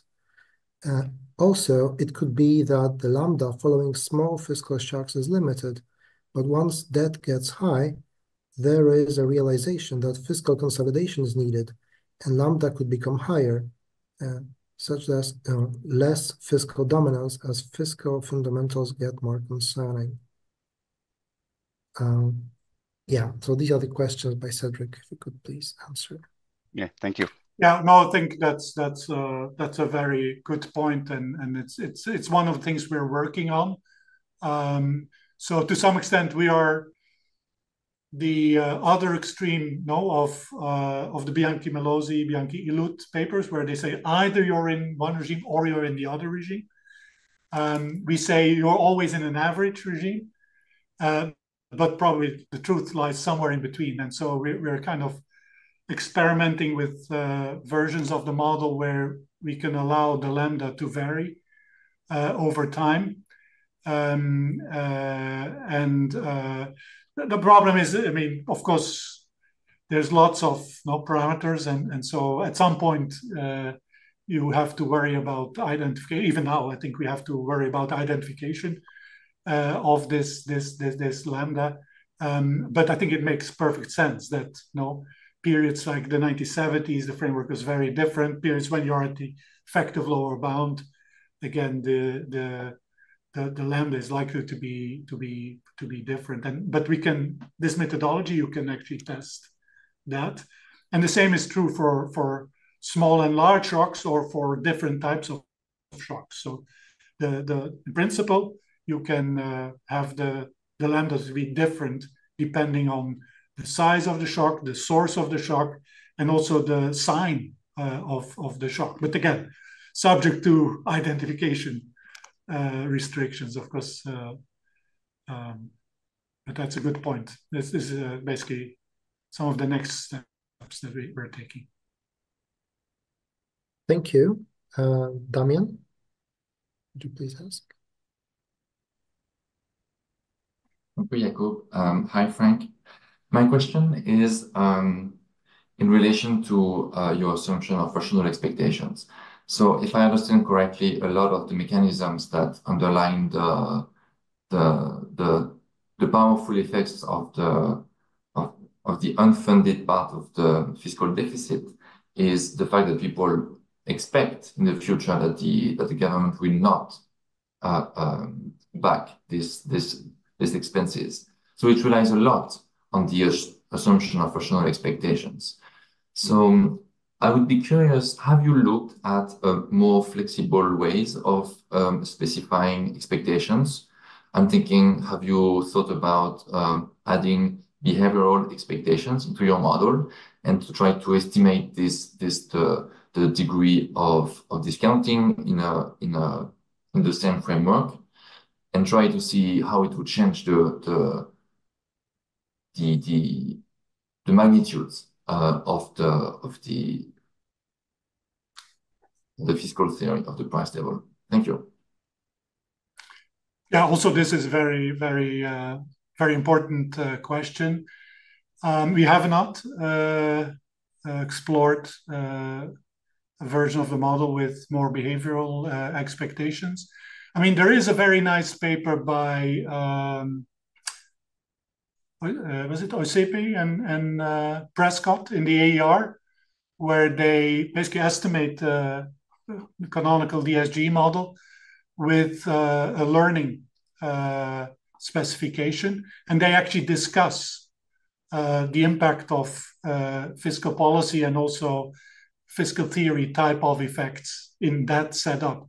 I mean, what matters is because one way of looking at it is this comes just through expectations. You know, people expect inflation because of, and so there is inflation, but there is also the net wealth effect. No, so one way of this works is that people, if they expect because of their learning that this will not be covered fully, then again they will spend. The bonds will be net wealth, and they will spend more, and that will create inflation. And so these effects actually then they work out. So you have some of the similar effects in this model. Again, it's the AER. I forget which. So there's already some work there, but for sure it will be mitigated. No, it will be mitigated. Thank you very much for your answers, and thank you very much for the interesting questions that have been asked. I think we should stop here. Thank Professor Smets for this very interesting keynote speech, and then move directly to another session. Thank you very much.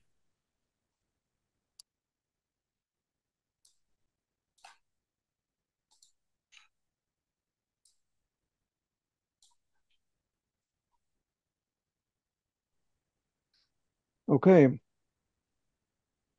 So the next session is on revisiting the real effects of monetary policy.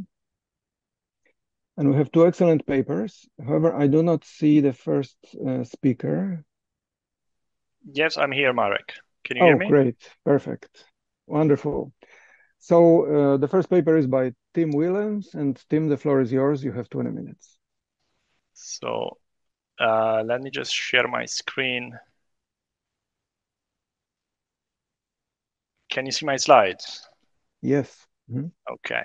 So actually, I'm Paolo Cavallino, and will be presenting the paper because Tim, who is online now, is at the Bank of England, and due to the upcoming UK election, the Bank of England is in a quiet period, so he cannot speak in public, but he asked me to send you all his best regards. So you'll have me today. Okay, so this is a joint project with Paul and Tim, as I said, and the usual disclaimer applies. So what is this project about?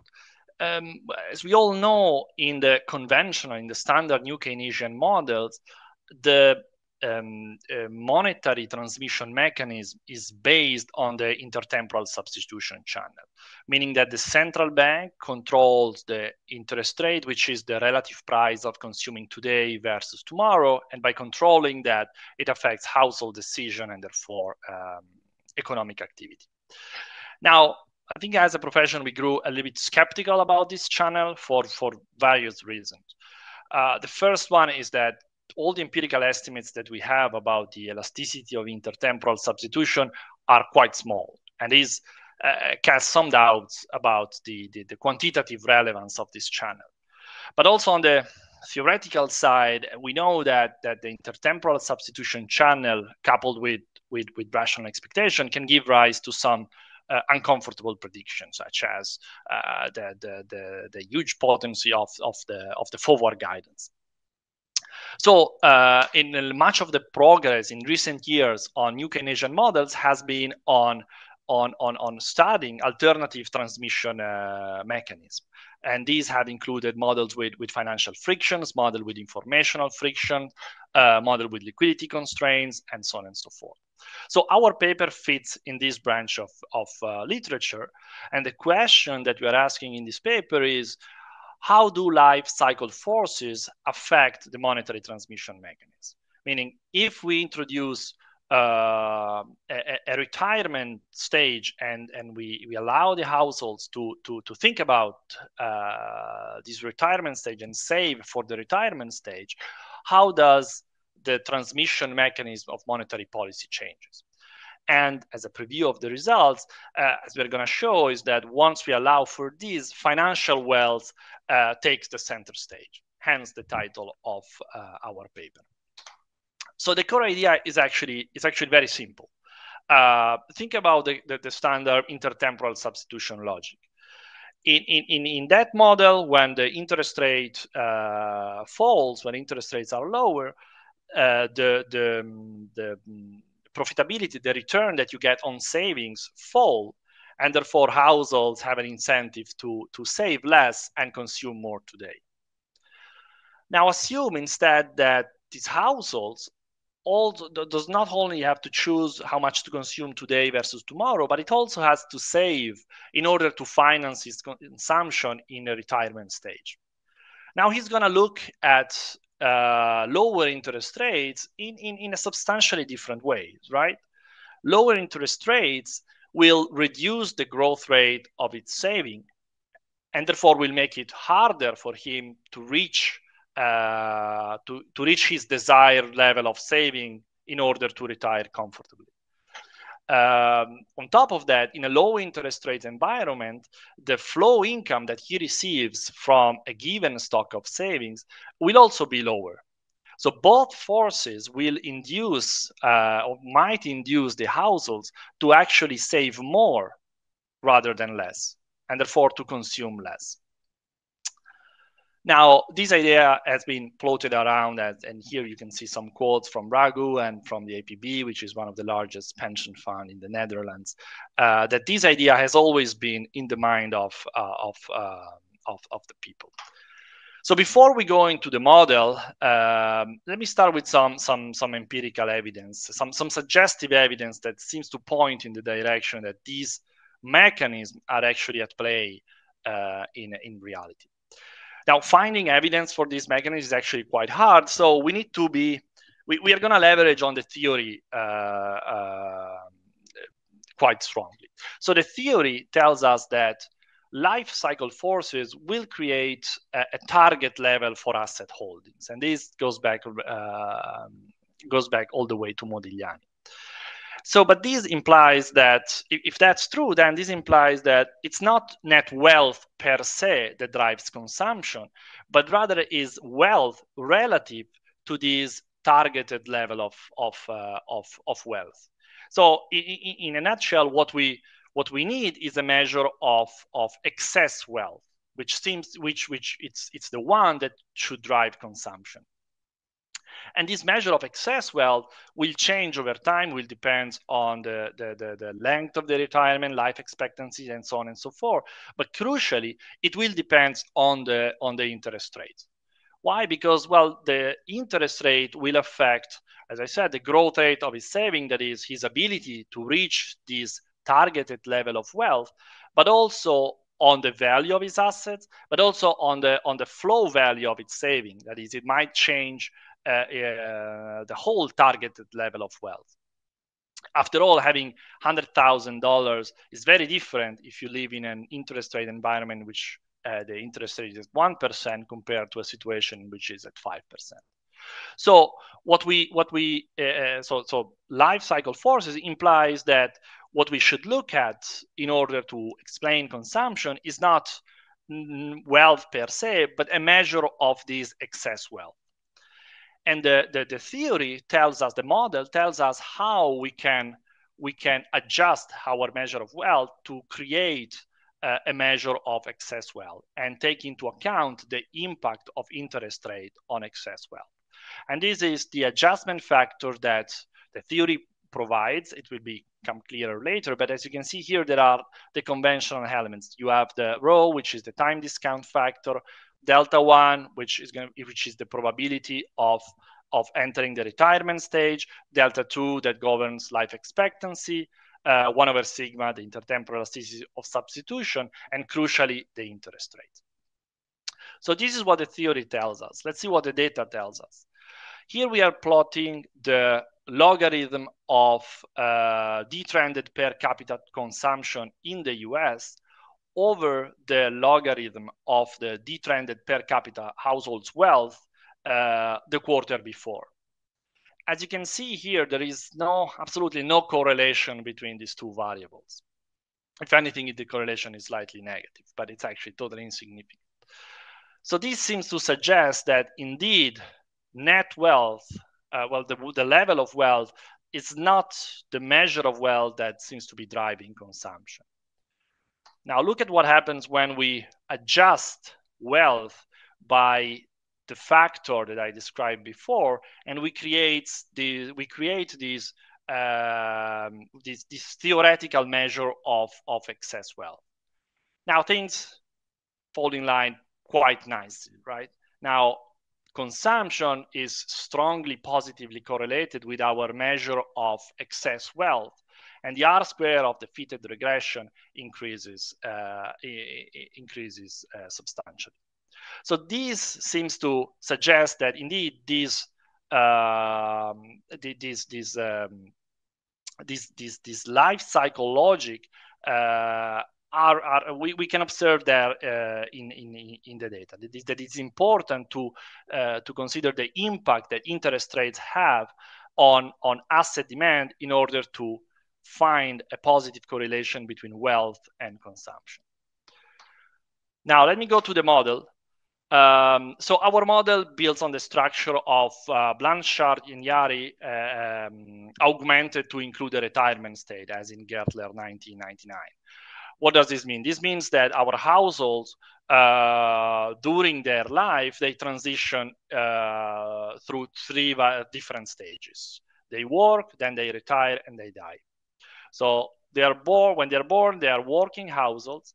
But at every point in time, there is a probability delta 1 that they will have to stop working. And when they stop working, there is a probability 1 minus z that they die, so they go straight to the grave. But with the probability z, they will get to enjoy retirement. That is, they will retire. Once they are in the retirement stage, again, every period they face a probability delta 2 of dying. Okay, and when they die, they are replaced by working households, so that the composition of the fraction of working households and retirees remain constant throughout at every period. And here we follow the literature in coming up with a catchy acronym for our model, and we call it FLANK, meaning finitely lived agent new Keynesian models. Okay, now let's start let's work backwards in order to solve the model, and let's start from the problem of an household that is in its retirement stage. Now, the problem of these households is actually quite simple. Retired households can only receive consumption from the interest payments that they get from on their accumulated stock of savings. This problem is actually quite simple, that we can be solved in closed form. As you can see here, the solution tells us that the consumption of a retired agent will be proportional to its stock of wealth, AT. But this stock of wealth must be adjusted by a term which we call gamma. This term gamma captures the expected future path of all of interest rates. So this measure, this term measures the income flow that you will receive on a given stock of assets. In fact, you can show that if interest rates are expected to fall in the future, then gamma rises and consumption falls. Meaning that given that the household knows that he will receive a lower income stream in the future for the same stock of assets, he will be forced to save more and therefore consume less today. Now let's go back to the working stage of the household problem. If we now every working household now knows that with a certain probability he will continue to work tomorrow, as in a conventional infinitely lived model. But with a certain probability, he will have to be retired. He will have to retire, and he will take that into consideration when solving his consumption saving decision problem. As you can see that in the last equation, this is his Euler equation, and as you can see, its Euler equation contains two terms. The first one, the one on top, is the conventional intertemporal substitution term. The second one is the new term that is introduced by these life cycle motives, by the fact that the households has in its mind that he will have to save because there is a probability that he will retire tomorrow and he will have to live off of its accumulated savings up to them. As you can see, this additional term includes two terms. It includes the value. Overall, it's the value. It captures the value of saving, of financial wealth in the future, and it's made up by two terms: the level of financial wealth, 80 plus 1, but also gamma, which, as I just said, captures the value of a given financial level of financial wealth in the retirement stage. Okay, on top of these, we have the conventional new Keynesian machineries, sticky prices and so on and so forth, which allows us to talk about monetary policy. All this part is quite conventional. What I want to do now is I want to close the model by talking about the public sector. Now, I talked about financial wealth, but I didn't tell you how households are allowed to save. So we assume that households save by investing in government bonds.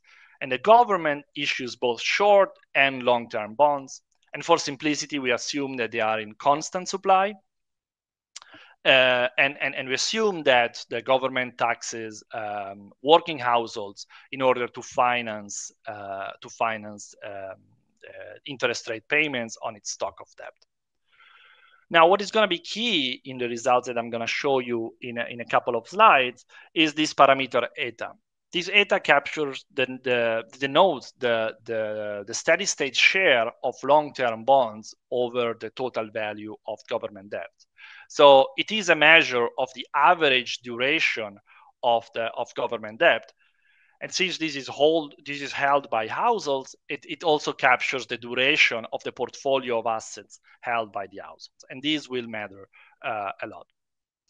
Finally, we close the model with monetary policy. We assume that the central bank follows a conventional Taylor type rule, augmented with shocks, which and this shock, we're gonna use it to study the impact of monetary policy in this framework. Okay, before we solve the model, we make a very useful simplification. As it turns out, most of the economics that we can get out of these models can be done, are linked actually to the working households and to their decision and how the retirement state affect their decision. The role played by the retirees is actually quite clear. Lower R contracts their consumption possibility, but most of the economics is indeed in the decision of the working households. So what we do is we make this what we call this prudent perpetual youth assumption, which simply states that we assume that no households actually makes it to the retired state. Once they retire, they die immediately, but they think that they will get to enjoy some retirement. So they overestimate their probability of surviving the retirement shocks, meaning that all savings in this model are actually prudent because they will never be used in the retirement stage. This simplification this assumption allows us to simplify the equilibrium of the model to only 4 dynamic equations, which are not that more difficult to solve than the conventional 3 equations New Keynesian models. In fact, this version of the model can be solved in closed form. Okay, before we look at the results, let me just show you the core of the model, which is the IS curve of the model, which in practice is the Euler equation, is the log linearized Euler equation of the working households. As we saw before, there are 2 terms. The first one on the left-hand side here, which captures the conventional intertemporal substitution channels. Output today is increasing in expected output tomorrow, and it's decreasing in the interest rate. Okay, this is the conventional channel. But now there is an additional term which is introduced by life cycle motives, by the fact that households think about their retirement stage. And this, as you can see, introduces 3 other channels through which interest rates affect the household's consumption decision and therefore aggregate activity.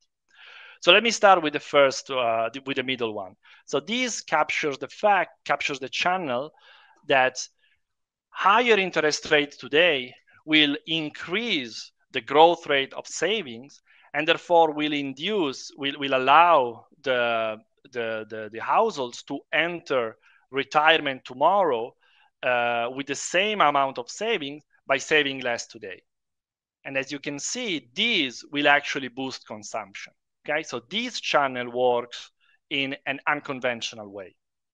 The level of asset with which the household enters retirement also depends on their value. And if these assets are interest rate sensitive, that is, if the portfolio of the households carry positive duration, then a higher interest rate, just to keep the same example, will reduce their prices and therefore reduce their assets and therefore induce them to save more and reduce consumption. This channel, which we call the asset valuation channel, actually works in the conventional direction. Finally, there is a third channel, which is the one proportional to gamma, which I described before. The expected path of future interest rate will determine the value, the flow income value of a given stock of assets. So expected higher future interest rates will reduce the flow value of the assets, induce the household to save more, and therefore will depress consumption. So also this channel works in the unconventional way, because a higher interest rate now boosts consumption rather than depressing it. Okay? All right, so with all these, let's look at some of the results. And let's start with this proposition. How are we doing on time, Jarek? So you should be close to wrapping up. Okay, so very quickly, if you followed all of this, then all these results should be immediately intuitive. This proposition simply tells us that the ability of an interest rate cut to boost output and inflation is decreasing in retirement preoccupation. Why? Because as retirement preoccupation becomes stronger, this shifts the weight of the transmission mechanism away from the intertemporal substitution channel and increases the weight on this retirement linked channels that I just described. The second proposition tells you that the ability of an interest rate cut to boost output and inflation is increasing in the duration of the assets held by the public. And why is that? Because the asset valuation channel is the only channel in the retirement part that works in the conventional way. And we think this is very interesting because it sheds some light on the impact that QE can have on this economy. You can think of QE as the central bank swapping long-term asset for short-term asset and therefore reducing the duration of the assets held by the public. But if that's the case, our model predicts that the conventional monetary policy is much less potent in this environment, meaning that the central bank will have to move interest rate much more in order to achieve the same outcome.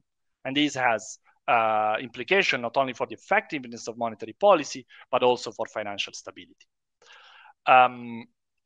Finally, let me conclude with this proposition, which says that the ability of an interest rate cut to boost output is actually decreasing in the persistence of the interest rate shock, meaning that in our model, large and temporary interest rate changes are actually more effective than small but very persistent interest rate changes. Okay, and this is in stark contrast with the conventional models in which the only thing that matters for output is the total size of the monetary impulse, regardless of when the impulse occur, whether today or tomorrow. Okay, since I'm out of time, let me wrap it up quickly. So we have shown that once you augment a conventional new Keynesian model with life cycles, retirement preoccupations matter for monetary policy, and the financial wealth of the households play a key role in the transmission mechanism of monetary policy. And this has some very interesting implication for the effectiveness of conventional monetary policy, but also for the implication of some unconventional monetary policy. And let me stop here. Thank you very much, Paolo. The discussant is Michał Brzezina. Hi, can you see me, hear me? Yes, we can hear you. Okay, we still can't see you. Yes. I'm trying to share my slides as well.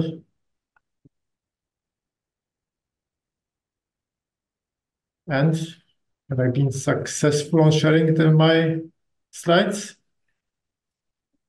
Partly. I see a blank screen.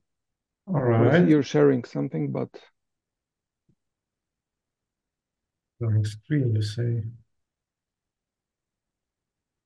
So I see the background. I don't see your slides. Okay, let's do it again.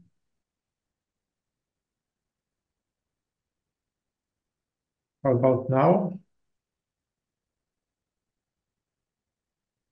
Paolo, do you see anything? I don't. No, I don't see anything. I see the background. I thought this would be simple. You want to send them to me and I can share them for you? It would be an option, but they're pretty...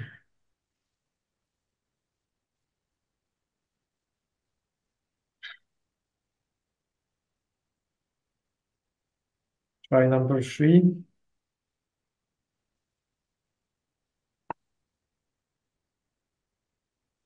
Also, your image is frozen, so it may be some problem with connections. Okay, let me...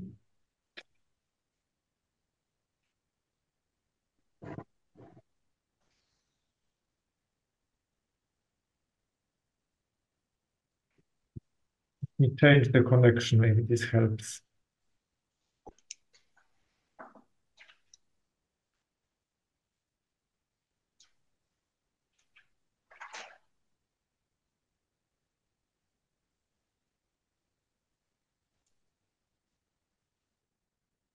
Yes, Oops. we've just seen them for a moment. Yeah, but I just stopped sharing in the meantime. Okay, but that should work now.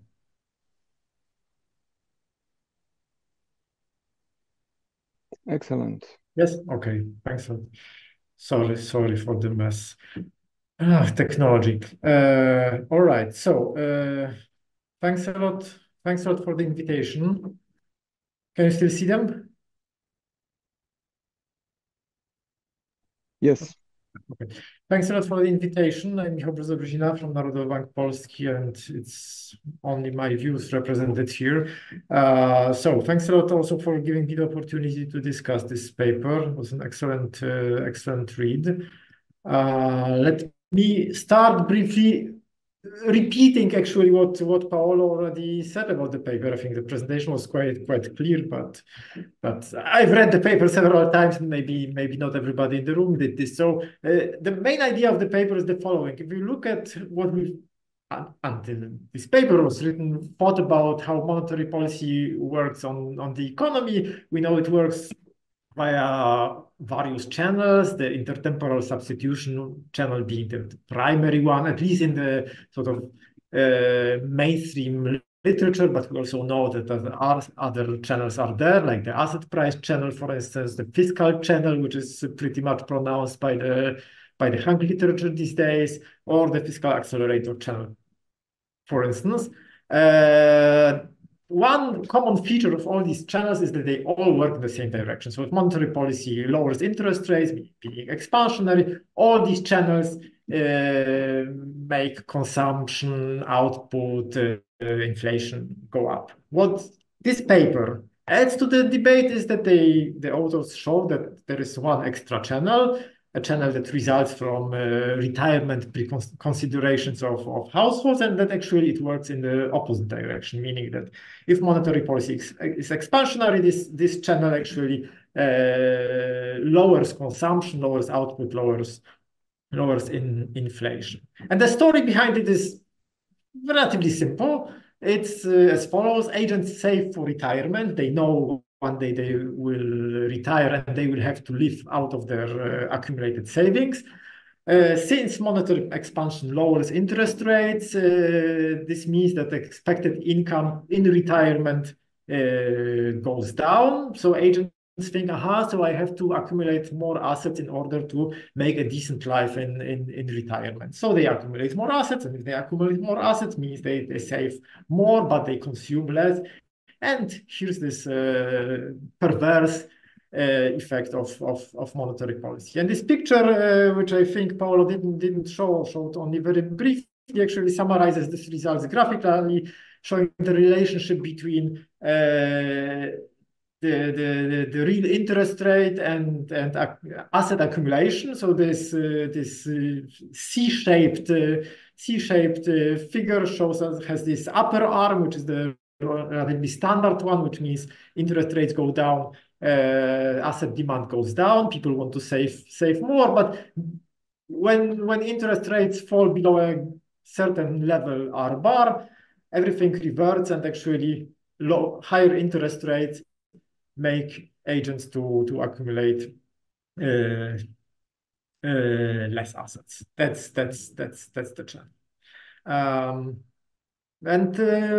So let me slowly move to comments. But before I enumerate my first comment, let me do this introduction to this comment, being some in a sense explaining one more thing in the how this model works, because what the model is a life cycle model, but built in a kind of Blanchard-Yarry or Gertler or perpetual youth framework, where agents are born, then with some constant probability they move delta 1, they move into retirement, and then once they move into retirement again with a constant probability delta 2, they pass away.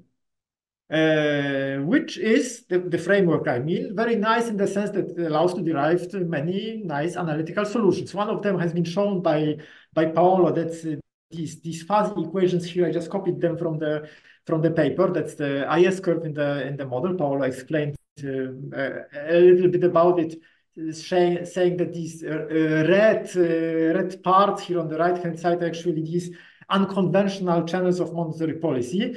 I took one more step, transforming this equation. I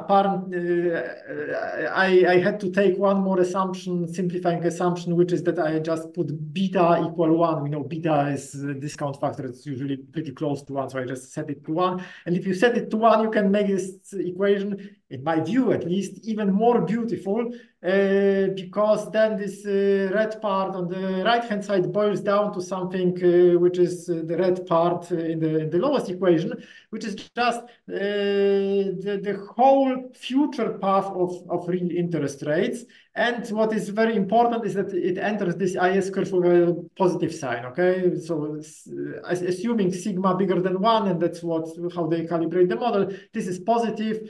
So it means that future real interest rates actually via this channel raise output. So that's the unconventional part. Now, since I promised comments, let me move slowly to comments. And I really like these analytical consequences of having this Blanchard-Yari framework, but simplifications comes at a cost. And I think as long as we just want to show some mechanism, maybe the cost is not so big, but if you start to be trying to be quantitative, in a sense, the authors try to be quantitative. In the last part of the paper, Paolo didn't show this, but they show that this channel can actually even outweigh the other channels, so that monetary policy under some conditions can work in the perverse way. Then these simplifications may matter. And one of the simplifications is the assumption that the probability of moving into retirement is constant. And I probably don't need to show you much evidence that it's not, but here I am with the evidence. That's the probability, the opposite, the 1 minus this probability actually from a paper I found for the euro area. So there's probability of not moving into retirement. You see that for the first approximately 30 to 35 years of employment, it's probability of moving to retirement is nearly 0. Only then people start to move into retirement. So it's far from constant. Same actually about the mortality rate. So mortality rates, these are for the euro area from one of our papers. And again, probably don't have to convince you much that mortality is age dependent. So these are simplifying assumptions, not necessarily with tragic consequences for the model and its implications, but at least since the authors try to be quantitative as well, I would like to see some, say, convincing evidence that the model does not generate really some odd things, like, for instance, big over-savings of the young people. Because if I'm born and the next year I have a positive probability of going into retirement already after 1 year of employment, then I probably save much more than normal 20-year-old people do. So I would expect some, maybe much over-saving in the model. I would also expect that MPC's marginal propensity of consume of the old might be gotten wrong. Okay, so that's I would at least expect some validation that the model does a good job at matching, asset distributions, etc. There's data on this. Let me move to comment number 2. And maybe that's the most serious comment I actually have. So it's about the kind of asset that plays the central role here. And this asset are government bonds. 2 types of government bonds, but whatever. Government bonds, they come in zero net supply if we take the whole economy into account. Okay, of course for the households they are positive. For the government, they are negative, but the whole closed economy, they are in zero net supply, which in other words means that if interest rates fall and somebody loses on this, somebody else will gain. So the losses of the household sector are the gains of the government. So one thing that I would expect here is that actually the way the government spends the extra proceeds from these lower interest rates might matter quite a lot here, and I would expect some discussion of this. So for instance, assume that this is spent on government consumption, that would generate a Hank type fiscal channel that would maybe outbalance the channel that's shown by the authors. But more importantly, what I miss is actually another type of asset, which agents, we know that agents hold. They do not only hold bonds, but they also hold claims on firms or on capital, if you like. And the picture on the right-hand side that comes from one of our papers where we show the distributional consequences of monetary policy shocks along the life cycle. And actually what matters there is, of course, the impact of monetary policy on the real interest rate on nominal assets like government bonds. That's the left lower panel here. That's the real exposed return on bonds after an expansionary monetary policy shock. Inflation goes up, the real return goes down. But on the other hand, returns on real assets go in the other direction, actually. So for instance, real house prices, they go up, and also the real exposed return on capital on stocks or on physical capital, it also goes up. And this picture here shows you that actually agents do hold quite a lot of these real assets, even more of these real assets than of nominal assets. So that's a life cycle distribution of three types of assets from our paper, from the model, but this matches to a good extent to what is can be found in the data. On the horizontal axis, you have the age of households from 20 until 100. The yellow one are real housing assets. The green one are real financial assets, and the brown one are nominal financial assets or liabilities, because young households actually hold net negative assets. So we see that there are many of these real assets in household portfolios, and as I said, they react to a monetary policy shock in exactly the opposite way than nominal assets. So this is something that under normal conditions should counterbalance the channel that you are talking about. Comment number 3, a little bit about the motivation. So that's the quote that Paul also put in one of his slides, saying that, you know, if interest rates will be low, this will have an impact on pensions. And I very much agree with this quote. I just think whether this quote is really about monetary policy, expansionary monetary policy. I think this quote is actually about something different. It's about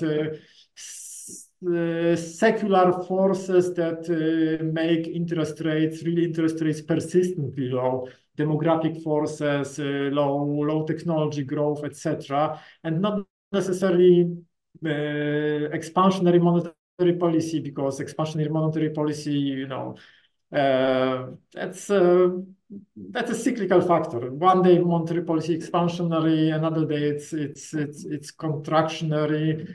I'm really not sure. I mean, maybe in the model it's probably there, but did any of us here in this conference think about adjusting our pension savings in response to temporary events like monetary policy shocks? I doubt a bit. In response to these long-term trends in interest rates, I think we do.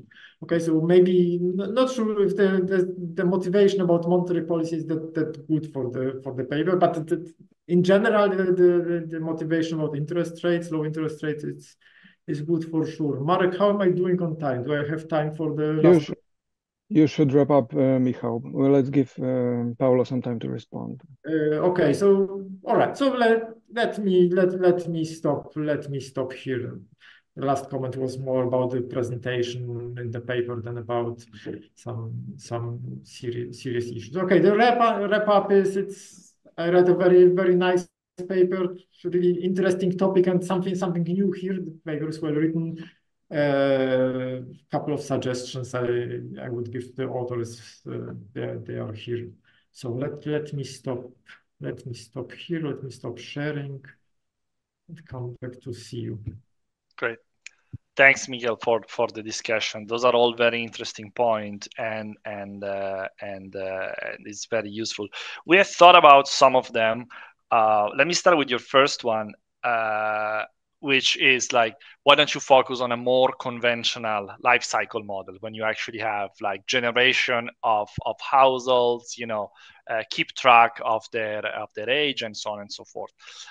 Yes, I agree. That would so that can be done. So basically, but the way we see it is, it will be like a Hank version of our current model, because in our current model you have working agents, which we are working with like a representative agent, right? They are all the same and they all face the same decision and make the same choices.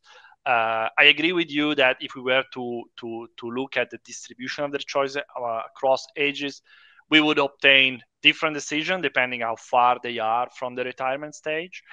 I'm not sure. I am actually maybe skeptical about whether that will have aggregate implication, right? So if there is something that the Hank literature has taught us, is that heterogeneity might not matter so much for aggregate variables. So that's why I'm saying it's interesting to do it, but I don't know how much more we can in terms of implication we can get with these, or whether with this extension we would have very or significantly different implications. On capital, yes, we can add capital. Our sense is that adding it will simply add some duration on the portfolio of the assets held by the households, right? Because now capital is an interest rate sensitive asset. So it should be equivalent to raising ETA, which captures the duration of the portfolio of the assets held by the household. So it should go in that direction. On secular stagnation, yes, I agree with you that the time, that the horizon is actually very important, and that's why we stress a lot that it's permanent or non-permanent, persistent reduction in the interest rate, like an environment in which interest rates are expected to be low for quite a long time, will be the one where these channels should be the stronger. In fact, we report the results, as you mentioned, and I didn't mention, on the flipping of the sign of monetary policy.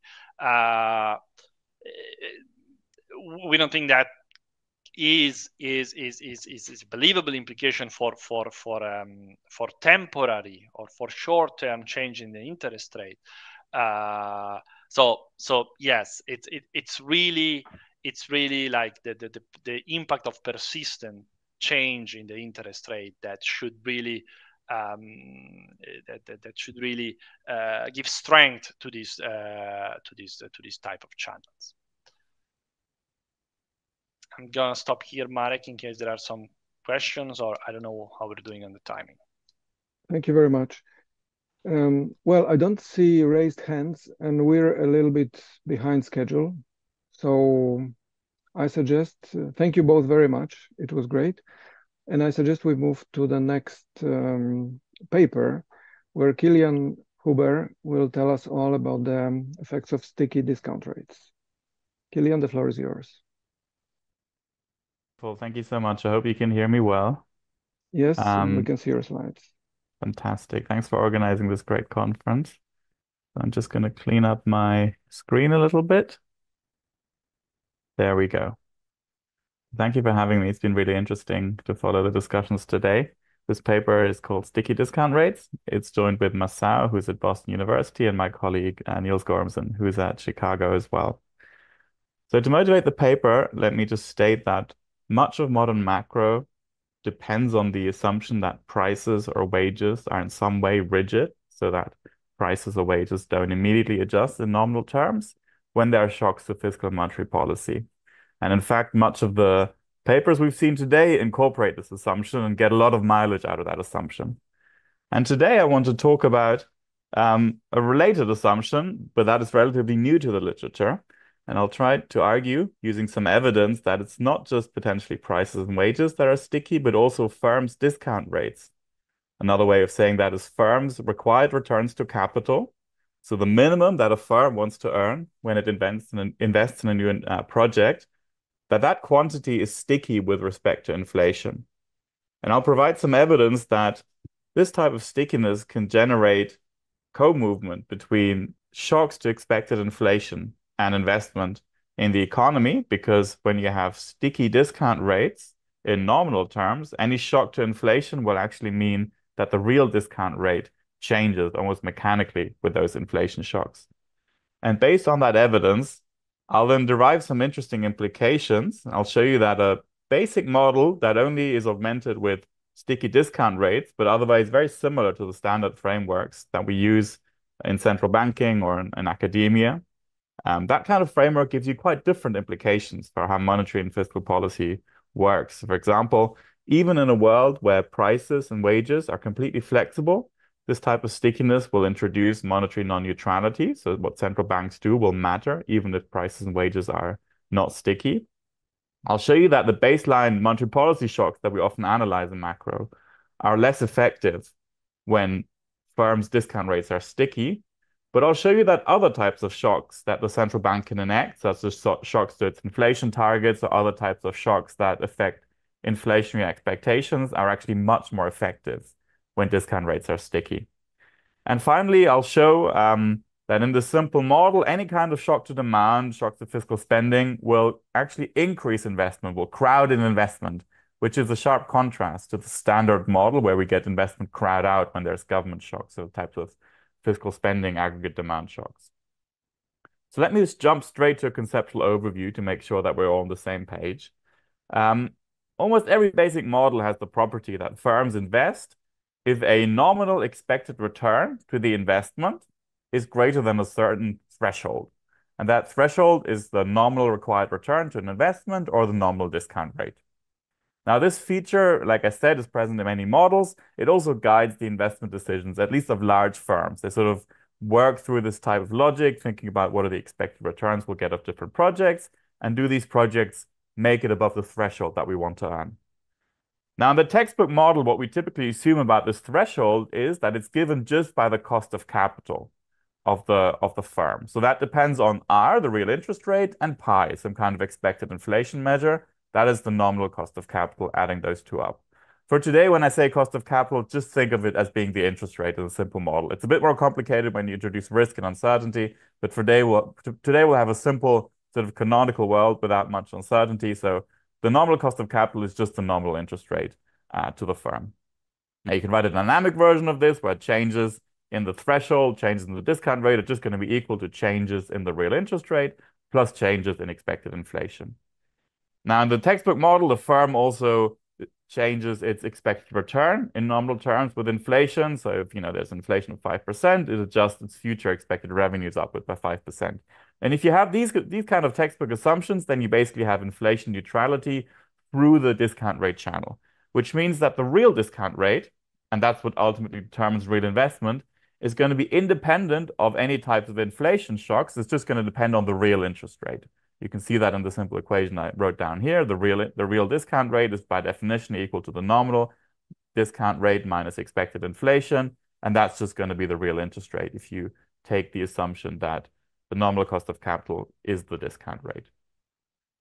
Now, today I want to think about a different kind of model, a sticky discount rate model, where in fact the nominal discount rate is roughly constant, so it doesn't change very much with inflation. And that implies that the real discount rate is now directly linked to expected inflation. So just take the equation that I had above here. The real discount rate equals the nominal discount rate minus expected inflation. You set nominal discount rates to 0, and then you get that real discount rates are going to equal the negative of expected inflation. And so any shock to expected inflation is directly going to impact real investment through the fact that the real threshold is changing with expected inflation. Now, the important question is, of course, which world are we in? Are we in the textbook model, which basically is every kind of model that's used in central banking and in academia today, or are we in a world where discount rates are actually sticky? I am going to use data from corporate conference calls to shed light on the fact that discount rates are in fact sticky, and are sticky in the extreme sense that they don't change even when inflation changes. Now, what are corporate conference calls? These are conversations that large firms hold with their investors, mostly every quarter for the large listed firms. And in these conversations, the managers, the CEO or the CFO describe to investors what the investment strategy of the firm is going to be over the next few years. And they may say things like this. For example, this is the NASDAQ 100 firm Intuit, so a pretty large firm. We invest in opportunities that yield 15% plus. Our weighted average cost of capital is 9.5%. We have a hurdle rate of 15%. So from this kind of paragraph, we're going to get that the discount rate of the firm is 15%, and then its cost of capital or the cost of its funding is about 9.25%. And we do this comprehensively. We've downloaded every conference call that's available on a database called Refinitiv and another database called FactSet. And out of this, we get about 3,200 discount rates and 3,200 measures of what the firm thinks its cost of capital is. I'm not going to go through the details of the measurement here because this is really another paper that Niels and I have written over the past few years. Let me just tell you that on average, the firms in the sample are representative of the listed firm population, except that we have a skew toward larger firms. And so firms for which you observe repeated observations of the discount rates capture about 35% of the total assets of listed firms in Compustat Global. So we get quite a big share, we think, of the population of listed firms in the world. We also verify these measures in various ways. We show, for example, that changes in firms' discount rates actually do predict changes in investments. So what they say in these calls seems to have some real bite. And if you're interested in working with this, we share some of the data that's predicted from the raw data on our website. So feel free to take a look at that. And this is all work in progress. So let me know if there's anything else that would be useful for researchers to get. We're very glad to talk, especially to central banks, because we think there may be some implications of these data for real policy making. Now, what we add to this data set for this paper in particular is a measure of break-even inflation. So that's the financial markets expected inflation, long-run expected inflation in financial markets. And we're going to analyze how conference calls, the discount rates reported on conference calls co-move with this break-even inflation measure over time. So here's a simple example from what we call the soaring 20s. So this is the inflationary episode that we just went through. You can see that during COVID, the green line, which captures break-even inflation, spikes up, goes up by about 1.5 percentage points. So that means that long-run expected inflation in financial markets increases by 1.5 percentage points between 2020 and 2022. You can see that the cost of capital, the cost of funding of firms that they report themselves also goes up with a bit of a lag.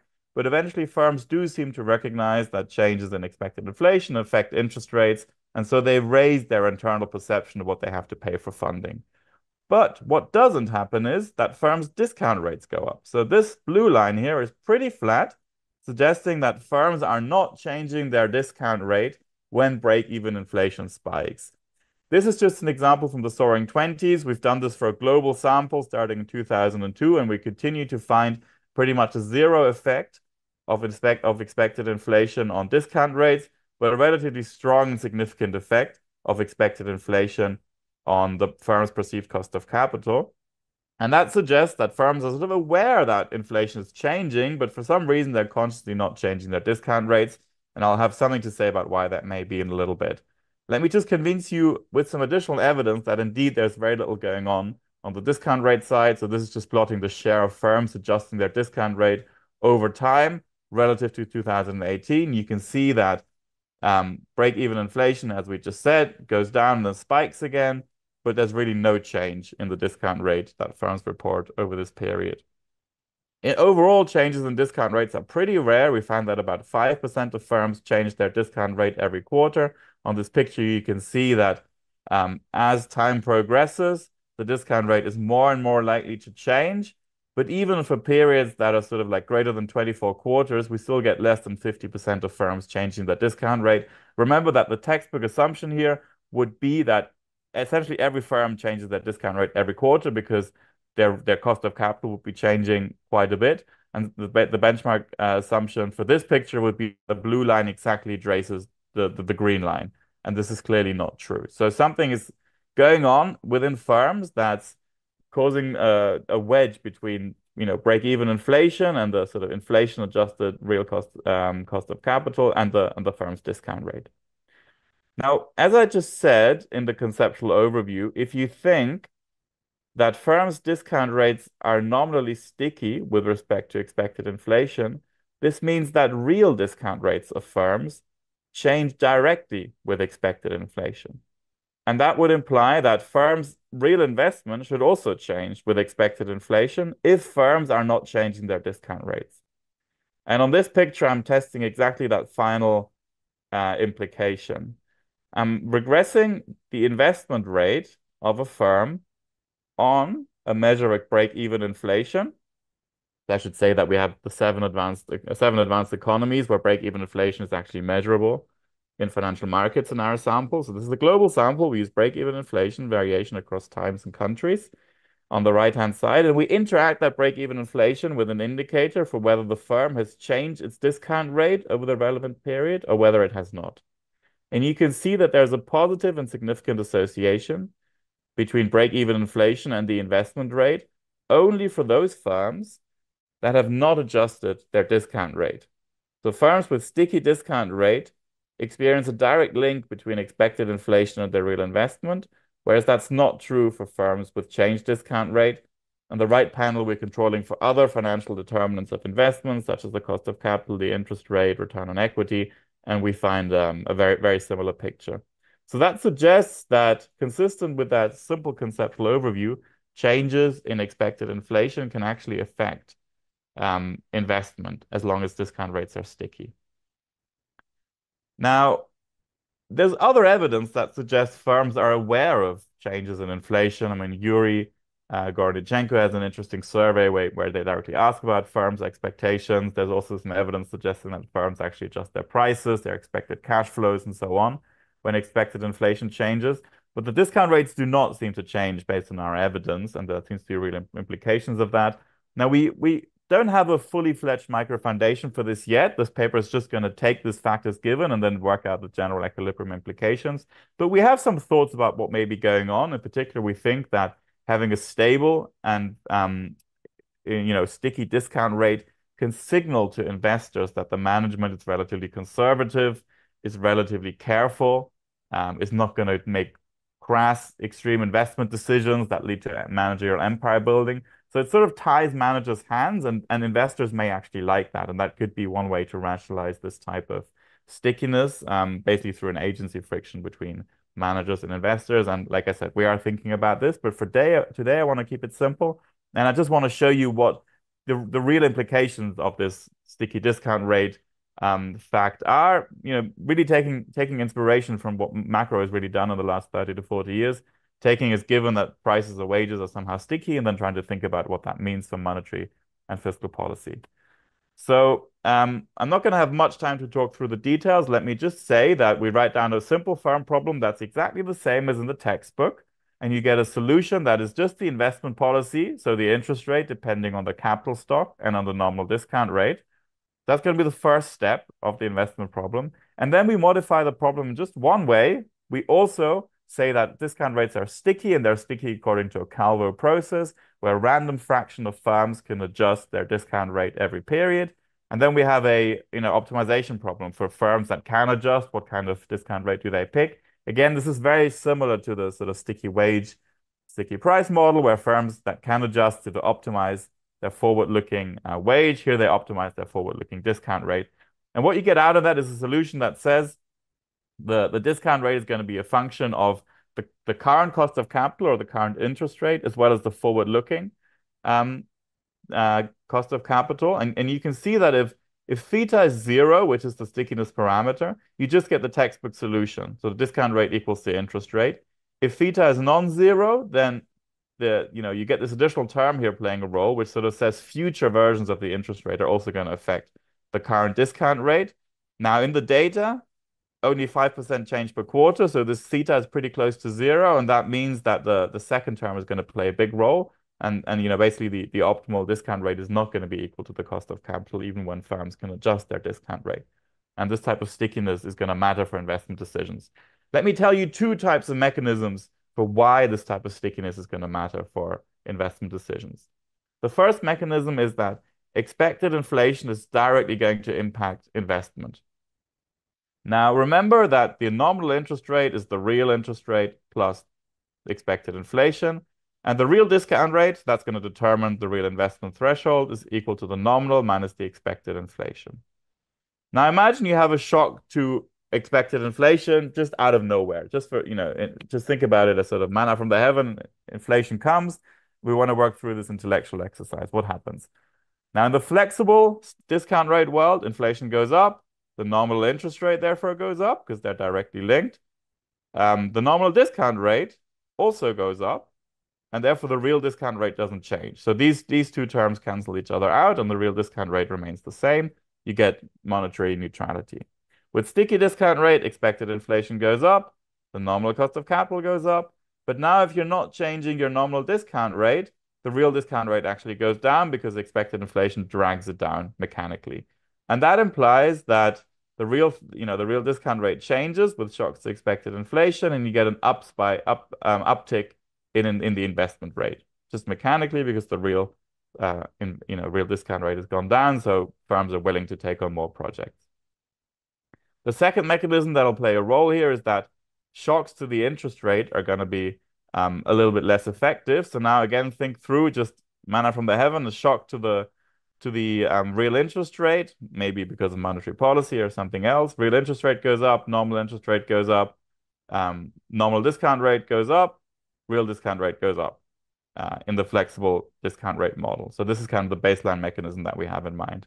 Now that mechanism still plays a role in the sticky discount rate model, but it's weaker because the link between nominal interest rate and nominal discount rate is weaker, and so you get a much subdued impact of shocks to the real interest rate or to the nominal interest rate on investment. And you can see this in the pictures here. With sticky discount rate, which is the straight blue line, you get a weaker effect on the real discount rate from shocks to the real interest rate, and you also get a weaker investment response. Now, these mechanisms are basically going to determine what happens in general equilibrium as well. Again, I'm not going to go through the details of the model, but for now, just take as given that we, just use the standard New Keynesian model, nothing fancy here. We have sticky prices, we have hand-to-mouth households, we have a Taylor rule with shocks and inflation targeting, we have fiscal spending that can be financed by initial deficits. So just, what you learn in sort of first-year macro, that the basic model, and it's only augmented with the sticky discount rate. And that alone gives us quite a lot of action, and I'm going to talk through that action in a second, but let me just summarize it here. Any shock to household demand is going to give you co-movement between consumption and investment. That's going to help resolve this famous co-movement puzzle that Barrow and King talk about, for example. Any shock to aggregate demand, fiscal spending, changes in household pensions, they're going to crowd in investment through a similar mechanism as the one for household demand.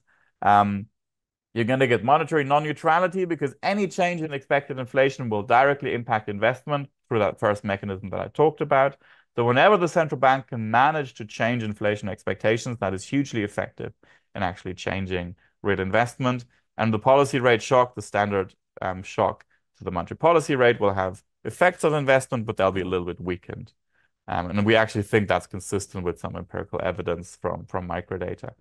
So now I've already told you about these main findings in words. Let me show you the impulse responses as well. Here we have a shock to household patience.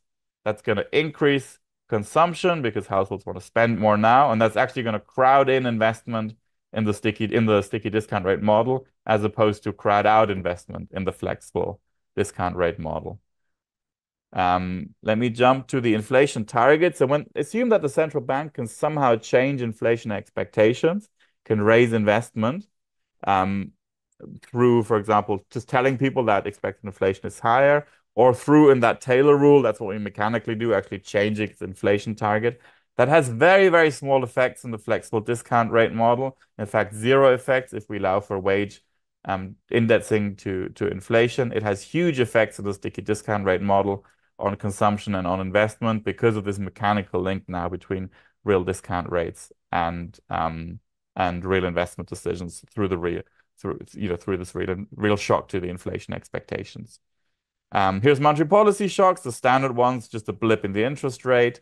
You get consumption going down, you get investment going down, but investment goes down by quite a bit less. And again, we think that's roughly consistent with some of the empirical evidence out there. So I'm nearly out of time, so let me just conclude at this point. We show that discount rates are sticky with respect to inflation. We have a number of implications for macroeconomic policy. The one I didn't talk about today is that optimal policy actually changes as well, and that's something you can read out in the paper, or we can talk about in the discussion if you're interested. Thank you so much for your time, and I'll pass it on to the discussant. Thank you, Kilian. Alex is discussing the paper. Thank you so much. Can you hear me? Yes. Okay, I'll now try to share the screen. Can you now see the screen? Yes. The presentation? Excellent, yes. Excellent.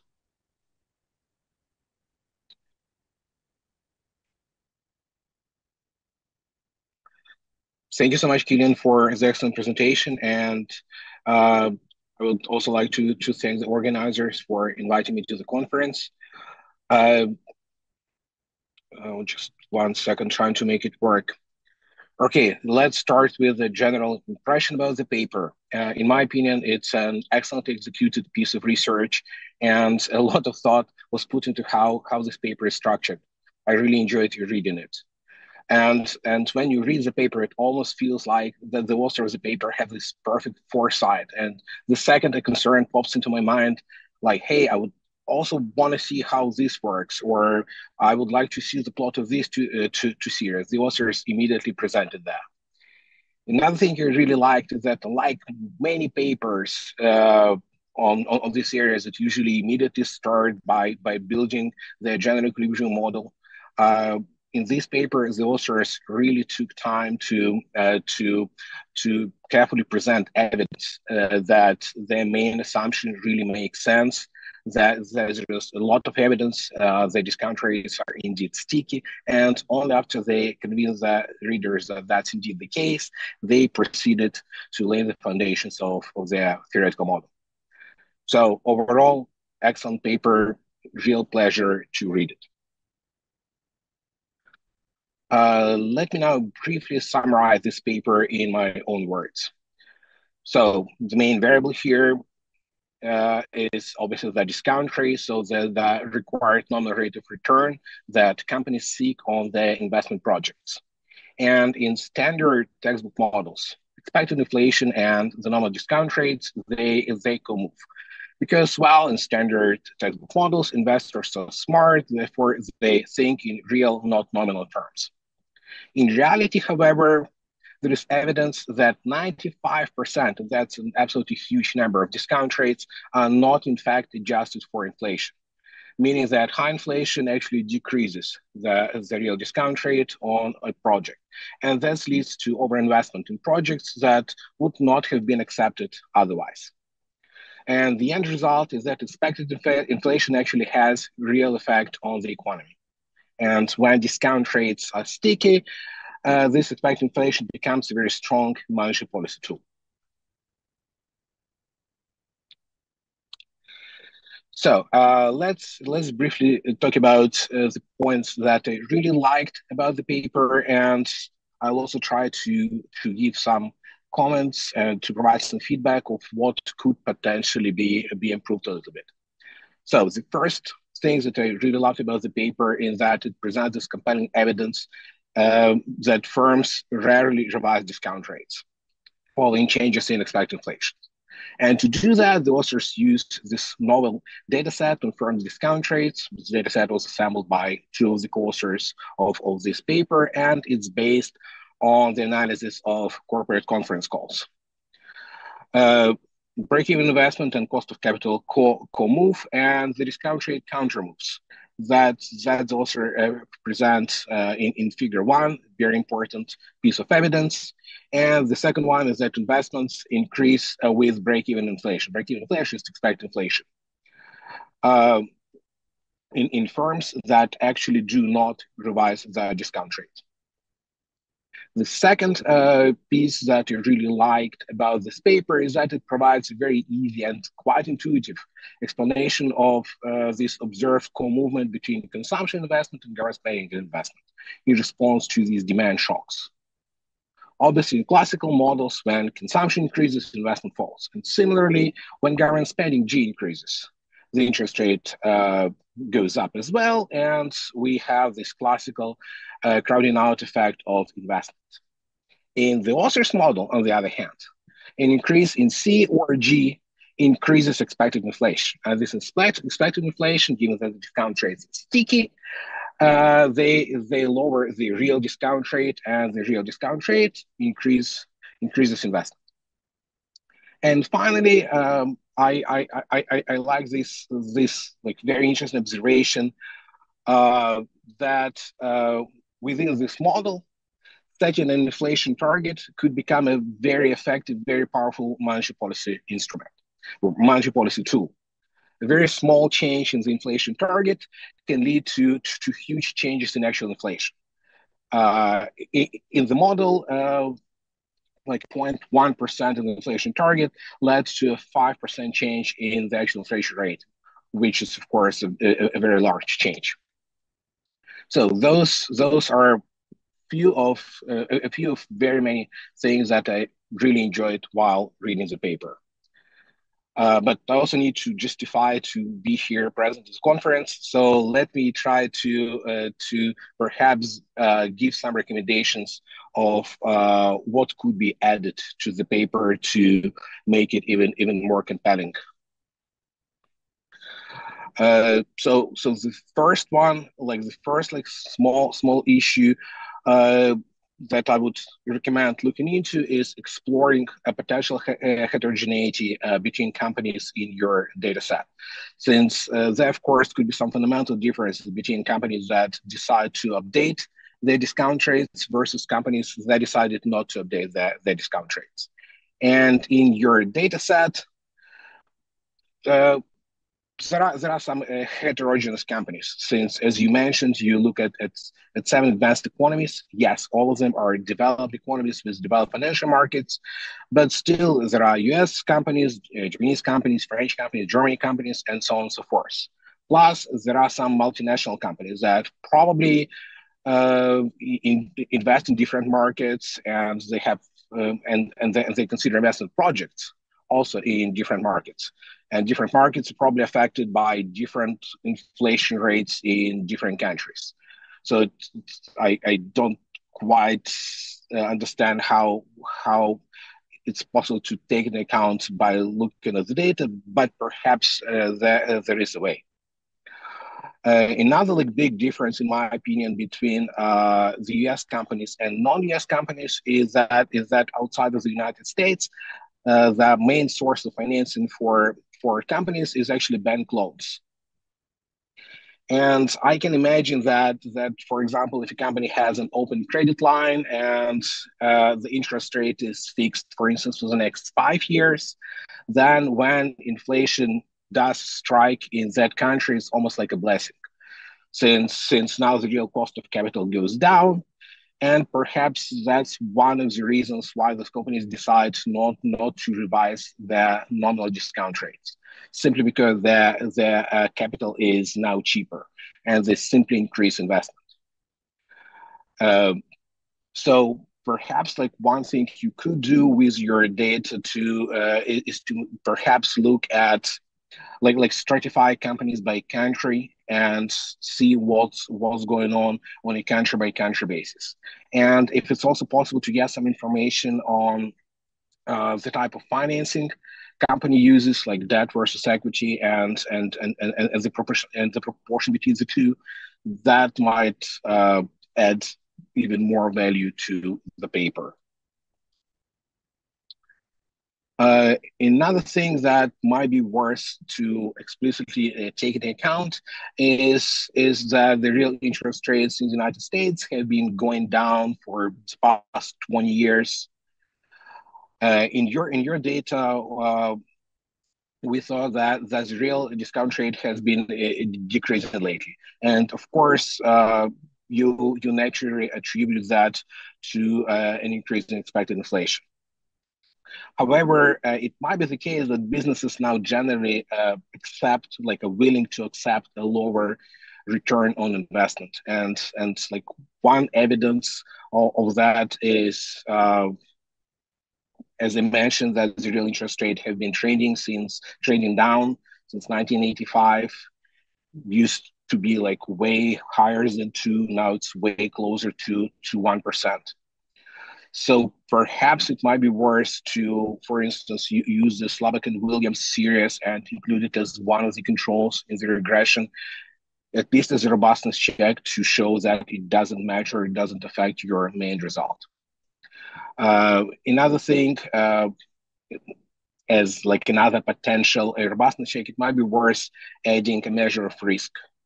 Since riskiness it does affect the traceability of investment projects, and risk did change quite a lot. For instance, it was obviously very high during COVID. No one understood what's going on. Then risk generally increases with inflation, which might again matter since we did have this early 2020s when inflation was unusually high.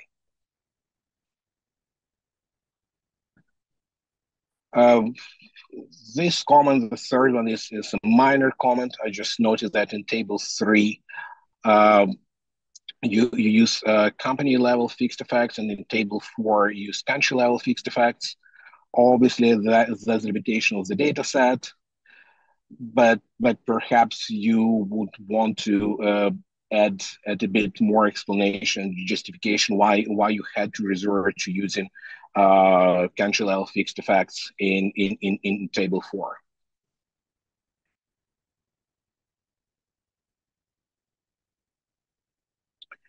And finally, I have like a brief comment about this, is that the imperfect foresight that might or might not matter for your model. Like as of now, the empirical justification for your model, for your assumption that the discount rates are sticky, and it is based primarily on this post 2018 data. That figure that you showed during the presentation, and of course that period, it includes this high risk COVID-19 period and also the high inflation period between 2020 and 2022. And both of those time periods are highly unusual for the United States, for instance, as a country. And of course, like both of those factors, very high risk and very high inflation, they affected investments in non-trivial ways. Additionally, if we look at the break-even inflation, which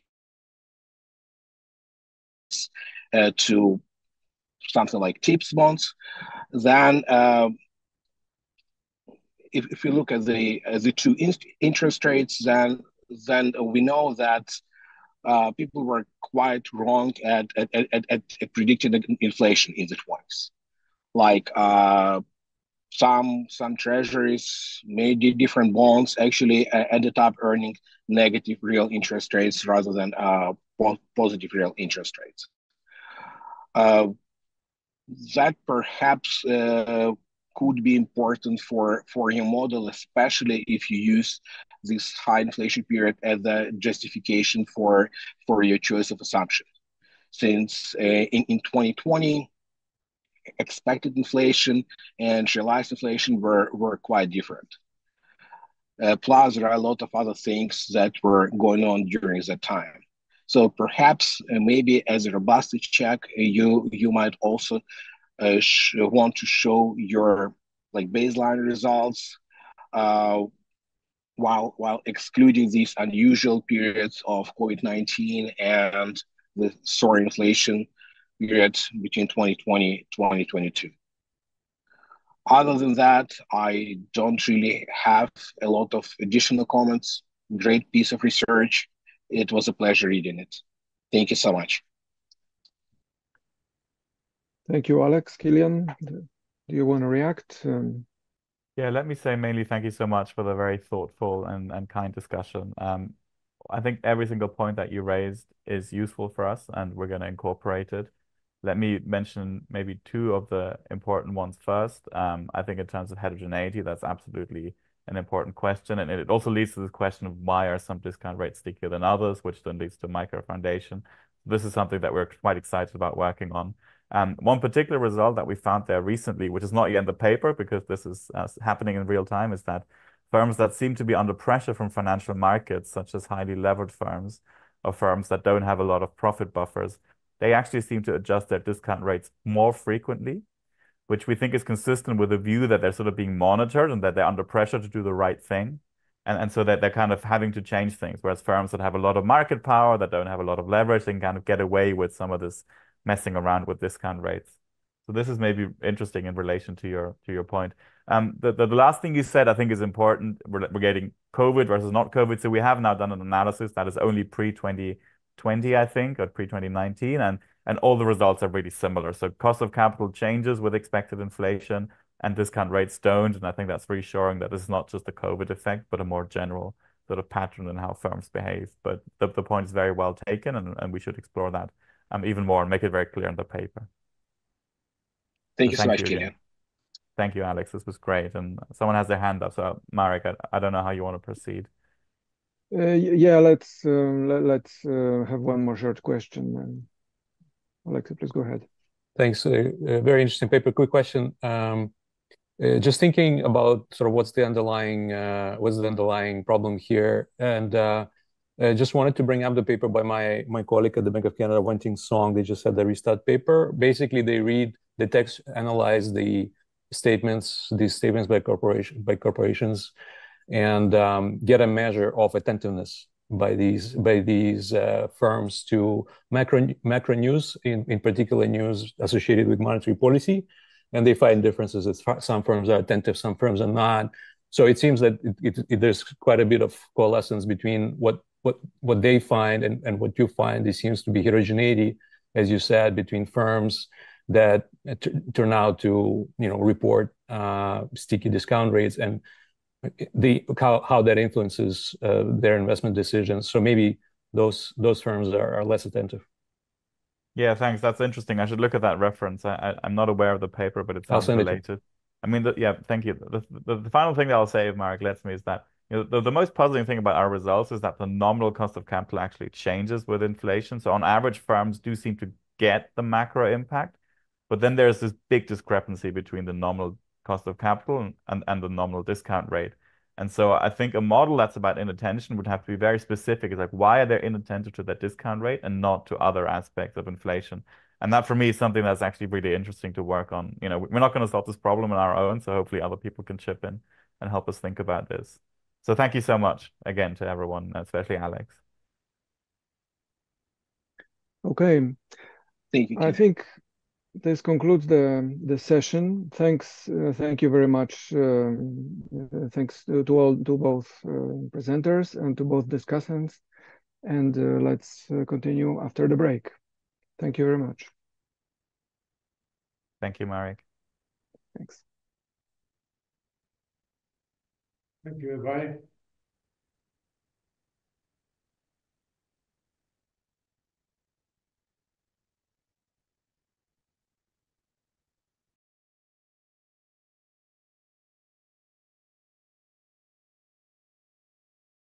All right, welcome back, everyone. We're excited to start our last session of the day, which concerns the implications of large and asymmetric shocks.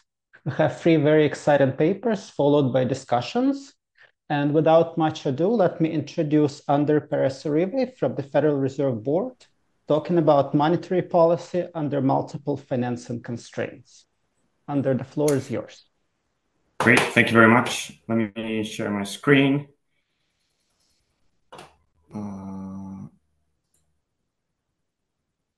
Here we go.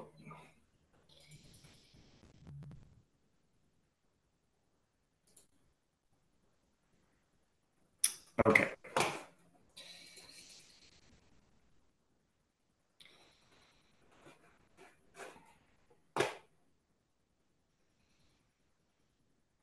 Okay. I'm not sure you can see my slides. We can. You can? Okay, perfectly. Okay. So thank you very much. So thanks a lot for including our paper in the program. So this is joint work with Janik Timmer, also at the board, and Alejandro van der Got at the ECB. And as I should add the usual disclaimer that these are our views and not the views of the institutions we work at. So Our paper is about the credit channel of monetary policy. And as we all know, the credit channel is an important mechanism through which monetary policy works. And according to this channel, policy rate changes influence the tightness of firm financial constraints, then in turn affect credit to those firms and the investment of these firms. So the typical approach in the literature, in the credit channel literature, has been to assume that there is a single financing constraint that affects firms. So for example, in Kiyotaki and Moore, the authors assume a collateral constraint that affects the constrained firms, and that's the only constraint that operates. In Bernanke, Galtern, and Gilchrist, 1999, for example, we have a single constraint, which is a costly state verification constraint and that's all there is. In reality, there's different types of constraints, as I'll discuss later. There's collateral constraints, leverage constraints, earnings-based constraints. And again, models typically choose one and focus on one. The other typical assumption in this literature is model linearity, both in the empirical and in the theoretical literature, which, among other things, implies that there is no sign dependence of the effects of shock. So, a tightening and an easing shock will have the same effect in absolute value on economic activity. So based on this motivation, we asked the following research question. So how and how much does the presence of multiple financing constraints affect the credit channel of monetary policy? So the presence of multiple financing constraints is an empirical fact documented by, among others, recently Lian and Ma in 2021. So firms face collateral constraints and simultaneously might face earnings-based constraints and also simultaneously leverage constraints. And within each of these types, there might be different types of collateral constraints they face. So how do we address this research question? So what's the importance, the macro importance of multiple financial constraints? So we start with a very simple theory. And this very simple theory already delivers the main insight in this paper. And then the rest of the paper basically builds on this insight. But what is the main insight? So this model is a very parsimonious model of firm investment with multiple binding financing constraints, where these financing constraints might have different interest rate sensitivities. So might respond more or less strongly to changes in the policy rate. So what happens after a contractionary shock? Well, after a contractionary shock, what we get is that all constraints tighten somewhat, more or less, but the most rate-sensitive constraint will be the one that binds after the contractionary shock, the one that tightened the most. What happens after an easing shock? Well, all constraints ease or loosen to some extent. The ones that loosen a lot become slack, and the ones that the ones that will remain binding are the least rate sensitive. So effectively, what we get is that with multiple constraints, we get a very strong response to tightening shocks, but a very weak response to loosening shocks. And that's really the main insight, and we build on that insight. Always we provide evidence for that insight. Our simple model also delivers a rich heterogeneity in responses of constrained and unconstrained firms that then in our second step, we provide support for. So we find very strong support for our model predictions. And in particular, what we find is that there's a very strong asymmetry in the response of aggregate investment and employment to monetary policy shocks. We find that this asymmetry arises almost exclusively in the constrained firms. It's not present in the financially unconstrained firms. And we also find that the asymmetry is much stronger in firms that face multiple constraints compared to firms that face only one or few constraints. And finally, and this is pretty much, this part is work in progress, we carry out a quantitative theoretical exploration in which for now, we find that our proposed mechanism is quantitatively very strong. And we do this in a richer and calibrated version of the model, which is based on the paper by Otonolo and Wimberry in 2020 in Econometrica.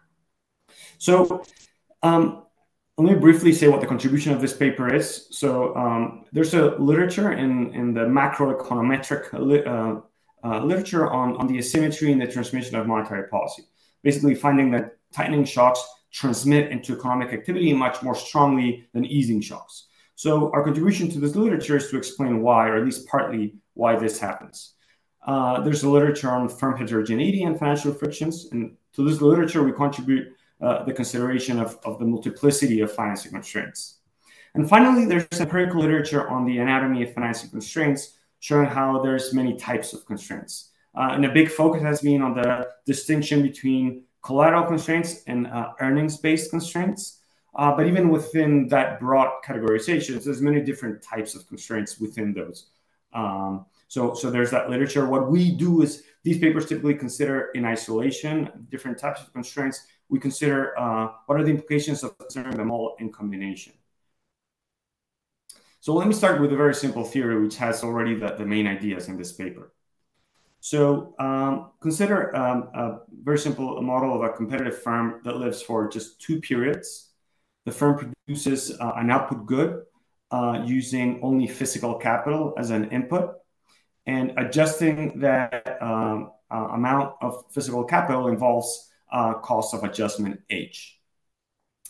How does this firm finance the capital investment? Finances it with net worth and debt.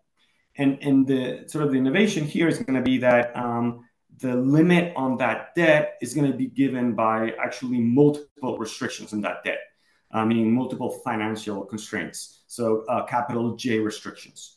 So what do those restrictions do? So in that expression, that inequality, we express this multiplicity of constraints as each of those constraints limits the effective amount of capital the firm can hold, K1, to be no greater than a function G of two variables: the initial capital stock, which effectively translates into net worth, and R, which is the gross interest rate.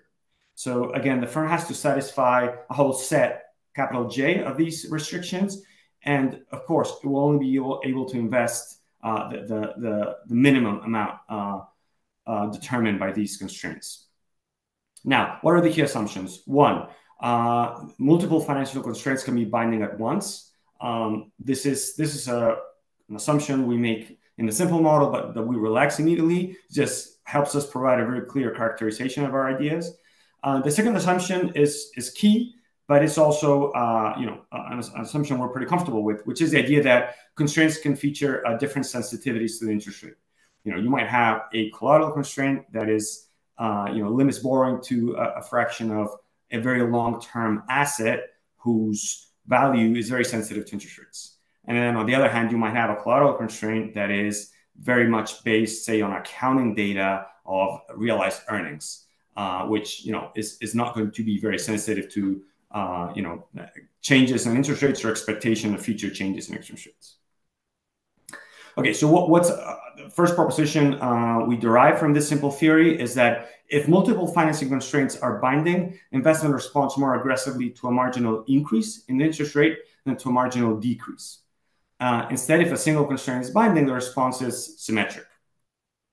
So in expression 1, we analyze what happens when there's a marginal increase in the rate, in the gross rate, capital R, marginal increase H. So following that marginal increase, the change in capital, K1, that the firm will be able to obtain will be given by the expression on the right. So following a tightening and a marginal tightening in the policy rate, all restrictions G, all constraints G will imply a decrease in the amount of investment that can be done. Now, the one constraint that will bind is the one that decreased the most. So in absolute value, the one that has the maximum change in that constraint. What happens with an easing, a marginal easing of the policy rate in the bottom expression? Sorry about that. So with a marginal decrease in that expression, what we get is that in the expression on the right, we get that the resulting change in capital will be given by the constraint that eased the least. So the minimum change out of all the restrictions of all the constraints following the easing, they all loosen up. The one that will be binding is the one that loosened the least. So that's sort of in a nutshell the mechanism through which we get this asymmetry. What's a proposition 2? So if multiple financing constraints are binding, then the larger the number of binding financing constraints, the stronger the asymmetry in response of investment to marginal change in the rate. So this is now about the intensive margin. So this follows from the as a corollary from proposition 1. So again, this is not just a matter of an extensive margin where we're comparing one constraint versus several. This is something that increases in the number of binding financing constraints.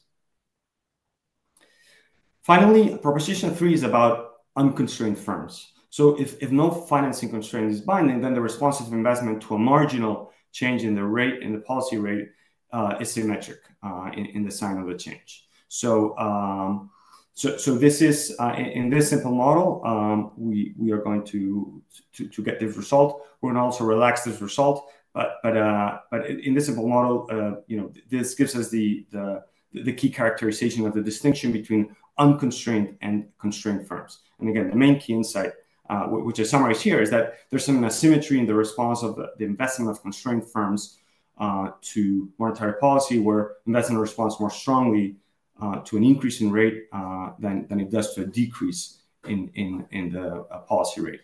And then there's some intensive marginal result. The higher the number of binding or potentially binding financing constraints, the weakly stronger this asymmetry. And finally, the investment of a constrained firms responds pretty much symmetrically to changes in the rate.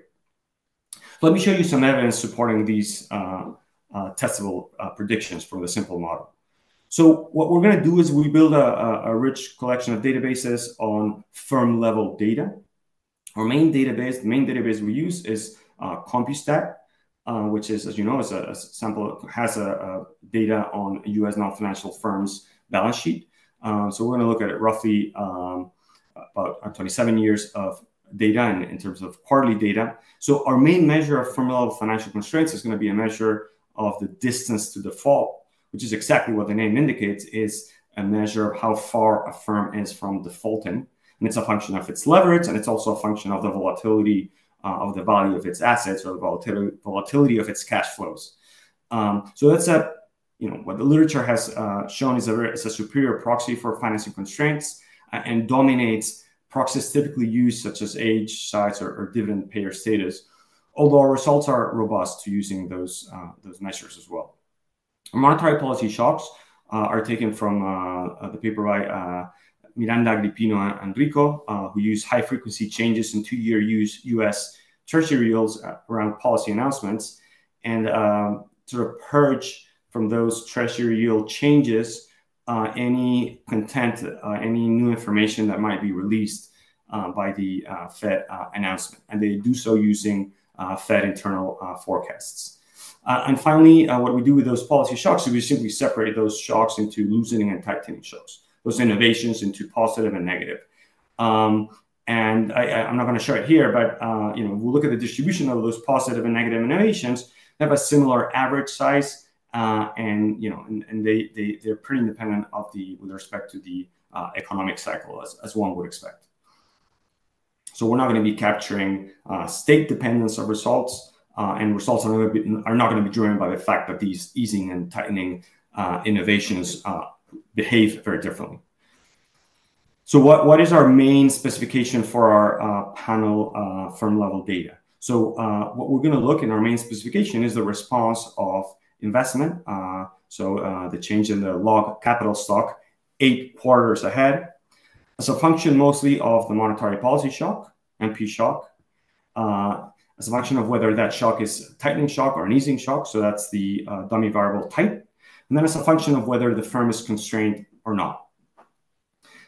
So our main variable of interest is a triple interaction, monetary policy shock times tight times constraint.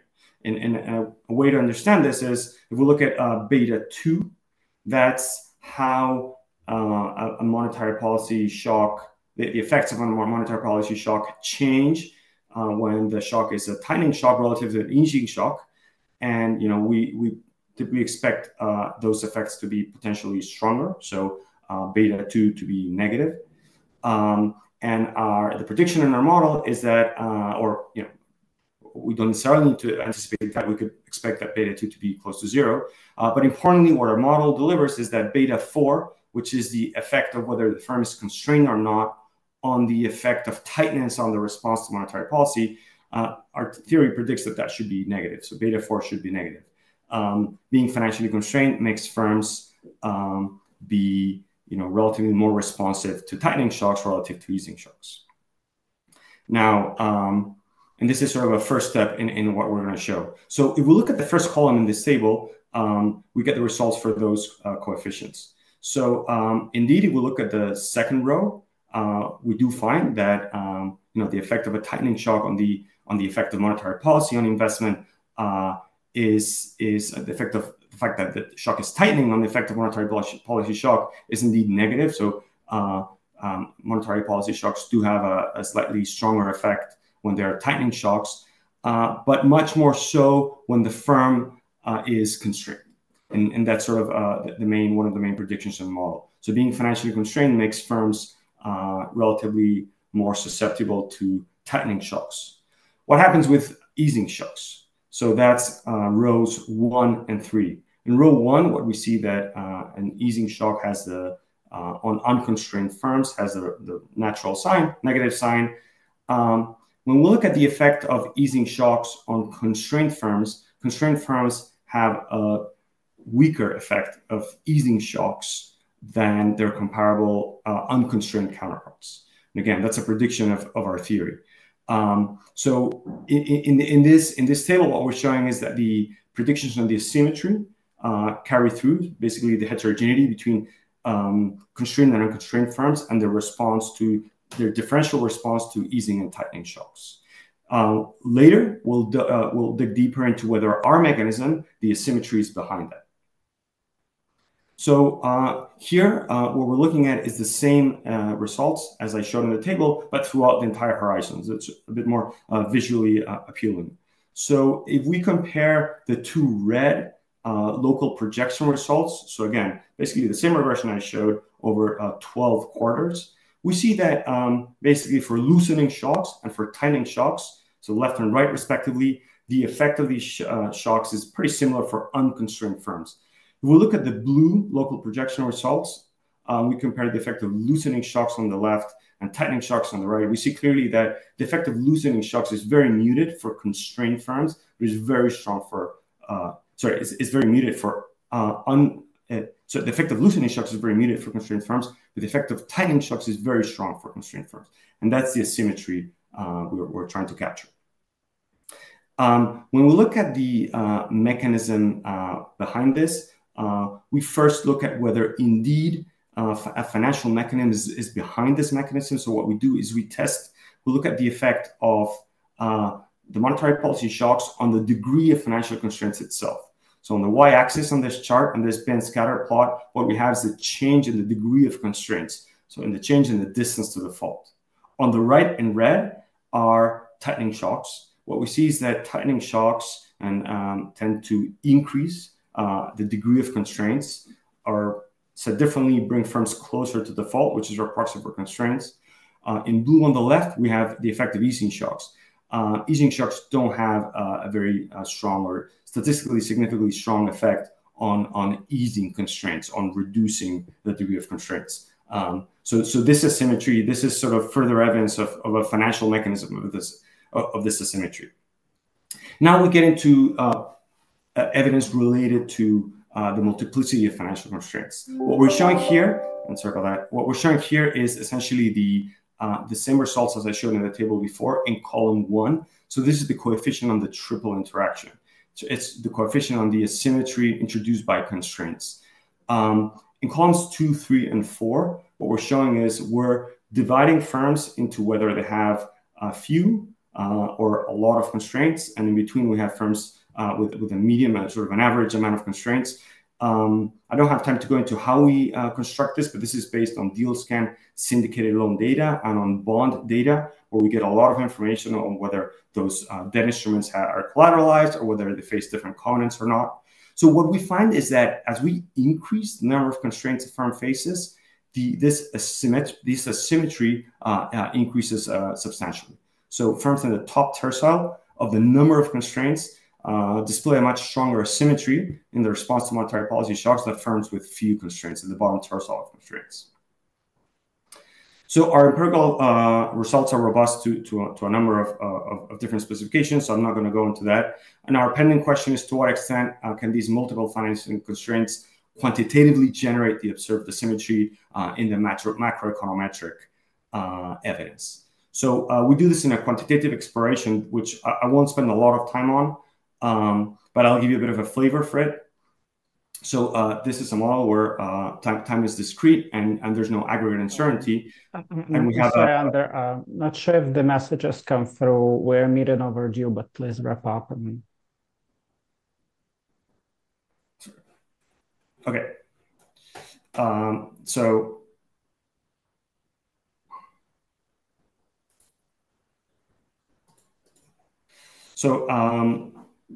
there's basically a continuum of competitive firms, and these firms produce an output good using capital and labor. They face adjustment cost of capital, and then can issue debt at a gross interest rate R. And this is sort of a firm dynamics type of model where firms exit stochastically and they're replaced by new firms. So this part is sort of pretty standard. And again, we can think of the model of Narodowy and Wimberry for this type of model. The key interesting part here is the following. So the way we model the multiplicity of constraints. In this quantitative exploration, we model two constraints. And think of it, one of the constraints as an asset-based constraint, where borrowing B is limited to be smaller than the value of collateral, which is the capital KT plus 1 times its price, QT plus 1. And where the price of capital is given by expression 5. And again, where that price of capital is sensitive to changes in interest rates. On the other hand, we have an earnings-based constraint where borrowing BT plus 1 is going to be limited to be equal to a fraction of future cash flows. And again, those cash flows are going to have that restriction is going to have some sensitivity to interest rates. So those are future cash flows that are discounted at a discount rate. In the end, the effective financing constraint is going to be the one that is tighter. It's going to be the minimum of the amount of investment or borrowing that can be done based on the collateral constraint or based on the earnings-based constraint. And so basically, what we're looking at now is the firm-level results, where we look at the asymmetry with respect to tightening or loosening shocks. So this is a similar chart as the one we saw earlier in the data. So what we see, if we look at panels A and C, and bear in mind that the y-axes have quite a different scale, is that the response of unconstrained firms is pretty similar to loosening and tightening shocks. Those are pretty much the same responses. So again, this is an unanticipated monetary policy shock. On the other hand, constrained firms respond much more strongly to tightening shocks in panel D than to loosening shocks in panel B. In panel B, exactly. And this translates to an aggregate response to monetary policy shocks that is highly asymmetric. And bear in mind, I didn't show the calibration, but this obviously depends strongly on whether these loosening or the amount of financially constrained firms in the economy. And I'll leave it at this because these conclusions sort of repeat pretty much everything I said. So I'm a bit over time, I think. So thank you very much. Thank you so much, Ander. The discussant is Jacek Sudo from Narodowy Bank Polski. Hello, everyone.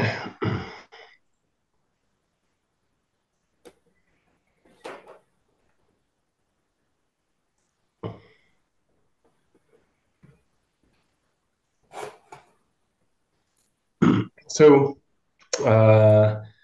it was a real pleasure to read the paper. I have to admit that it's a really work in progress. That's my impression. So some of my comments may be already taken into account. So please, Ander, don't sorry for that. But you see that you guys are really working on the paper. So let me briefly tell you what the authors do. They look at the effects of monetary policy. They really concentrate on the financial friction channel. In particular, they're looking, does the number of constraints matter for how monetary policy operates on investment, on employment, and on borrowing, right? That would be the effects that they're looking. And in particular, what the authors are trying to do, they're allowing for asymmetry with respect to the nature of monetary policy shock, whether this is the contractionary or expansionary shock, and with respect to the existence and the number of the financing constraints, right? So in principle, there would be a different response of the unconstrained firms versus the firm that faces one or multiple constraints. And the story behind the paper is that the more constraints firm faces, the more the larger asymmetry could be. Of course, whether it will be, it's an empirical question. The way the authors handle that issue, they do it in two ways. They do it theoretically. First, there's a very simple two-period partial equilibrium model, which focuses only on the firm's problem with some ad hoc financing constraints in order to illustrate the channel and why the multiple constraints could have an asymmetric effect from the monetary policy perspective. Then they build a larger model. This is the last part that Ander has stipulated. It's still very, very stylized. I'm not sure whether in the current version it has changed, but it used to have a linear utility. Households were, I guess that right now households is also supplying labor, since I have seen that there is a labor in the production function. It does matter a little bit, I think, when we're thinking about the profit function for the firm, when we have a discounting for the linear function versus a different function that would a little bit matter. But there is a theoretical counterpart to the empirical model, which is trying to shed the light and illustrate the channels through which this asymmetry could be brought up. Empirically, the authors use the local projection applied to the panel data, and you can see here is the specification of the regression that they do in order to capture the asymmetry of monetary policy. They impose the dummy, whether we have a positive shock, whether it's a tightening shock, to capture the effect of the financial constraints, their interaction term. And what they really care about is this beta 2 and beta 3 and beta 4, which is actually trying to capture those asymmetries. They use the firm level data for the last 30 years. The monetary policy shocks are the high frequency identified shocks from Miranda, Agrippino, and Rico. And for the financial constraint, they use the Merton's discount to default, which is nothing else but probability of default, which is to be a proxy of the number of the severity of the financial constraints, which show up in the theoretical paper, in the empirical model. And what they find is that these financial channels and the number of constraints do matter for the transmission of monetary policy shocks. And importantly, there is this double asymmetric effect, right? Following the contractionary shocks, the more financially constrained firm is, the more it reacts relative to the less constrained firms. Those shocks will reduce the investment, employment, and borrowing. Whereas after expansionary shocks, it is these less constrained firms that are reacting more relative to more constraints. And what authors also show is that it works for the investment employment, but not so much for borrowing. And I think this is an interesting angle in that paper. Those effects are both qualitatively and quantitatively significant. The maximum effect of those responses is 7 to 9 quarters after the shock. And I have to say that I really like the paper, and I really like the results. So I have several comments for authors. The first are the usual ones, which I'm sure that authors have seen already many times. How about different type of shocks? Authors, I'm sure in the current version already take into account. Should we look at different type of shocks, not just Miranda, Agrippino, and Rico, but I know that authors are looking at Jarociński, Karady, there is Svensson. Should we include only one of them? Should we include also for those information effects as the controls? How about the different set of controls if we're using the local projection model? Sometimes we're adding the likes of shocks, sometimes given that it's the tightness of the cost of borrowing, right? Then the cost of the borrowing proxied by the federal funds rate for the US, should this be included or at least lags on top of the shocks? How about different clustering? Right now, authors cluster on the firm. Given that there is an industry level data, maybe we could think that the standard errors of the response of capital could be somehow similar within the industry, but different across different industries. Unfortunately, As I'm sure Anders knows, all those things do matter for the not only for the shape of the impulse response or for the magnitude, but also for the statistical significance. One other thing which I could also wonder about or suggest to have a look at is to use the shocks as the instruments for the monetary policy change in the instrumental variable version of the model. That would be also relatively simple extension. And of course, the usual question, how about the stability of the results, given that the sample includes both the pre-global financial crisis and the zero lower bound period. And after zero lower bound period, are the results stable? I know that for some of those high frequency identified shocks, this first factor do changes only before the global financial crisis, not after. For Miranda, Agrippina, and Enrico, that could be a little bit different, but that's also, of course, a place to check the robustness. A little bit more, I think, a nuanced point is related to the financial constraint and how it matches the model versus the data. In the theoretical parts, author stresses that it's the number of financial constraints in the small model or the net worth in the larger model is important characteristics for how much firm will respond to monetary policy shocks. Now, in the empirical part, the measure is the Merton's distance from default, which tries to capture the probability of default. Of course, we could have the different firms facing only one constraint would vary across probability of defaults. So it's not a perfect match between those measures. I will come back to that point at the very end to show that maybe there is a way to look at it slightly differently. The other point that I think it's worth at least consider in matching the theory to empirical part is unconstrained versus less constrained firms. In the empirical analysis, authors are using this probability of default, and they usually look at the percentiles of firms who are along this probability of default. But as we know, there are some firms which have the probability of default equals 0, which, according to that story, would be no financing constraints. And first, I wonder whether authors could actually compute this measure and not demean it, but just take the measure, take the probability of default being equal to 0, and compare whether their measure of less constraint versus not constraint are working. If not, if it is, then that would be a nice counterpart to have those three actual groups: firms which are less constrained, firms which are not constrained at all with the 0 probability, and firms which are heavily constrained along the distributions. And of course, that would I think that would also match nicely the result, and also would really carry empirically the story put forth in the theoretical model. Then, of course, given that agents have the structural differences, there is plenty of stories offered that would explain why firms would behave differently respond differently to monetary policy shocks.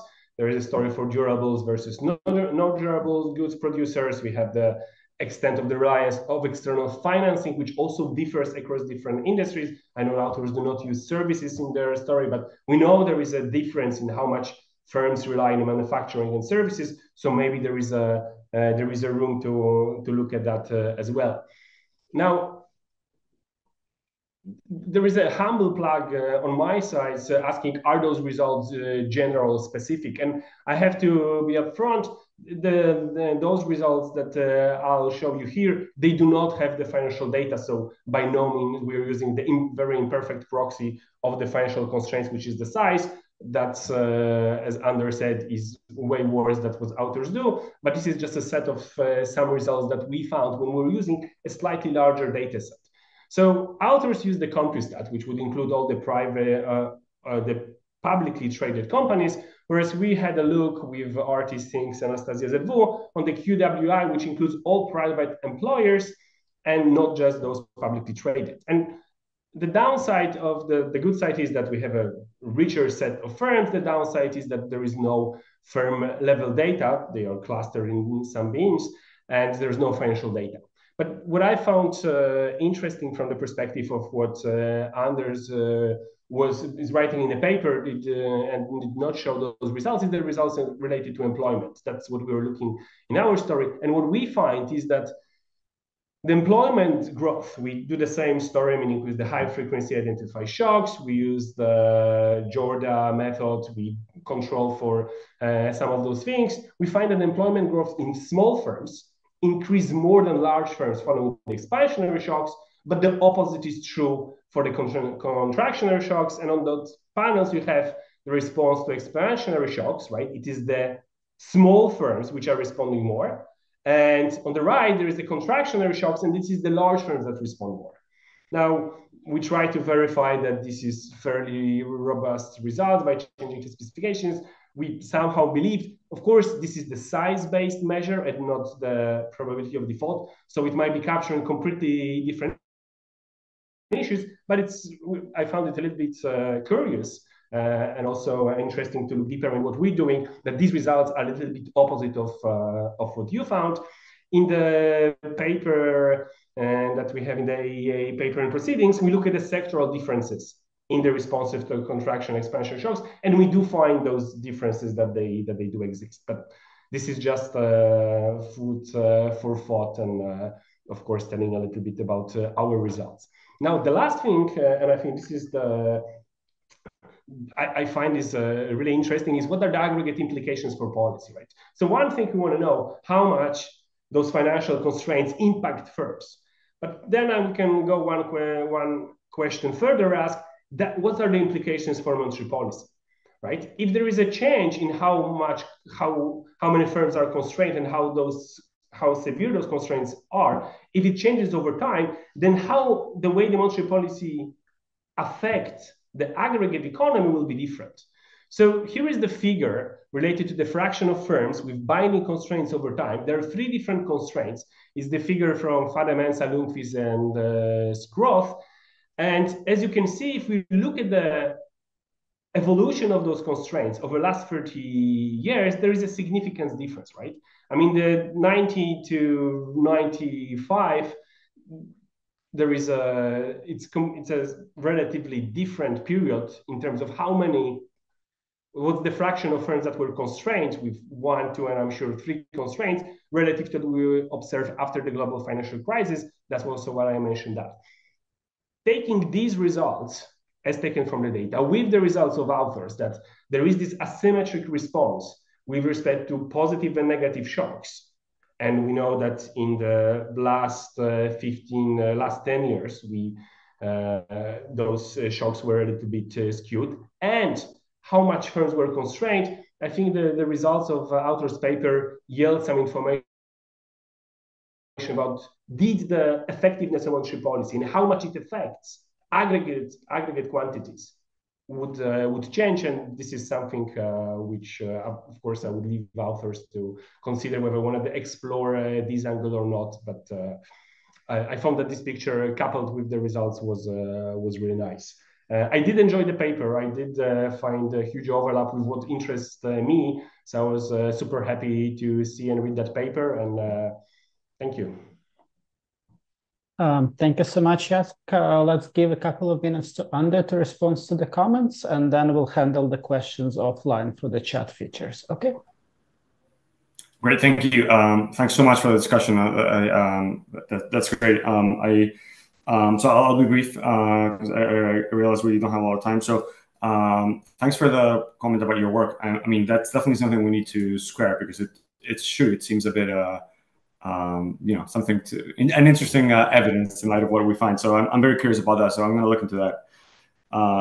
So also the evidence on Fada-Mensah just showed of a declining trend in how binding constraints are, and for sure, I mean, I guess that would call for like a smaller asymmetry over time for sure, which that would be the implication, absolutely. So and then I'll just say that, in terms of empirical robustness, we've done our homework, but for sure, those are super useful. And a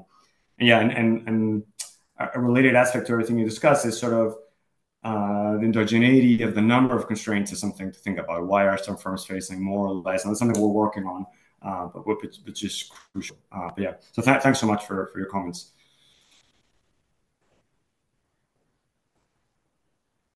Right, thank you both. So as I said, if any of the conference participants have questions, you can send it through the direct chat or Q&A. And in the interest of time, we're going to move on to the next presentation. I welcome to the stage Shabnam Kalemliaskan from the University of Maryland, presenting the paper called Pandemic Era Inflation Drivers and Global Spillovers.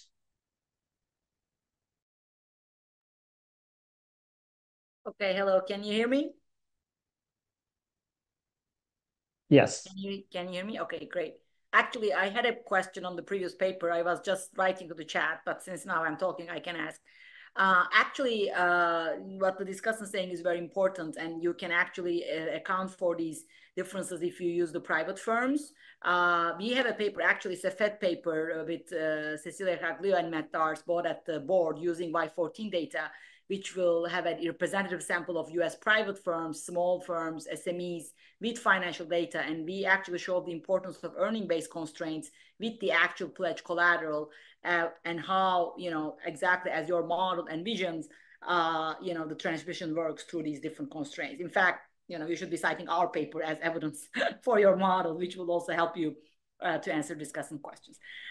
Will do. Thanks so much, Shabnam. Right. And thanks Okay. for that. All right, no problem. Okay, so can I have my slides? So now I can talk about my paper, which is on inflation.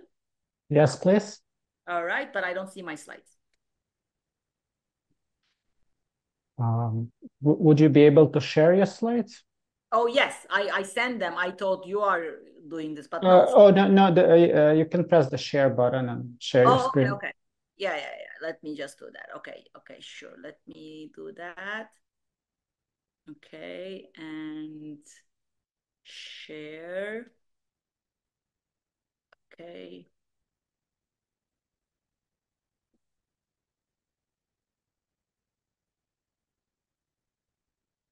Yeah, here it is. Great, thanks. Okay, you see it, right? Yes. All right, okay. Great, so let me start. I have 20 minutes. Okay, all right. Let me start by just saying thank you so much for putting our paper on the program at this great conference. This is joint work with Julian Giovanni, who is at the Fed. So just the usual disclaimer applies. And the other co-authors, also my graduate student, Alvaro Silva, who is now joining Boston Fed, and our other co-author at Harvard, and Coach Mohamed Yildirim. So motivation is obviously straightforward for the paper. Countries around the world have suffered the highest inflation of the last 4 decades, starting 2020.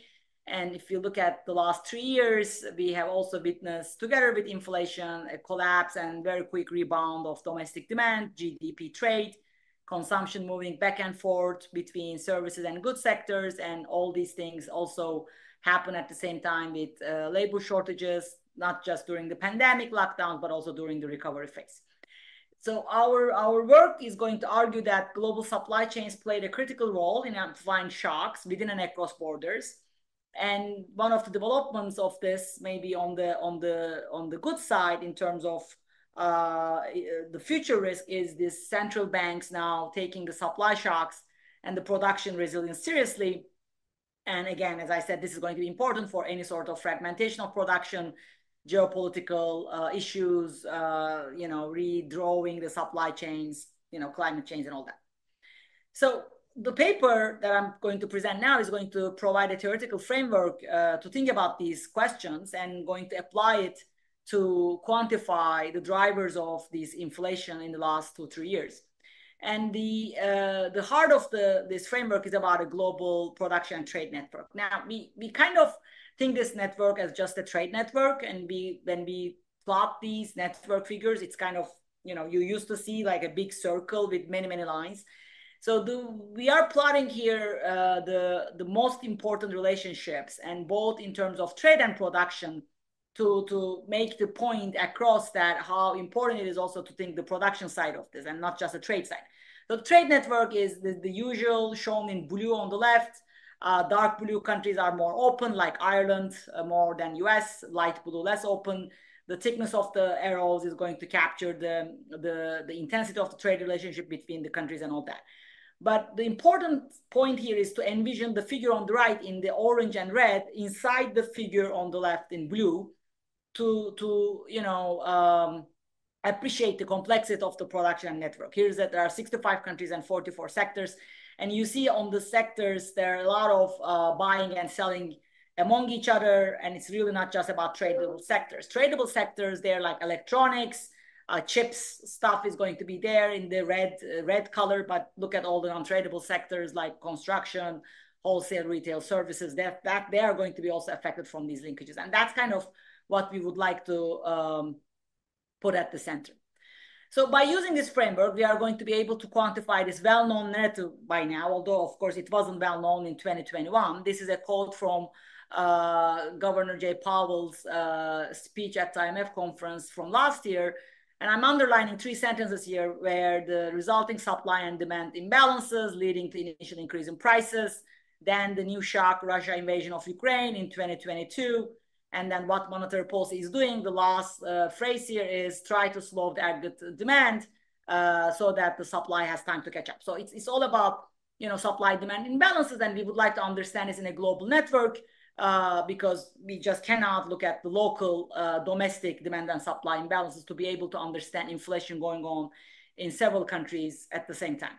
So we are going to show you that open economy channels are going to be very important for transmission of these cost push shocks, supply shocks, and supply shocks are going to be several, not just energy shocks, but of course we are going to have an important role for energy shocks too, starting with the Russia invasion of Ukraine, and also the demand shock. So we would like to bring both the cost push shocks and demand shock transmission in an open economy framework. So the narrative today, which is now things are understood very well, is that once we understand the importance of supply shocks in 2020 and 2021, then inflation coming down quickly in 2023 and 2024. I mean, basically, once monetary policy reacted in 2022 is basic economics, right? This is very well, but of course, happening this without an increase in employment is not basic economics, especially when you are going through supply and demand shocks at the same time. And our paper is going to be able to provide this framework where you have this inflation without a recession, theoretically. And then we take the framework to data and to quantify the separate roles for supply shocks, both in terms of factors of production and energy, and then demand shocks on inflation. Okay, so how do we do this? We are going to write down and estimate a multi-country, multi-sector new Keynesian model to quantify the drivers of inflation. So I'm going to show you results from 4 countries and 4 to 4 sectors today. But of course, you can, the model is flexible. It's a nonlinear model. You can definitely do the estimation for the network I showed you, which is 65 countries and 44 sectors, right? So 4 countries today is going to be United States, Euro area, Russia, and China, plus rest of the world. So the global south, the emerging markets, is going to be here together with China. So we are going to feed in a rich set of sectoral and aggregate shocks transmitting through global trade and production network. And impressively, this is a very parsimonious model. It is a detailed model in a kind of micro sense, but really parsimonious in terms of we are not going to target anything. So there's not going to be any moment targeted here, but we can still match the observed headline inflation rates and together with the changes in sector level prices, wages, and exchange rates across countries.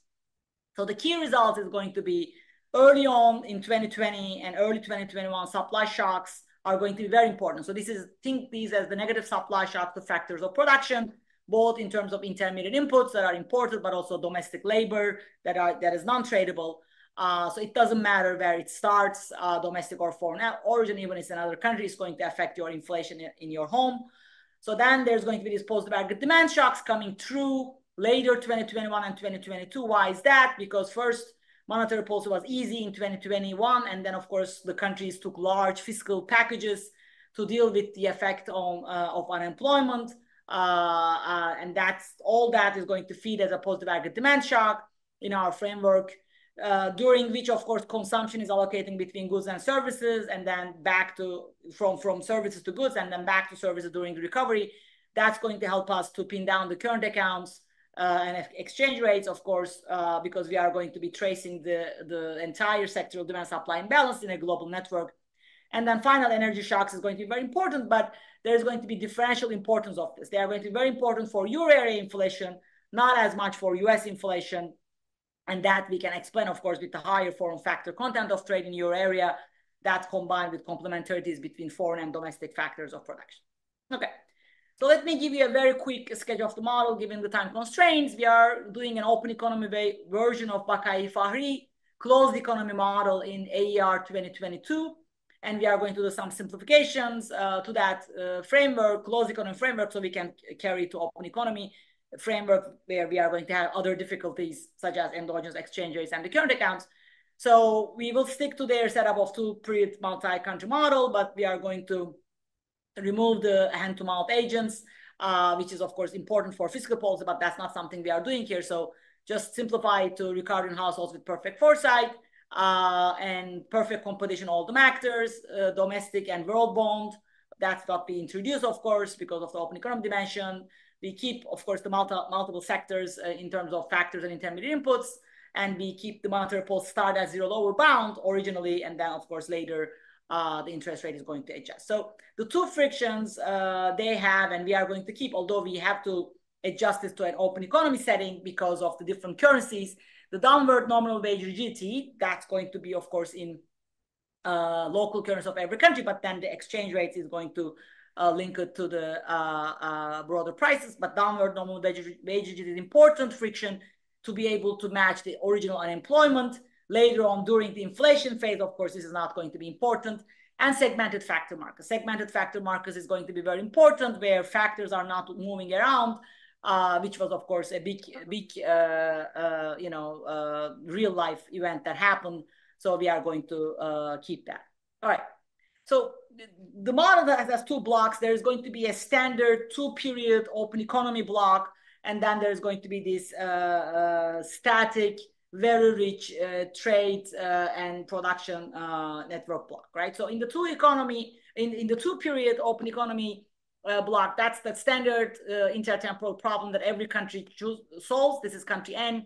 Consumption is given as you see, the budget constraint. So BN is a domestic bond denominated in local currency. That's traded domestically. That we need for the domestic monetary policy. There is going to be a BW. That's the world bond denominated in, in the model terms, you can think as a fictitious world currency, but of course we are going to do that in the terms of US dollars. That's international traded. So exchange rate is going to be between local currency and the world currency. There's a domestic interest rate, world interest rate, and an intertemporal shifter that is going to be important for capturing the dimension. Okay, optimality condition is standard Euler equation and the interest parity condition. So we are going to treat all the endogenous variable steady state values with bars, and then 0 present where shocks happen and 1 in future. And then, at the end of the period, you go back to the steady state. So basically inflation is happening when you deviate from the steady state when the shocks happen, okay? So how do we do the monetary policy and exchange rate? So the world interest rate is, of course, endogenous. This is an open economy, but it's not a small open economy model, right? It's a global model. So world interest rate in the endogenous is going to be determined by these intertemporal shifters. And the bilateral exchange rate is going to depend on the stance of domestic monetary policy between US and Ukraine, you say, or Euro and US. So we are going to set this one to start. And then meaning if we don't change the domestic interest rate, bilateral exchange rate is not going to change. The multilateral exchange rate is still going to change because the world interest rate is an endogenous object, and then the parity condition is going to hold. Now, the second block is this disaggregated kind of more micro block of the model that allows us to bring the global trade and production network. So that's going to be very straight from the trade literature. There are going to be several arming and aggregators because consumption is going to be, of course, over sectoral consumption bundles where this can be on domestic goods or foreign goods. That's going to be formed by varieties as straightforward in this literature. And then there's going to be production side. So both consumption and production disaggregated. Production is going to be with value added and intermediate bundle. And of course, this intermediate bundle is going to be full of imported goods. And then value added is going to be composed of labor and capital. Then intermediate bundle is going to be composed of this country-specific sectoral bundle. So imagine in the US, steel comes from Brazil, China, and combined with US domestic steel and goes to the production. So that's basically what this does. And then everything is obviously goes through the arming aggregator. So this is kind of multi-layer CES disaggregated production. And as I said, the notation is that steel is going to be J coming from many countries into the US. And that's going to be this XNMJ intermediate input. And then US creates the steel bundle to go and use it in the car industry. That's X and the car industry is Z. Okay, that's the structure of this part of the model. So the market clearing is going to be straightforward. Goods market is going to clear both for the intermediate good and the consumption for each country and each sector. Now, the segmented factor markets is going to be very important here. We have segmented factor markets for both capital and labor, but because the downward wage rigidity is in labor, it is going to be important in labor, where this downward wage is local currency in pink. And of course, we have to put everything in the common currency to be able to solve the global model. And that's how we are going to do using the standard techniques from the literature, such as papers by Schmidt, Gray, and Rube. And of course, this is going to be a constraint because labor cannot go beyond the available labor. And one of these constraints should be binding that you see on this slide. Now, segmental capital market is also there, but because there's no price rigidity, that means capital is always going to be at the steady state level. So you don't have to think about the slack or the tight capital market, but slack and the tight labor market is going to be a very important feature of this model. And why we do it like that, because that's, of course, very important feature of the data in 2021 and 2022. Asset markets are clear, and that is going to give us this endogenous current account and trade balance movements. Okay, let me give you the intuition of the model with this one slide, and I will show you the empirical results and conclude.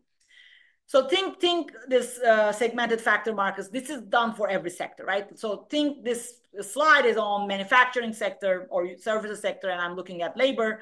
So you started at point A where labor supply intersects with labor demand, and that's the equilibrium wage. Then, of course, originally labor supply is going to shift in. This is because this is a health shock, pandemic, there were sickness, lockdowns, and all that. All the reasons that is going to shift this to right. But then, of course, the demand also collapses originally. That's why labor demand also shifts down. Now, because of the wage rigidity, you are not going to have the optimal equilibrium here, but you are going to have what is called Keynesian unemployment in this literature. Because downward wage rigidity is going to bring you to C, and that's the original unemployment we observe in the data. Of course, for the inflation paper, this is an inflation paper, this is not that relevant. What happens is when the demand starts recovering, so this is now 2022, when demand starts recovering, if it recovers faster than the supply, which was mentioned in the Powell's quote, I started my presentation with, and every single press conference Federal Reserve does after every single FOMC meeting. So demand is recovering very fast, and we want to really try to slow that down to resolve this demand supply imbalance. And if in that scenario, you are going to be somewhere at a point E. I mean, maybe you are going to be somewhere here, but no matter what point you are, it's going to be an inflationary point with wages higher. So it's going to be a cost plus shock based inflation coming through the factor markets. Okay, how do we carry the data? We are going to calibrate the model. First, we are going to use a pre-pandemic network. So we start with the 2018 global production and network. That is the figure, blue and red figure I showed you. That data is going to give us all these variables: final use share, input shares, value added shares, expenditures. We are going to allow the initial current account and trade imbalances as is. So we start from there, and then we normalize everything to 1 at steady state, and then we shock the system with our sectoral demand, sectoral supply, and aggregate demand shock. It's a nonlinear model, so we are going to use a nonlinear optimizer, calculate everything in common currency, and then convert to the local currency by using the exchange rate. So very important first order approximation to inflation in this model, I would like to show you to make sure I'm explaining the intuition right, is what you see on this slide. So this is an inflation equation for the country N. So every country is going to have an equation like that, as you can see, D log CPI for N. And this equation is going to compose of several terms in this model. So exchange rate, of course, that's going to capture the intertemporal shifter and all that. That's standard in any open economy model. But productivity shock, that's also standard in any New Keynesian model through Phillips curve. So the difference here is because it's open economy, what multiplies the productivity is these importance of that sector's production in the consumption basket. These are these shares, which are the factor shares. And of course, any improvement, this means any productivity improvement anywhere in the world is going to be disinflationary in your country. How disinflationary? It depends on how much you are using that good in your consumption basket. Then the new term is this factor changes. Here it is labor, because we kind of focusing on the labor side. And the factor changes also is going to enter with its weight in the consumption basket. How important labor in the production of that good that is in your consumption basket. But notice that there's also a world vector, meaning if China is locking down, that's going to be an inflationary force in your own country, depending on how much of the labor in China is used producing the goods that you are importing from China. And finally, this term that is very, very unique to our model is what we call local global demand supply imbalances. This is a very important term because this is kind of a weighted average of all the global factor shares and donor weights, if you will. And that's an endogenous object model is going to solve for that, but that's exactly what Powell is talking about at the global scale. And so that term is going to basically say, the more you have this imbalance traveling globally, the more inflation you are going to have. So why this is important? Because this is going to tell you that if there's some sort of chip shortage, right? I mean, so the demand for chips, our supply is low, that's going to be inflationary in every country. And the extent how inflation it is depends, how much it's used. For something like chips, of course, it is going to be very, very inflationary. Okay. Now, the results in my final 2 minutes. So this is the headline inflation in United States and Euro area. I mean, I'm not showing you the China and Russia for now for the time consideration, but of course, we do this all these 4 countries. And you see that we match tremendously well, right? So the real data is in the black line. And our model inflation is the diamonds, blue diamonds. The only time we miss is the lockdown period, lockdown quarter and the rebound quarter, similarly in the Euro area. Then we do these counterfactuals with single shock. So we ask the question, what if it is the only supply shock? What if only sectoral demand shock? What if it's only the energy shock? What if it's only the aggregate demand shock? And you see that in the United States and Euro area, originally supply shocks matter a lot. Put it this way, without the supply shocks, we would have deflation, not inflation originally. And later on, supply improved, of course, but then the demand shock mattered a lot, right? And you can put it this way, if without the improvement in the supply later on, we would have even higher inflation, up to 10, 12% in both areas, in both countries. And energy shocks in green contributes a lot to the Euro area inflation, especially in 2022, but not as much to US inflation. When we separate domestic and international, you see that US inflation is more of a domestic story. The orange circle, it is more like domestic driven, whereas Euro area, there is a big international piece. So you can think it like Euro area inflation would have been lower without this international supply and demand shock. That's another way of reading this. And then we do the matching of the exchange rate. The actual dollar-euro exchange rate is here plotted against the model. And we also do the current accounts, and the model does very well on that, and also rate changes and other sectoral wages and prices. So let me conclude. So it is actually extremely difficult to quantify drivers of inflation and disinflation during these last 3 years. Why is that? Because this is an episode of real shocks and policies that really differ across countries, especially in terms of timing of things. Now, originally, pandemic temporarily disrupted all the economies. Lockdowns and general fear of infection kept many people from working. A shift in demand away from services to goods, supply chain bottlenecks, we lived this through. Then, on top of that, there was the Russia invasion of Ukraine that added a lot in terms of food and energy prices worldwide, made economies temporarily poorer. So what policies did when this is happening, both fiscal and monetary stimulus, is basically an intervention to help the unemployed, subsidies to firms to maintain the payrolls.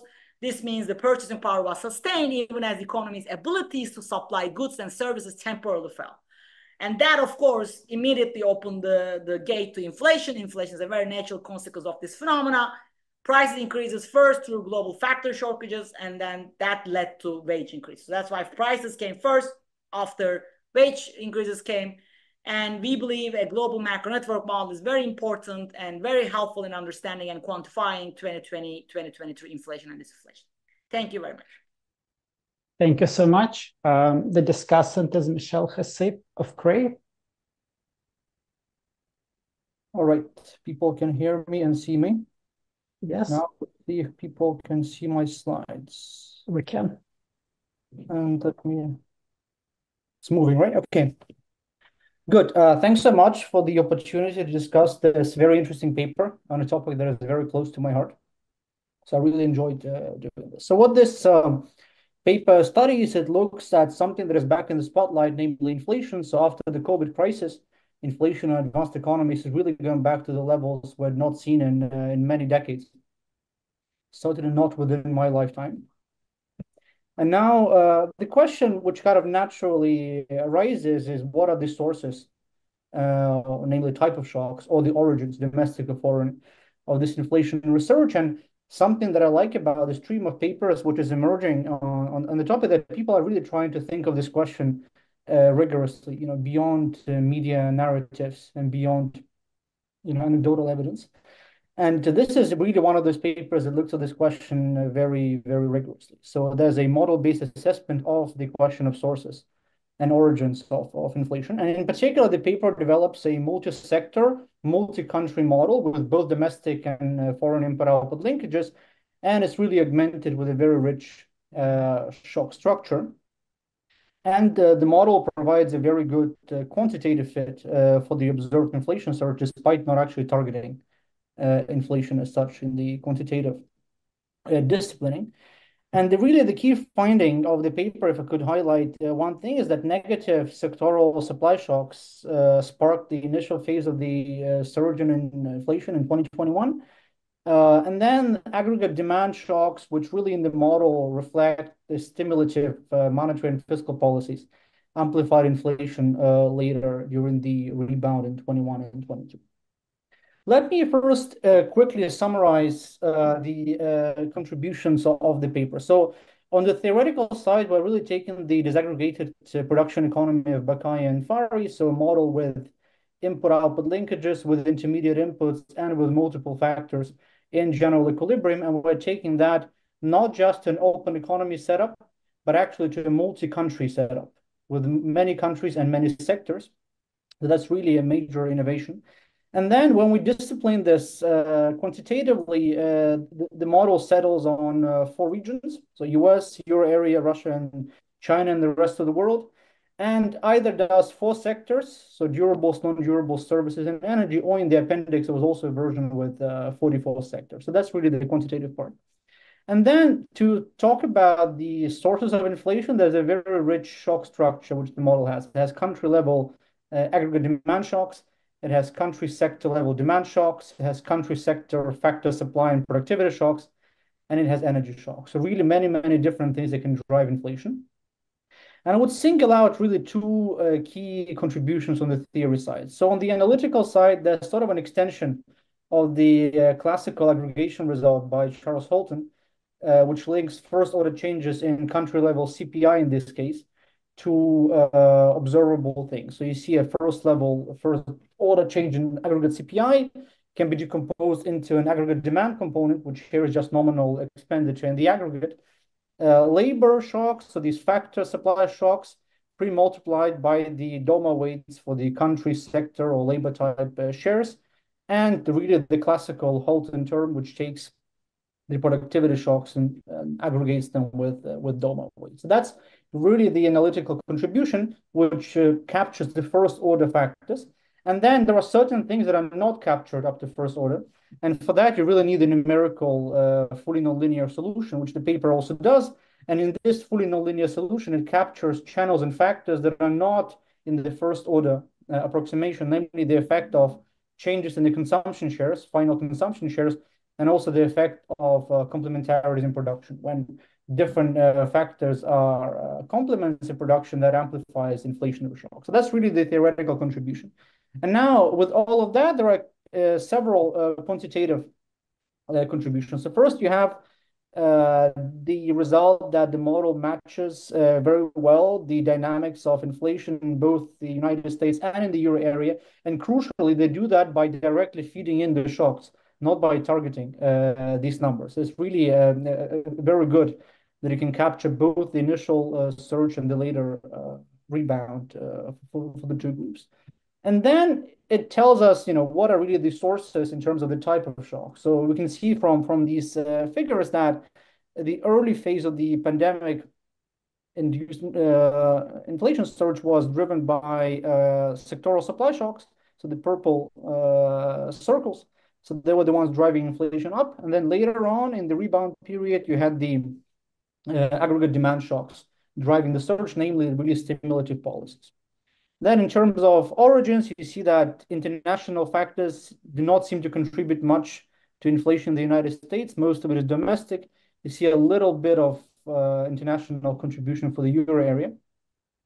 And then sort of as an aside, despite the fact that the model has a very parsimonious sort of international aspect, it captures well the movements in the exchange rate between the US dollar and the euro and the current account dynamics. It's really, if you will, the complete, really untargeted moment of this exercise, given how parsimonious the international financial markets and trade more generally are in the model. So those are really the two contributions. Now, I really like this paper, and in the general idea of moving, and bridging international trade models and macro models with networks is something where we should be going.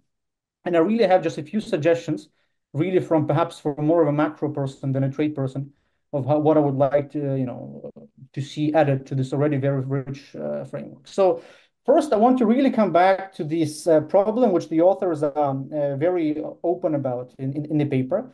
And that's the issue of really persistent overshooting of inflation that you get in the model. So if you go back to the charts that show the difference between inflation in the data, the dark solid line, and the blue diamonds, the inflation in the model, you can see that early on in the COVID lockdown period, the model overpredicts inflation quite a bit. So say in 2020 Q4, we're getting almost 6% inflation against 2% in the model. So that overshooting is quite significant. And then this issue becomes even more pronounced when you look at the more disaggregated results. So in particular, when you look at the inflation in the durables sector in the US, here the overshooting is really quite substantial. So in 2020 Q1, you have almost 15% inflation predicted by the model against just below 5 in the data. And then at first, when I looked at the pictures without digging into the paper first, I thought, they'll be pretty hard to fix probably. But then I looked at the paper again, and I realized that beyond nominal wage rigidity coming from the downward rigidity part, there's no price stickiness in the model, which for a macro person is absolutely shocking. And despite there being no price rigidity, is still doing very well with matching. But I think my real suggestion is really to introduce the simplest possible form of price rigidity into the model without compromising tractability in the form of a static Calva lottery. So imagine that I said that in each sector there's a continuum of firms, and they're playing a very simple static lottery, where if you win the lottery, you get to set some fixed markup of the marginal cost. And if you lose the lottery, you set some exogenous non-state contingent price, for example, 1. If you have a continuum of firms, by the law of large numbers, you can aggregate this very easily to the sectoral price index in sector I in country N. And again, only keep track of sectoral variables like you already do in the model if you discipline the lottery parameters, the alphas correctly. So alpha here, so 1 minus alpha IN is the probability of winning the lottery within sector I in country N. So for quantitatively, the real challenge becomes how to calibrate these probabilities of winning the lottery. Beyond that, the model has been aggregated up to sector level. So in terms of numerical kind of complexity, nothing is changing. And I think here we already have more than enough available on the side of the microdata to calibrate these parameters. So this paper by Basten, Schoen, and Weber in the JME already has these alphas for the US up to 6 digits of disaggregation. So it will be pretty simple to calibrate a model like this with available data. And then more recently for the euro area, we have the ECB Prisma project, which has constructed similar kind of fraction of adjusters for many sectors in the euro area. And they can also be used to calibrate. I'm not sure whether you have similar things for China and the other regions, but I think that's something that could be integrated relatively painlessly, given that there's no need to keep track of individual firms winning or losing these lotteries with the analytic aggregation. Now, the slight caveat I do want to mention especially given that my paper earlier this presentation day was about the fact that these COVID frequencies are endogenous objects and they seem to have increased substantially in the COVID recession. Something we need to really be careful about is that the frequencies estimated in the available papers, their average frequencies over a long time. There's convincing evidence for the US in Montag and Villar, and also for the Euro area in Cavallo, Lippi, Miyahara, that the frequencies of adjustment rose in the COVID pandemic. I mean, they didn't rise to 100%, but they still rose to bigger numbers. So that's a slight caveat that the authors may want to consider if they end up introducing this simple form of price rigidity into the model. But I do think this will be a relatively easy and data consistent way to address the issue of inflation overshooting that they are getting.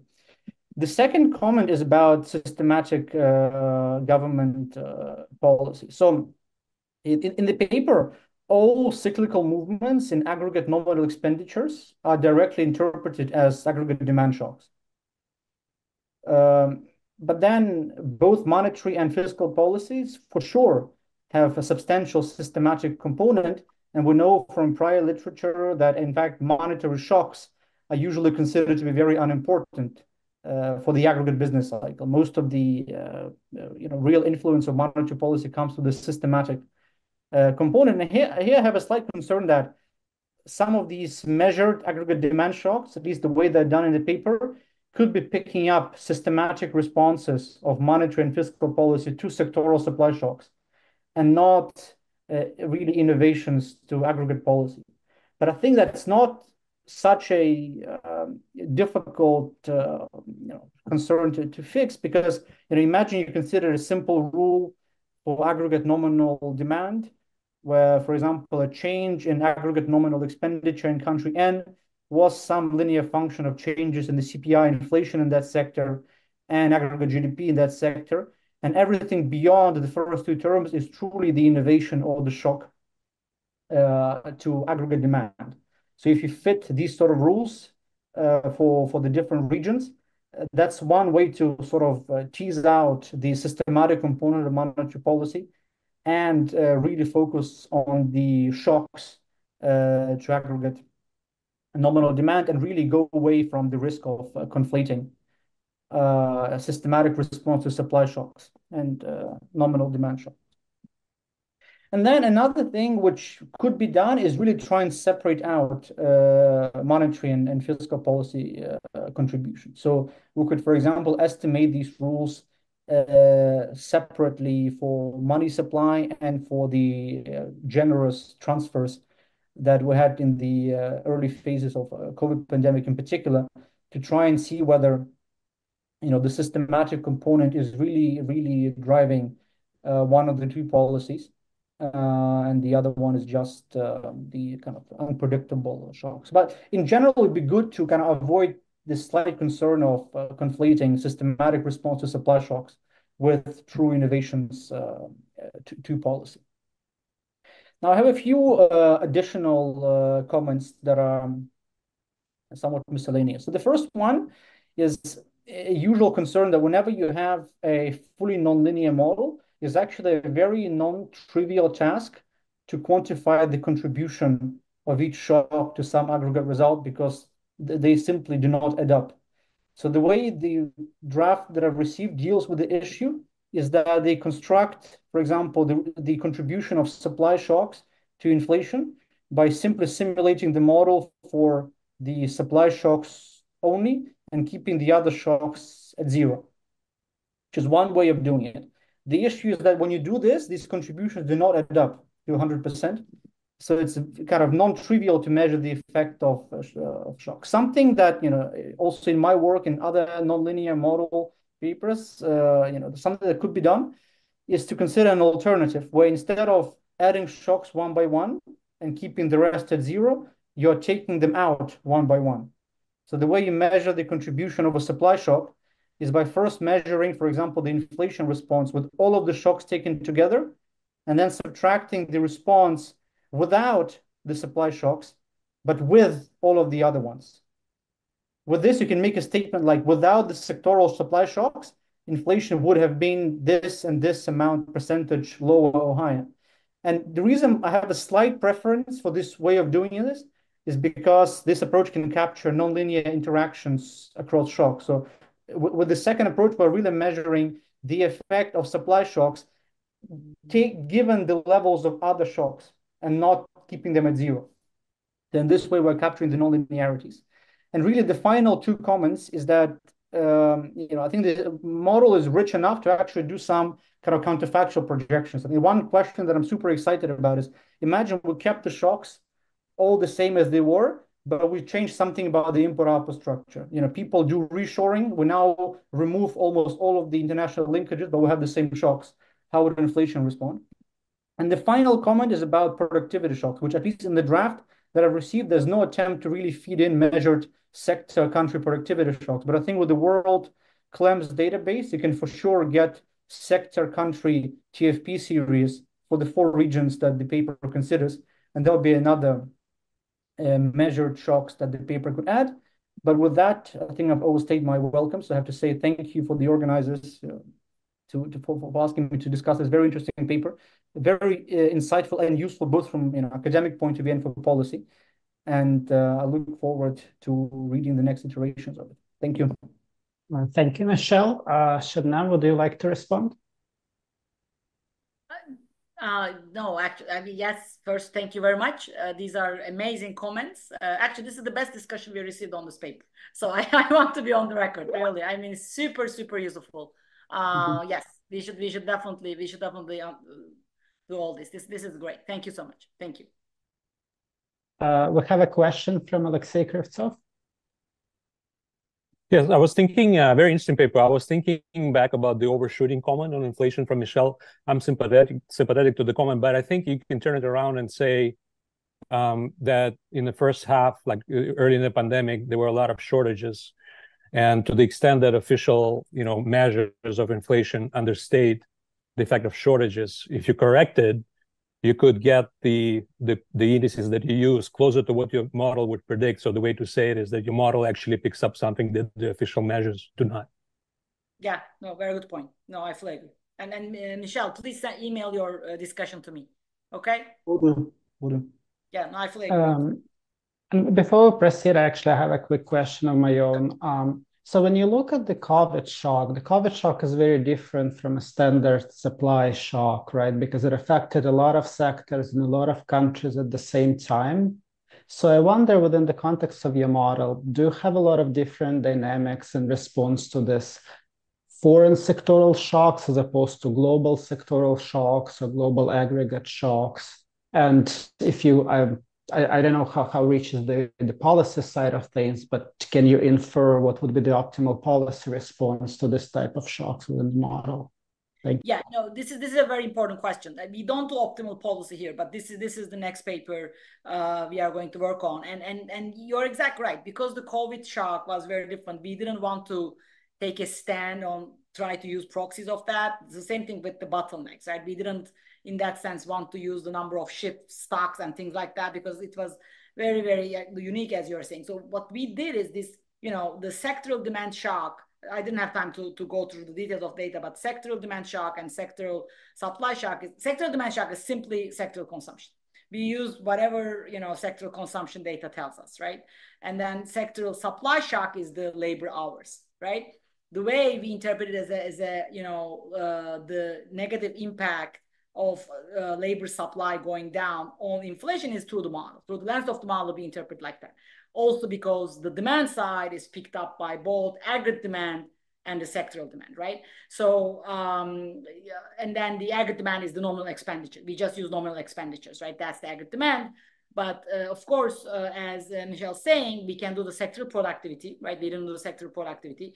And one of the reasons is because we want to give all the chance to the energy shock, because we did the energy shock to the Russia energy sector, right? So in that sense, it is a global shock, global productive shock, but it goes through the Russia energy sector just to make this point that, look, this really, really transmits, right? But yes, we can definitely, as Michelle is also saying, add each sector through CLEMS data and all that. So exactly, for the next episode and to do the optimal policy paper, you need to be using, kind of all sectors productivity and all these things.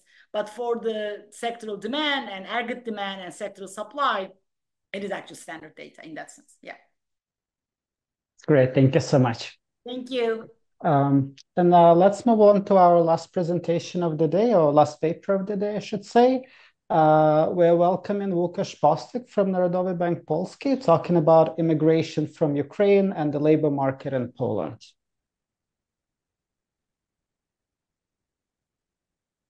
Can you see my presentation? Is it fine? We can see the slides, yes. Yeah, okay, thanks. So, 1 second. Okay, this is my great pleasure to share the results of an ongoing research on the effects of immigration on the labor market in Poland from the perspective of Bayesian VAR models. The organizers, thank you for this possibility. The persistent audience, thank you for choosing this presentation rather than other activities. This is a joint work with Małgorzata Valery from NBP as well. And of course, the standard disclaimer applies.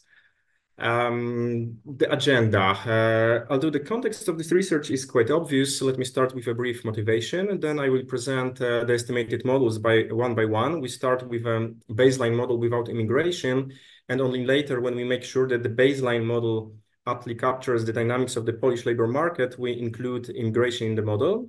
First, we add a proxy for total immigration, but later we distinguish between working and non-working immigration. And because the immigration shocks coincided in time with other huge shocks mentioned here, we also estimate a model with energy prices and supply chain disruptions. This helps to verify the robustness of the estimated strong inflationary effects of immigration shocks. At the end, I will present conclusions and our to-do list, since this is still research in progress and the results are preliminary to some extent. Right, motivation. The Poland's economy experienced a significant inflow of immigrants, mainly from Ukraine since 2014, and sheltered a huge number of refugees after the outbreak of the full-scale invasion. And these waves and spikes of immigration raise natural questions about the effects of immigration on the Polish labor market. And here we focus on the aggregate perspective. And therefore, we are particularly interested in the phenomenon of a very strong labor market in Poland in recent years. The unemployment rate fell from 10% in 2014 to below 3% in 2023. And it seems to be very robust to fluctuations of the economic activity. At the same time, the growth rate of real wages was on average lower than GDP growth rate. So this is the economic background.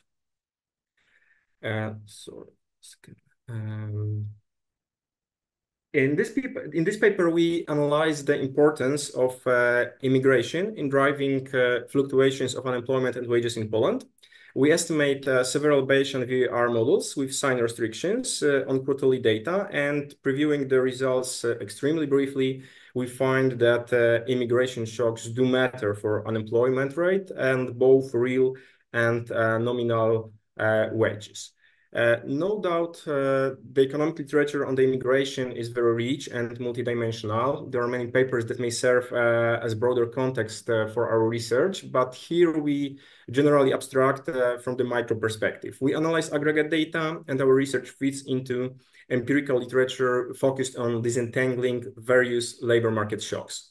More precisely, we choose the 4-variable model proposed by Foroni and others as our baseline model without immigration, and we extend this model with proxies for immigration and immigration shocks.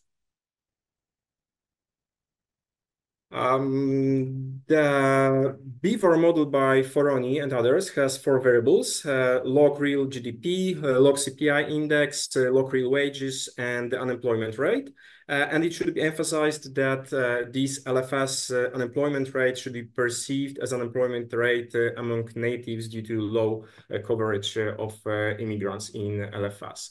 We use quarterly data for Poland for years 2004-2023. Similarly, as in Foroni and others, we use normal diffuse priors with standard parameterizations and 5 lags. but the results are very robust if we use Minnesota Prior and Forlax instead.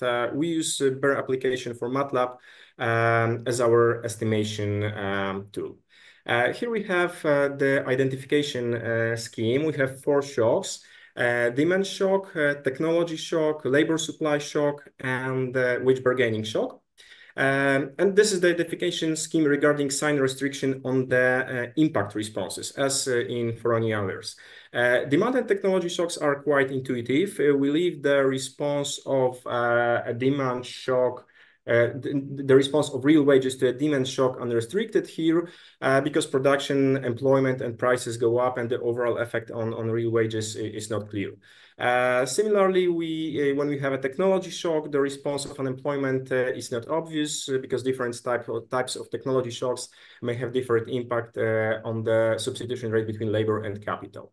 Now, a crucial contribution by Foroni and others is about disentangling labor supply shock and wage bargaining shock.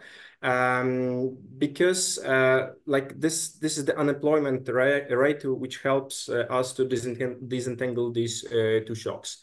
So both labor market shocks induce higher output, lower prices, and lower real wages. But when we have higher labor supply, not all active persons are able to find a job immediately, and therefore on impact, unemployment rate should go up. On the other hand, when we have this wage bargaining shock, we have like negative response of unemployment rate because higher wage bargaining power of employers should lower the unemployment rate because it reduces the wedge between demand and labor supply. So this is it. And it is important to know that we should not stick too tightly to this tag wage bargaining shock, because similar responses are observed after reduction in the unemployment benefits or an improvement of the matching efficiency. And in general, in new Keynesian models, these types of shocks are typically called wage markup shocks. Here we have posterior median impulse responses with 68 credibility bands. Although the restrictions are imposed only to an impact reaction, the responses of most variables are rather long-lasting, and their overall direction is consistent with the sign of the immediate response. In the identification scheme, we do not impose a restriction on the response of wages, real wages, to a demand shock and unemployment rate to a technology shock. And according to our estimates, real wages hardly change after a demand shock, while a technology shock leads to a pronounced decline in the unemployment rate, which is generally consistent with findings from previous empirical works. Let me go further, because this is just a baseline model without immigration. So now it's time for our contribution. We add immigration proxies. We should emphasize that we are not focused on estimating the exact number of immigrants, but rather capturing its variance over time. Recall that from the perspective of VRR models, the exact levels are not important. What matters is the variance in time. And our preferable proxy is based on the quarterly Polish border guard data on the number of Schengen area border crossings both ways. For years 2007-2023, we accumulate the net number of border crossings on a quarterly basis, assuming that in the first quarter of 2007, the variable equals to 1 million, but this starting value clearly makes it is a purely technical assumption with no impact on the result. So this starting value of 1 million clearly overestimates the true volume of immigration in Poland, but it doesn't matter. Of course, we fully acknowledge the fact that not every foreigner that crosses the border and enters Poland should be treated as an immigrant. Typically, an immigrant status refers to permanent residency, though we have temporary immigrants. Moreover, we are not able to control for Poland being only a transition country for some foreigners migrating or traveling from Eastern Europe to other Schengen area countries and the other way around. It must be admitted that our proxy captures the variance of immigration over time appropriately. Only the share of foreigners treating Poland as a transition country is relatively constant over time, which is obviously a very questionable assumption. And therefore, we also estimate a model in which we use an alternative measure of immigration, which is based on official Eurostat data, but this series is annual, so we need to interpolate it.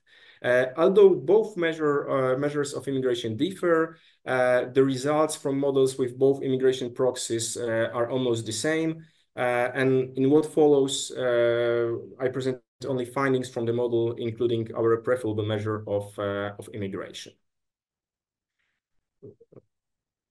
Okay. Okay, identification scheme. Our identification scheme is inspired by works of Ottaviano and Perry and Furlaneto and Ropstadt. We assume that an increased inflow of immigrants leads to an immediate increase in output and prices.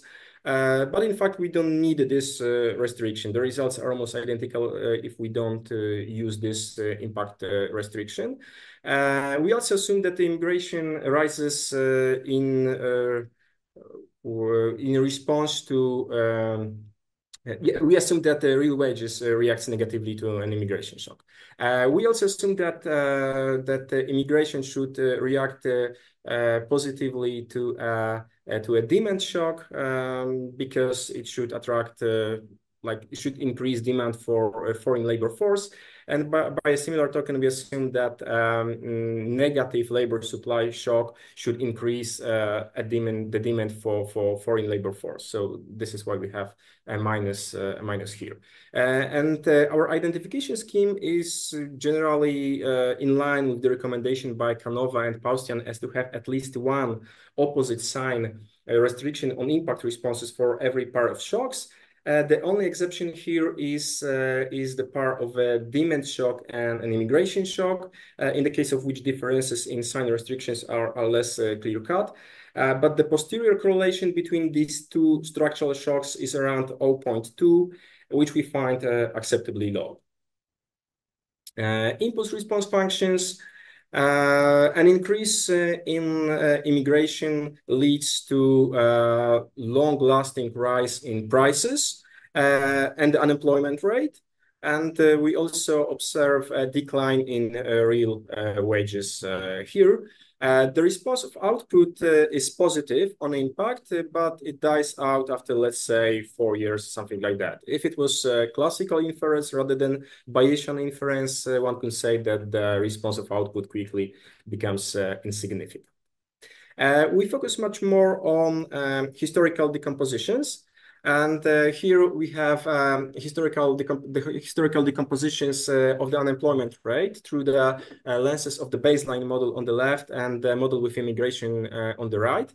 And accounting for immigration reduces the role of technology shocks, which are here green. And here we're seeing that these green bars are smaller.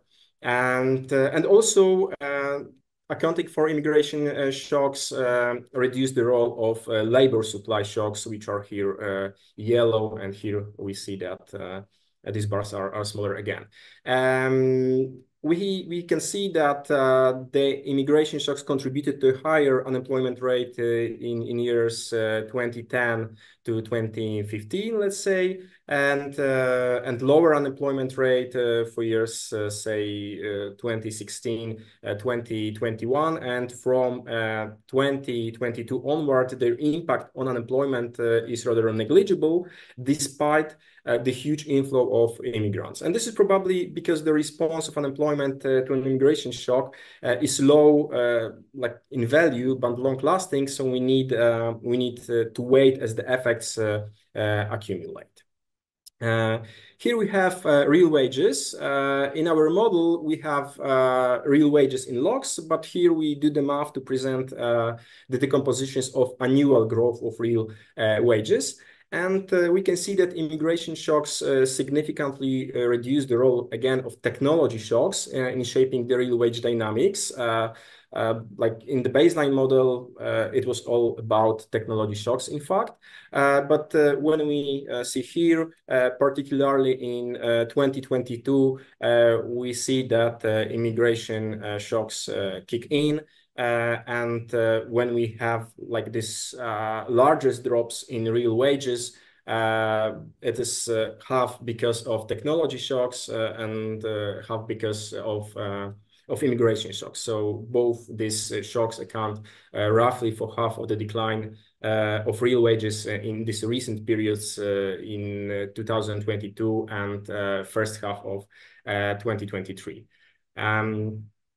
We have also the compositions of nominal wages. And now we see that if we have immigration shocks, they matter again mainly here for years 2022 and the beginning of 2023.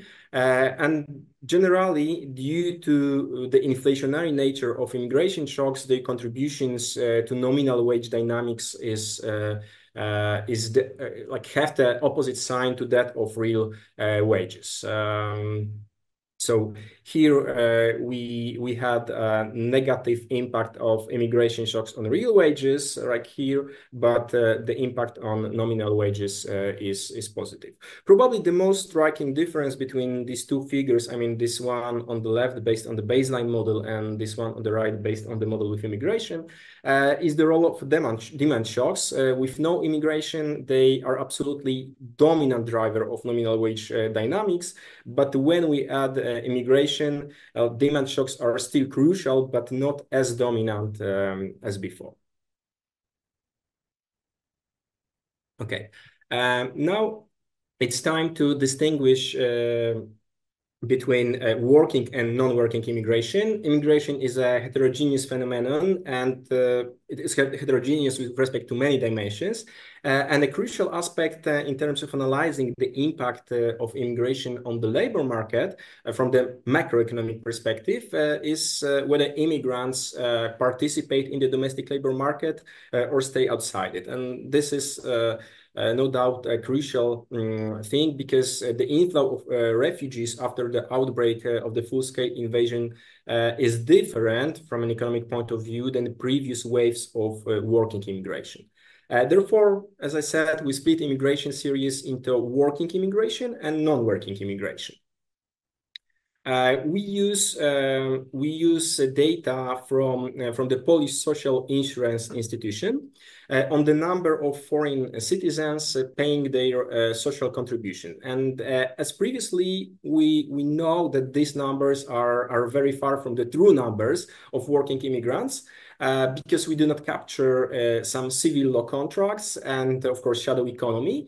But again, it is more about variance than about exact levels. And again, we have some robustness checks yielding very, very similar results. So we assume that both immigration shocks have a positive impact on output, but only a non-working immigration shock has a negative effect on unemployment via the demand channel. We leave the impact of a working immigration shock on unemployment unrestricted because it is not clear to what extent economically active immigrants compete with natives on the labor market. We also expect that working immigration shock lowers real wages, because in this respect, it should work similarly as a combination probably of labor supply and wage bargaining shocks. Yet its impact on prices here is ambiguous because this shock has dual nature, demand and supply nature. So we don't know whether the effect on prices is positive or negative, at least ex ante. We restrict the impact of non-working immigration shock on prices to be positive here due to a demand nature of this shock. We are agnostic on the effects of a non-working immigration shock on the number of working immigrants, but we assume that a working immigration shock increases non-working immigration, for example, because a whole family may immigrate following a working head of the family. We do not restrict the response of non-working immigration to any shock from the baseline model without immigration. However, we expect that demand shock and labor supply shock should attract more working immigration, similarly as in our model with total immigration. Here we have a comparison of impulse response function for immigration shock 1 and immigration shock 2. Immigration shock 1, this is shock in working immigration. Immigration shock 2, this is shock in non-working immigration. The responses of output and prices in both cases are very similar. However, we observe some differences in the response of real wages and the unemployment rate. When we have a working immigration shock, real wages go down while unemployment rate goes up. When we have a non-working immigration shock, real wages like they don't react, but we have lower unemployment rate at least at the very beginning of this impulse response horizon. And when we compare historical decompositions between model with total immigration and with two types of immigration, we see that including two types of immigration slightly increases the aggregate role of immigration shocks in driving unemployment rate. This is particularly visible here in years, let's say 2007, 2009, when this contribution is negative here, but we cannot see it here. And we can see a positive contribution to unemployment rate here for years 2015, 2018. My feeling is that it's here and here these shocks interferes with the contribution of labor supply shocks. But in general, I would say that results are quite similar. They are in the same ballpark, despite these two differences I mentioned. When we have real wages, the composition of real wages, I would say that differences are really minor, nothing to write home about. Like the aggregate effects of two types of immigration shocks are very similar to the single red bar on the right figure. When we have nominal wages, again, sorry, Łukasz, 1 minute, please. Okay. Whoa. Okay, but if we focus on nominal wages, immigration shocks eat up the contribution of demand shocks, and then immigration shocks jointly seem to be the main driver of dynamics of nominal wages in Poland. And this is quite a risky statement, I believe, without further empirical evidence. I believe that here we need to work more on our identification scheme. And that's it. And because we have a coincidence of immigration shocks with other important shocks, we also added energy prices and supply chain disruptions to our model. And since I have no time left, I would like to say that our results generally hold, and these historical decompositions are very similar. I mean, the contribution of immigration shocks, both with and without energy price and supply chain disruptions, are very similar. So let me go to conclusions. First, we find that the baseline model proposed by Foroni seems to be a nice starting point also in the case of the Polish labor market. And we find that the immigration shocks do matter for the Polish labor market, but coincidence of immigration shocks with other heat shocks in recent years calls, I believe, for numerous robustness checks as to address a potential omitted variables problem.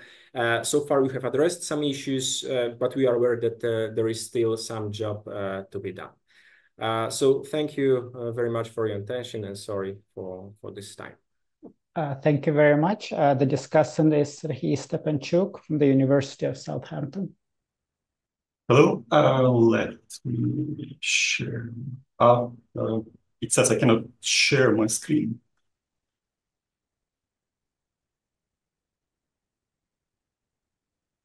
Just what? I don't know why that could be the case. No. No, okay, now it works. Can I try again? Okay, yeah. I believe it works. Can you see my screen now? Not yet. Just one sec. How about now? Yes, we can. Okay. Well, I want to start by thanking Lukasz for a very interesting presentation and conference organizers for inviting me to discuss this very interesting paper. Though I have to say from the start that I'm an outsider to both the immigration and structural VR literature, so my comments and questions will be from the point of view of a general macroeconomist. So you have to, I'm sorry if some of them seem a bit too basic, but I hope that you'll find some of them interesting and useful. As I said, this is an interesting and topical paper because immigration has been at the center of political debates for the last 10 or 15 years. And these political debates are often very heated, but not based on any objective data.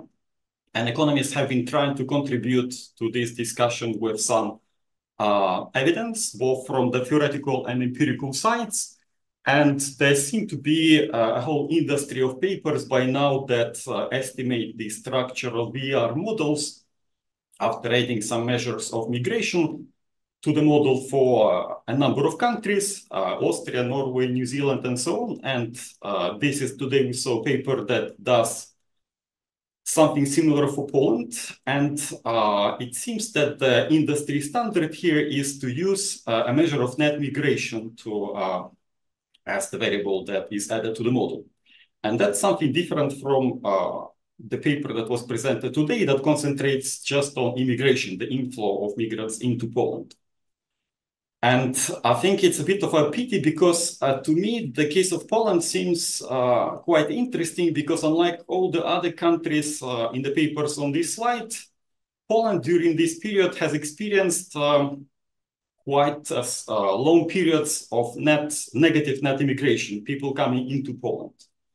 And one could use this case to ask some interesting questions. For instance, well, are the effects of migration for the source country sort of the mirror image of those that people find for the recipient countries? Can we just take the estimated results from these other papers for the countries that experienced positive net migration, flip the sign and make conclusions for the case like the one in Poland? At the same time, my understanding is that Poland experienced large significant flows in both directions, both immigration and outward migration. And one can ask whether this practice of just netting these two flows makes sense, or whether one might want to consider them separately. Now, just a brief summary, what this paper does is it starts with this observation that since 2014, there has been large inflows of immigrants from Ukraine to Poland that increased substantially in 2022 after the start of the full-scale war with Russia. And the paper asked the question whether what kind of impact these immigration inflows have on labor market in Poland in terms of unemployment and wages. And to answer this question, the paper starts with the Bayesian VR model from Foroni and Coffers that doesn't have anything to do with migration, estimates this model using the Polish data going back to 2004, and then adds a measure of immigration and studies the results. Now, as I said, the paper looks only at immigration inflows into Poland, and it has been widely documented that for quite a while, Poland has experienced negative net migration. So here I stumbled across a quote from one of the authors of today's paper that points out that after 2004, the European Union enlargement triggered large and rapid migration movements from the new to the old states, and the scale of this outflow was unprecedented.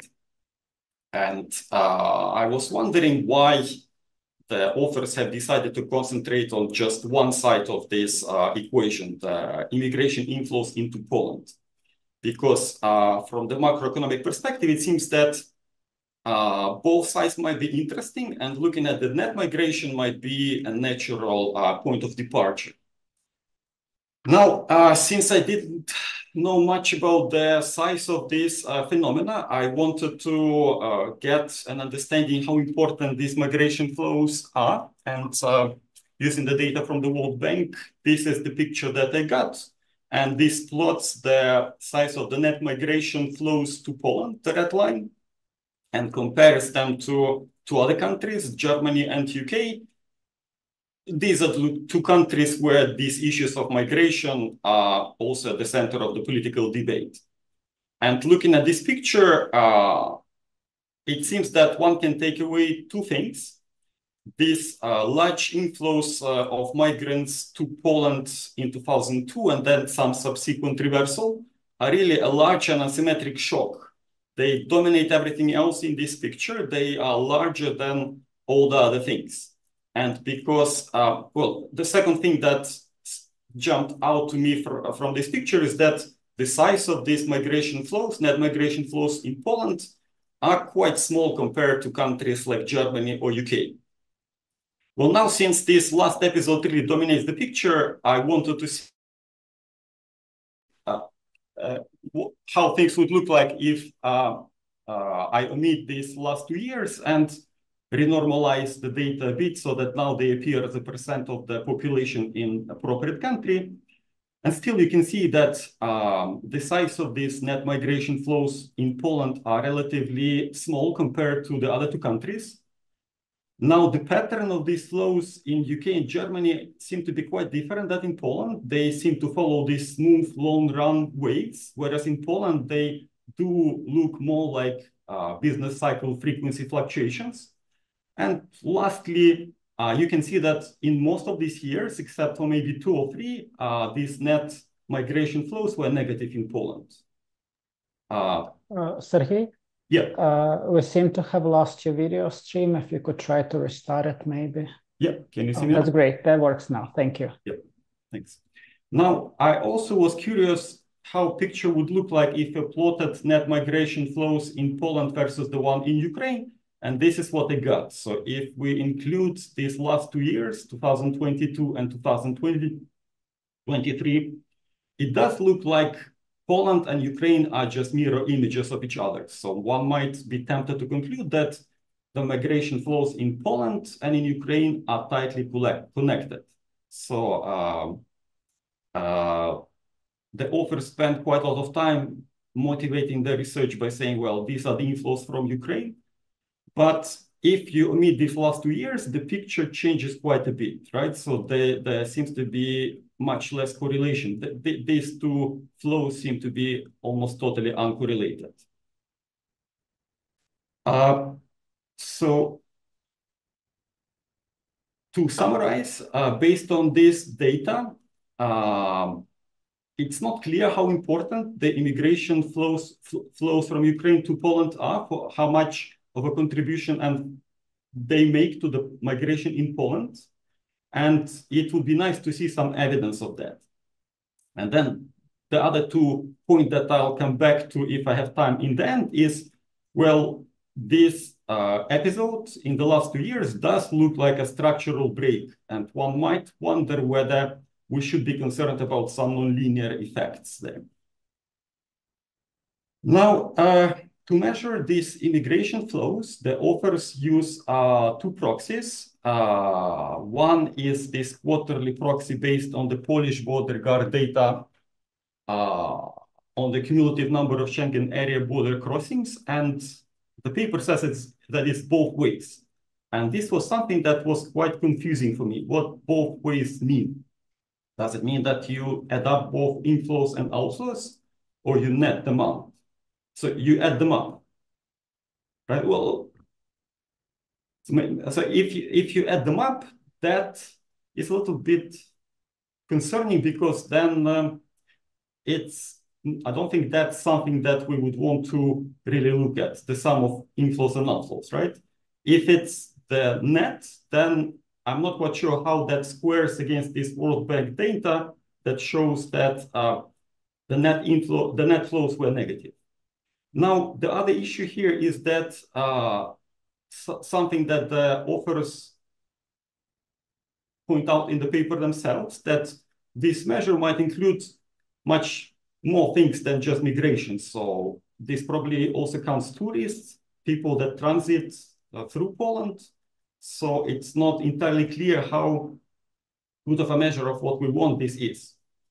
The second measure that the authors use is this annual data. Unfortunately, they have to interpolate it to get the quarterly data based on Eurostat's data on population, residence permits, and temporary protection. But I'm guessing that this kind of data probably will miss the temporary seasonal workers that my understanding was quite important for the immigration from Ukraine to Poland before the start of the full-scale war. So we have these two measures. None of them is ideal, but the authors say that, well, we don't really care about that. All that we care is that they are correlated with the true mechanism that we want to study, right? And then they give this picture where we have these blue and green lines that represent these two proxies. And, well, if these two proxies are to be positively correlated with the true variable that we want to measure, they better be positively correlated with each other, right? And you get the sense that they are from this picture, but one concern that I have is that this conclusion might be based on these last 2 years, 2002 and 2003, where they move in the same direction. So if you cut those two off, this is the picture that you get. And it's not very clear to me whether the correlation between these two lines is positive or not. So that's something that maybe you can provide evidence of. Just to summarize these points about the data, well, we may argue what we really want to look at, whether it's immigration from Ukraine, or net migration to Poland. But it seems that conceptually, these proxies might be measuring slightly different things, and it's not entirely clear whether in the data they are strongly or even positively correlated. Right? So that's one of the concerns that I had while reading the paper. Now, the paper starts by estimating this Bayesian VR model from Foroni that doesn't have anything to do with migration. And I guess the point here is to run sort of a proof of concept to see that the results are not too different or too crazy, and they qualitatively agree with the ones in Foroni. But I guess this is sort of not a key result, so this is something that potentially could be moved to appendix. But one question that I had while reading this part was, well, in Foroni, about half of the regression results are based on a model that also includes participation rate. And that's used by the authors in that paper to identify two types of the shocks in the labor market. And I was wondering why the authors decided not to include it in their model. Because, well, it might be interesting to see what immigration does to participation rate, but it might be especially useful to identify the two types of immigration shocks that the authors talk about in the end of the paper, the working and non-working migrants, right? So the data on participation rate could be quite useful here. Next, so my understanding is that the authors view this immigration shock as sort of a combination of a demand and supply shock, right? So sort of 1 minute, please. Well, so maybe, so, right, so if you look, for instance, at the impact of output, the demand and supply shock have a positive sign, immigration shock has a positive sign. The same is, well, if you look at the impact on unemployment, labor supply has a positive sign, demand shock has a negative sign, immigration is unrestricted. Why this issue about the prices is much less clear cut. So the labor supply shock would have a negative impact, the prices would have a positive impact. The authors assume that the immigration shock would have a positive impact, and that's a little bit more debatable. And the authors say that it doesn't matter, but if the results are the same without this restriction, perhaps you should make those results the benchmark results, right? Now, one concern, so going back to this point of two proxies, so I really have just two more comments. One of them is about these results with the two proxies. So the paper says that the results are similar using either of these two proxies. And that seems like a good positive result.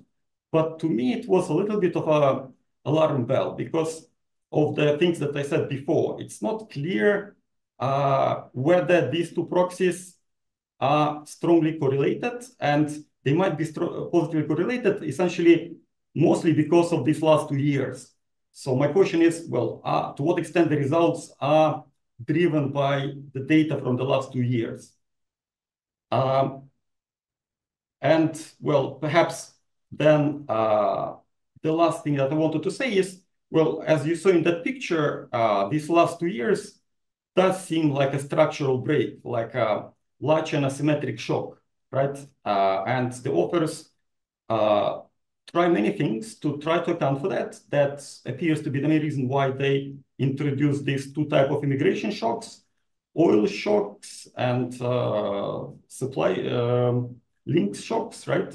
But why not just treat these two parts as two separate parts of the sample? Well, one simplest thing to try probably would be to just see how sensitive the results are to omitting the data from the last 2 years. And then maybe, well, one might question whether the simple vanilla linear VR might be appropriate tool for analyzing the data with this sort of behavior with large asymmetric shocks. Maybe there could be something that the authors could try to alleviate these concerns. Thank you very much, Sergey. Łukasz, would you like to respond? We're a little out of time, but pick a few most important points that you would like to address. Thank you very much for your discussion, and I'm really grateful for this rich and numerous comments and suggestions. As usual, some of them are rather easy to verify and implement, while other issues require deeper consideration. And this is true that we focus on immigration to Poland and abstract from emigration from Poland, and we definitely should address this issue in greater detail. But we believe that we focus on immigration shocks, but these immigration shocks are to some extent visible in labor supply shocks and wage bargaining shocks. But not explicitly visible. But as you suggested, to estimate the model on shorter sample, we did it like both ways. We had shorter samples, like omitting first years in our sample and last years in our samples, and the results were more or less robust, though we need some time to analyze these results in greater detail. One important thing is about this both ways or net immigration. So this is inflow minus outflow. So it's like the number which stays in Poland probably, or like it's also like in minus out. When we have this Eurostat data, these are not inflows. This is just a number of immigrants, so we don't have this type of problems. And both measures are strongly correlated. So it's not like that they one goes this way, another goes this way. They are strongly correlated. One more thing: the participation rate. We are thinking about including it in the model, but like we have a problem with like having too many variables in our model and problems with numerical problems with estimation, and moreover, like participation rate data in Poland, it is believed that the quality of data is not good enough or not as good as in the case of the paper by Forani. There were many more comments and many more suggestions. Thank you for that. Like we need to think about all of them, but once again, thank you very much for your effort in careful reading our paper and sharing your comments and suggestions. Thanks. Any last minute questions from the audience? Okay, I don't think I can say any. So I would like to thank the presenters for all the papers. I would like to thank the discussants. It was quite an interesting day of a conference today. And of course, the organizers did a great job putting up a super interesting and important program. And this is going to conclude the first day of the conference. We're going to have another day tomorrow. If you're in Kyiv, you can attend on site. Otherwise, you can attend online in Zoom like today. And thank you very much for participating. We look forward to seeing you tomorrow. Bye-bye.